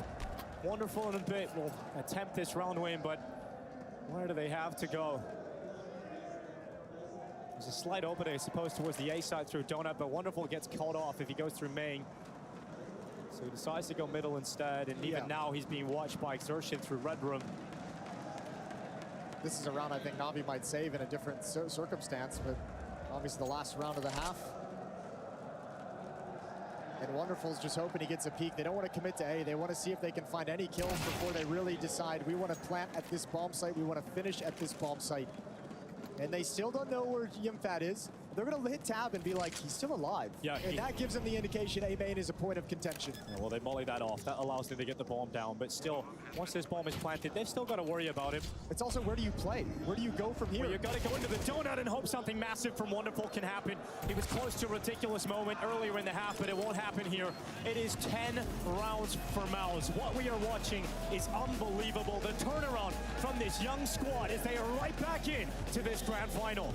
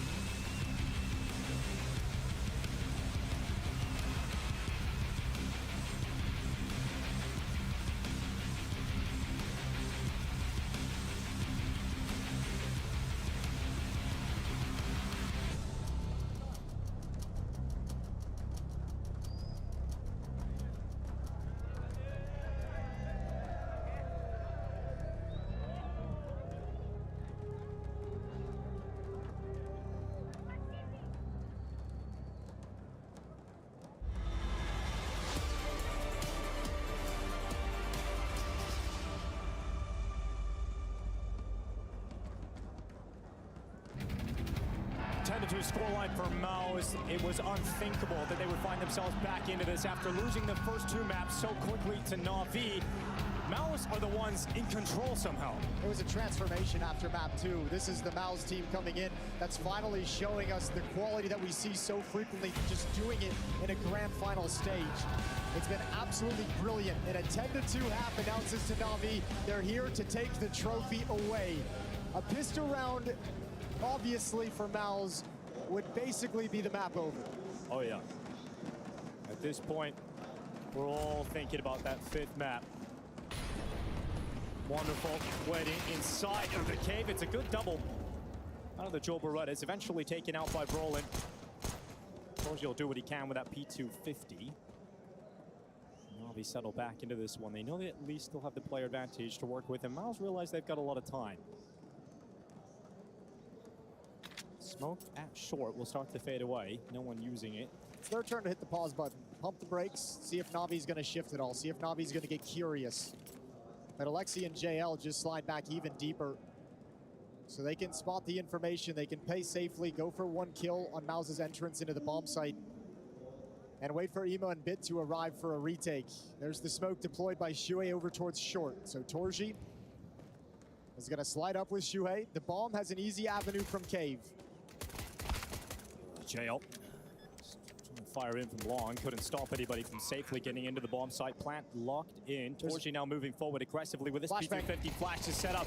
Blinds too. Oh, they get cleaned up. JL just shuts them down, and it's cleaned up in the end by Navi. They needed a pistol. They've got it, but plenty more where that came from.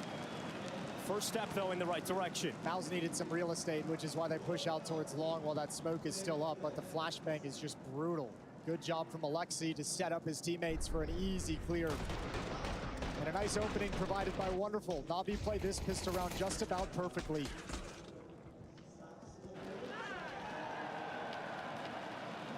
Three to 10. And with the bomb plant, MOUZ is going to invest. As we all know, the extra money goes a long way. Mac 10 on Shuhei. Galils are out in the field as well. Torji and Yimpak going down to pistol so they can bring in utility. It's not enough just to win the pistol here for Navi. You got to stop this force fight. It can be brutal. Zershin going out first into mid. Got that Galil to work with. He doesn't spot anything, so he'll climb up heaven and join with the rest of his forces. Navi wanted nothing to do with that fight. Wonderful and Ema both backing up into Donut into safety.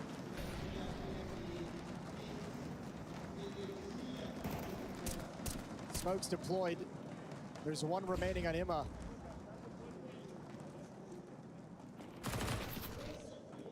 Alexi in and out of the smoke. That'll be a little frustrating for Exertion. Probably feels like he didn't deserve that.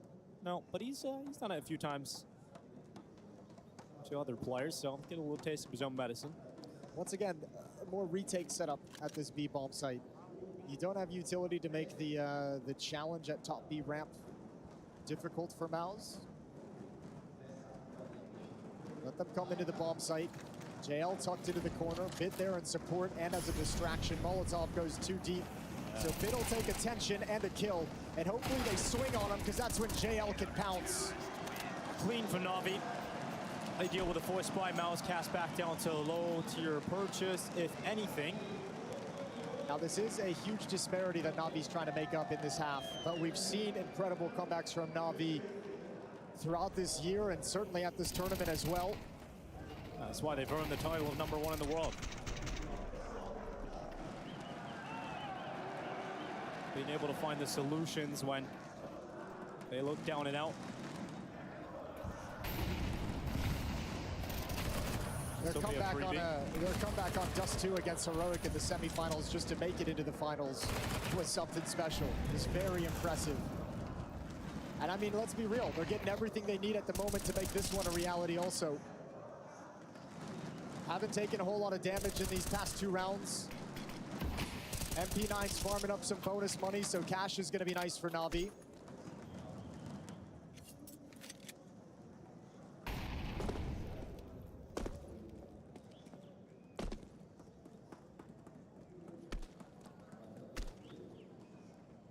You see Shui's not even on his PC for a moment there, just realizing this round is one that will be cast to the wind. A moment to settle in and group up as they go in towards A main. It's now going to be Wonderful out towards Donut, who has the opportunity to clean up these eco kills. I'll tell you what, Dinko, if you want to have a little foreshadowing of something sad for the MOUZ side, you know, it sucks losing in best-of-5 finals. It sucks getting deleted in best-of-5 finals, but if you get beat on a map where you went into the second half with a 10-2 lead and let them come back to lift the trophy, that's actually maybe the worst-case scenario that I can imagine. That would be kind of brutal. Let's hope for MOUZ's sake they force it to 5.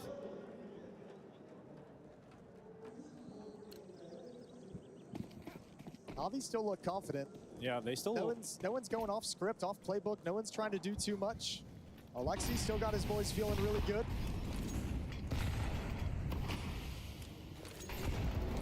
We'll see if that keeps up after this gun round. A round victory for Navi could certainly continue that. Shuey, coming up through B main. A lot of damage done by Brolin. Good for the first here for MOUZ. Second, even better. It's JL to fall, and the bomb now making its way up into the site itself. The impact at the back of the pack. His teammate Brolin now gone after the initial damage done. Bit needed a kill if Na'Vi wanted to stay super comfortable in this. A ding through that wood. This fight's important. Imma loses it. It's Alexi B, 1v3. He'll slip out. Bomb plant cancelled. And now bullets perforating him. Going in towards cave. That plant is now being locked in on the safe side. Alexi B getting out of the cave will prove impossible. Torzy will peek him, confidently fights him, and MOUZ up to 11. That's a round, I think, once again, it almost feels like Na'Vi is just getting a little bit, you know, Alexi said they're getting lucky. I think Na'Vi might be getting unlucky. That round feels like a very much a product of Na'Vi's success in the first two rounds or so. Yeah. They still have SMGs. JL gets exploited, not able to double up. If he has an M4, that's a different fight. They chose not to upgrade because the wins were so clean. And now MOUZ is going to try and deliver the knockout blow. It's fast-paced towards the A site. Wonderful's here with the ult, and he's got one. Brolin, getting caught. Good start of the round here from the side of Na'Vi. Big plays from default, but removed by Exertion, who continues to try and fight forward. JL stopping that from becoming a problem. They have leapt into the palace, though, into the temple. And Yimpa's pushing down into the site, but caught by Imma. And so it's now just Torzy. And Wonderful realizes that there's only one gap, and he's going to plug it. 6 rounds. Na'Vi not falling to map point yet. And yeah, this is lovely from Na'Vi. Whenever you take this A bomb site against them, especially if you do it fast like this, you have to be able to expect that Na'Vi players are going to be playing behind those smokes, swinging into the bomb sites. They don't like playing full-blown retake. They want to challenge you as or before you're getting the bomb planted. Brolin even beat the timing on the supportive flashbang to activate Imma, but still couldn't handle the fight. And Na'Vi, it was 8 at halftime, their deficit. Now it's just 5.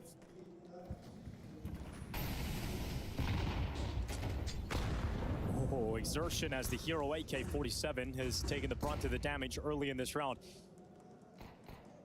49 health left. Look at Bit. Look at the push he's got. All the way through a main.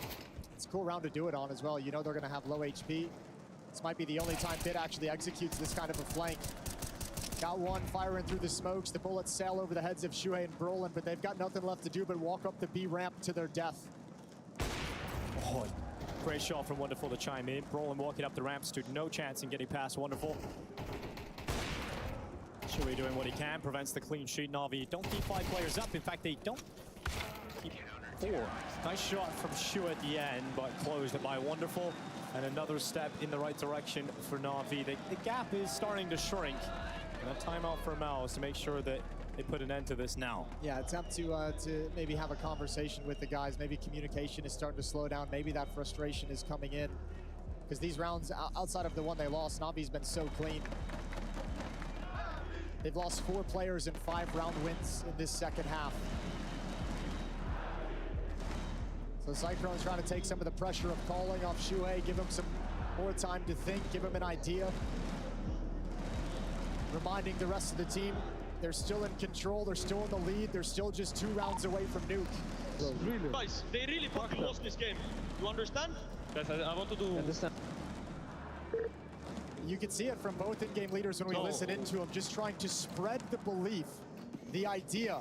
For Shuhei, it's about making sure the team is still playing together. For Alexi, they've already lost. We've already done the hard work. Keep it up, and we will cruise in to bring this back. Big breaks Exertion as he comes through the elbow. Perhaps the power of belief will transpire here on the server for Na'Vi. Vanti's siding with him for the time being. They might make sure it's followed up on.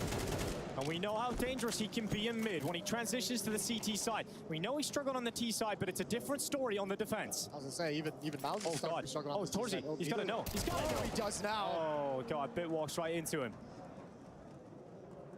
It's all right. You have the space to make that kind of a play. Bit trying to just execute the round-winning move. Still a man advantage for Na'Vi. Still in safe positions. Alexi monitoring B ramp. Wonderful's up in cave. JL keeping eyes on middle, and IMA at the A bomb site. And MOUZ is still very spread. Last-ditch effort. Heading over towards A. Play here to defend is IMA. He's got a quick rotation available from JL as well as he comes back through CT, but IMA is just playing behind that big box. He's got utility, he can slow this down and separate them. There's just not going to be any noise. MOUZ is going contact, so IMA just has to be careful. Right time, but not going to work out for him. He didn't get a kill. Now opens it up again here for the side of MOUZ. Important frag to be collected by JL through that smoke. Now Torzy leaps into the bomb side, but JL just goes right through. And good night. Torzy shut down, shut eye. 11 to 8 rounds as MOUZ's lead is slipping away from them. All of a sudden, Alexi's words have a lot more meaning behind them. They've already lost.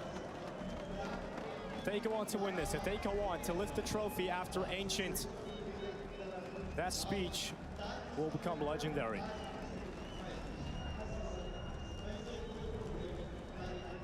(11 to 8), and Cyclone starting to burn these timeouts.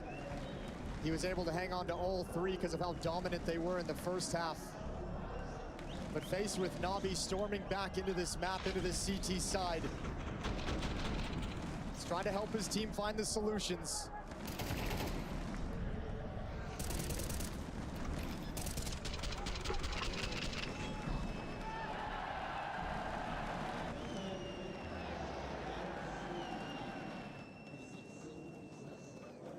MOUZ with not a whole lot to play with. Two Galils. Tech 9, P250, Deagle. Although these are the kind of rounds that can come as a surprise. IMA down to 1 HP. A lot of risk involved in this play from him as he goes into B lane. But it's all about A. It's all about the A play for MOUZ. And the only defender here is Wonderful. It's not a weapon that can get a multi-kill comfortably. I know he's stuck at default. He's committed to this now. It's one and done. MOUZ have space to play with. IMA fortunately dropping impact on the other side of the map, but it's still about this A play. No head armor for Wonderful whatsoever, so that Galil does fantastic work. Still gonna be very tough to hold this off. There's no utility. A Molotov on Exertion is it. To bring it back, to start to believe for Navi, they can't afford to drop this round. It would break them. And so Shui and JL, they go blow for blow. Been able to come back in and leave it just on Torzy, and IMA's got that covered. Starts the round with 1 HP and finishes it with a kill. It's 9 rounds for Navi. They are truly back in this. I'll tell you what as well, the risk that IMA took to run through the Molotovs to put him at 1 HP to get up towards lane paid dividends. Because that utility thrown out towards the B bomb site is meant to be a fake, and IMA has the information the whole time. He's in front of these smokes. He's in front of the utility. And he's like, there's nobody here. This is a fake. And Navi doesn't have to panic. They have the information, and it's a calculated retake. 2 rounds back.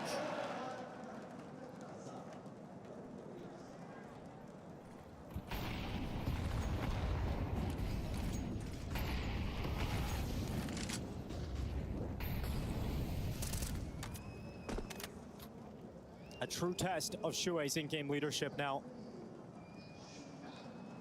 All the momentum gone. And he must call them out of this pit of despair. Try and get this series to a 5th map. Nuke awaits if he can do it, but Wonderful waits in the temple, the shadow. He knows what's coming his way. He sees the utility being thrown out, but no one peeks. No one from MOUZ elects to go. They were hoping to punish a player who made the decision to play big box. Would have been a nice, easy way to find an opening pick with Torji's AWP, but doesn't pan out. So Torji and Exertion will look elsewhere. They have control of B lane. Navi's keeping track of everything. IMA at Red Room is going to call out the smoke. That mid-control utility is coming in at this timing. Wonderful is still alone at the A bomb site. At what point does Navi feel like he needs to be supplemented with the rifler? It's got to be soon because they realize now. And the main thrust of this attack will come through Donut. So if Wonderful, he's just got the angle in. He wants that one shot, that one clean shot blinded. And now he's got to be worried about A main. But now IMA starts to activate. He starts to come in behind. Oh, could this play from IMA win the round for Navi? Brolin turns back. Nice shot from Towards. He needed to silence IMA immediately. MOUZ pushing forward. 12 rounds away. If they can close this out in a 4v4 post plan. And Navi's forced to play this standard retake just by the timing of it. They didn't have anyone over to rush the bomb planter. JL's inside of the CT smoke. It fades away, and so will JL. But Bit is back. Bit is in this fight, and so Navi still are. Alexi B sees the barrel. Torzi's as good as dead. And it's Yimpat who can't stop this. Defuse done. Navi up to 10. They are rolling right the way back into this game. One round separates them. It's such a beautiful round as well to watch Navi and realize again how each player knows what their role in any given situation is. Wonderful takes his one shot towards Donut at the beginning of the round, and from there his only job is to keep Yimpat tucked into A main, as to just hold that angle. He never even peeks into the bomb site. He makes sure Yimpat cannot be involved in the round.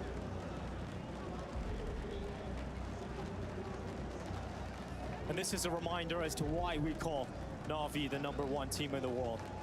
This is a reminder as to why they've made 6 grand finals in a row. Just the level of domination right now for Navi. Both team CT sides on point today, but Navi's is on a different level.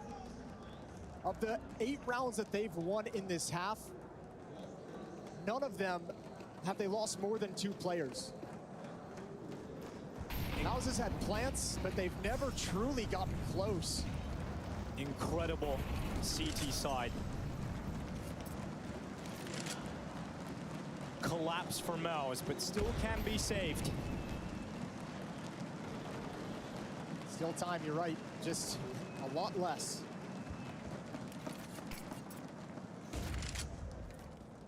No one from Navi is playing around the tall box or the big box. It's a passive A setup, no one in the site. Wonderful plays inside of Donut, but MOUZ are not gonna work A yet. They just wanted to look. They wanted to see if they could punish someone playing close, but there was no one. No target to select.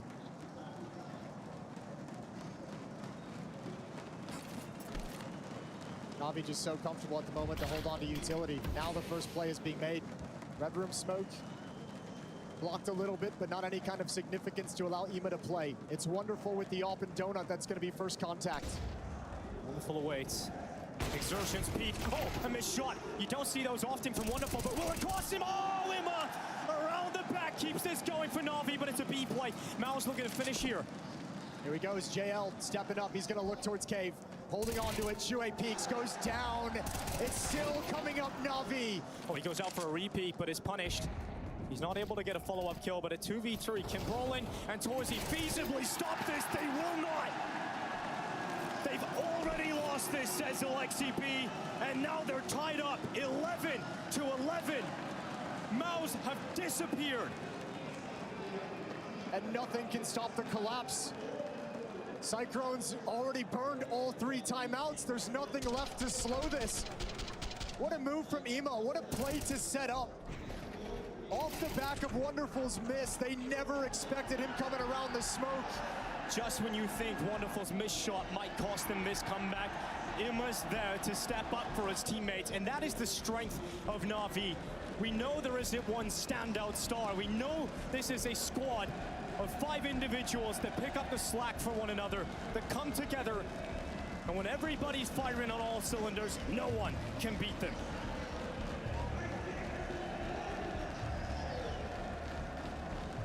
And the experience born of those 6 straight grand finals for Navi, this being the 6th. Knowing when to make a play, not shying away from the opportunity presented to you. What a moment for IMA. 11-11. MOUZ leaves some money. There's so much cash on Navi's side of things, and yeah, they descend using the timeout called by Navi and Blade. Run boost up onto the ledge. This is Bit aggressive. Oh, we can break them straight away. Bit goes forward, right underneath him. Bit right beside you, and eventually Bit gets that kill. 2 players left for MOUZ. Map, tournament, and series point available for Navi if they are able to close out these final 2 kills. Yeah, what a setup as well. Bit with that run boost, the sprint, the flashbang from the B bomb site. MOUZ is lost. They have been torn apart. They have no belief any longer. It's been ripped away. When Navi get into this gear, it is almost impossible to stop them. And not even Yimfat can save you now. Not even Jimmy. Shadow, wonderful, bringing him down all the way. Na'Vi have come back. They are now looking at 12-11. It was 10-2 at the half in favor of MOUZ. Na'Vi had some unthinkable work to do in this second half, but they have certainly done it now, Jason. They certainly have. Unfathomable to think about during the first half. But boy, they got going, and Alexi could feel it. He could feel it. He had an early sense. And he allowed that belief to permeate through all of his teammates, and look at them now. Championship point at IEM Rio. Fighting for their 4th title of 2024. One round, and they've got it.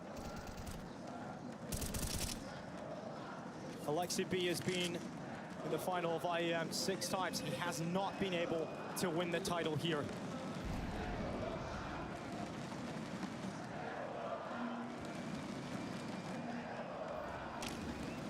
MOUZ gather at the foothills of B.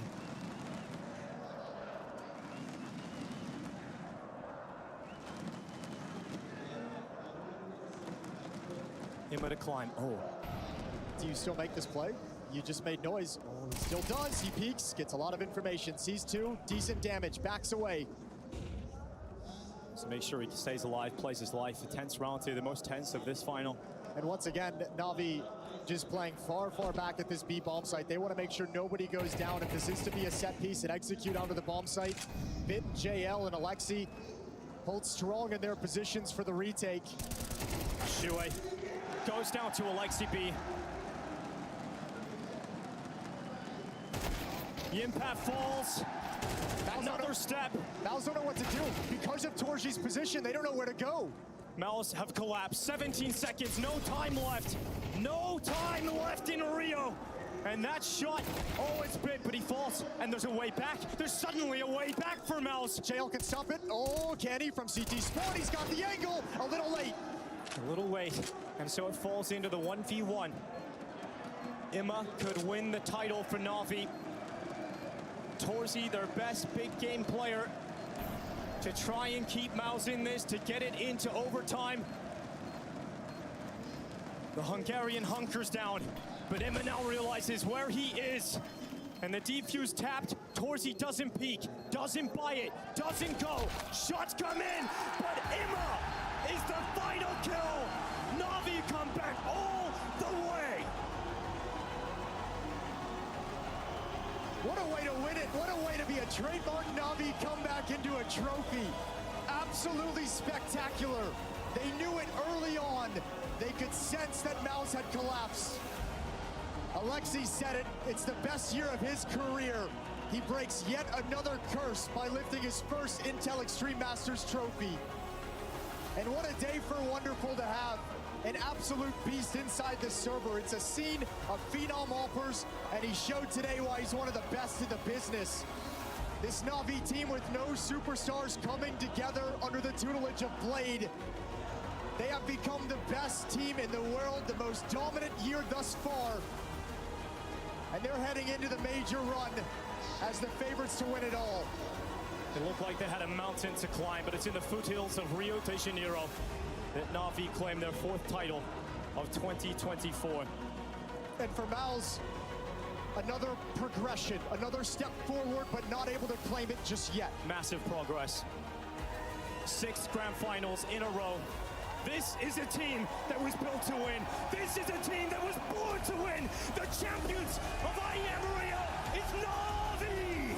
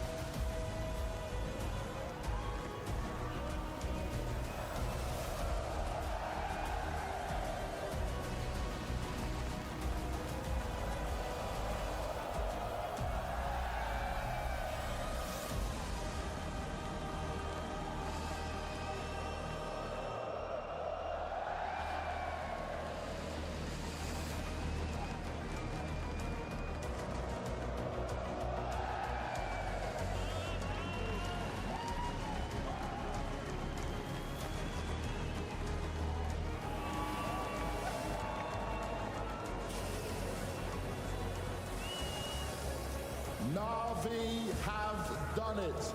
IEM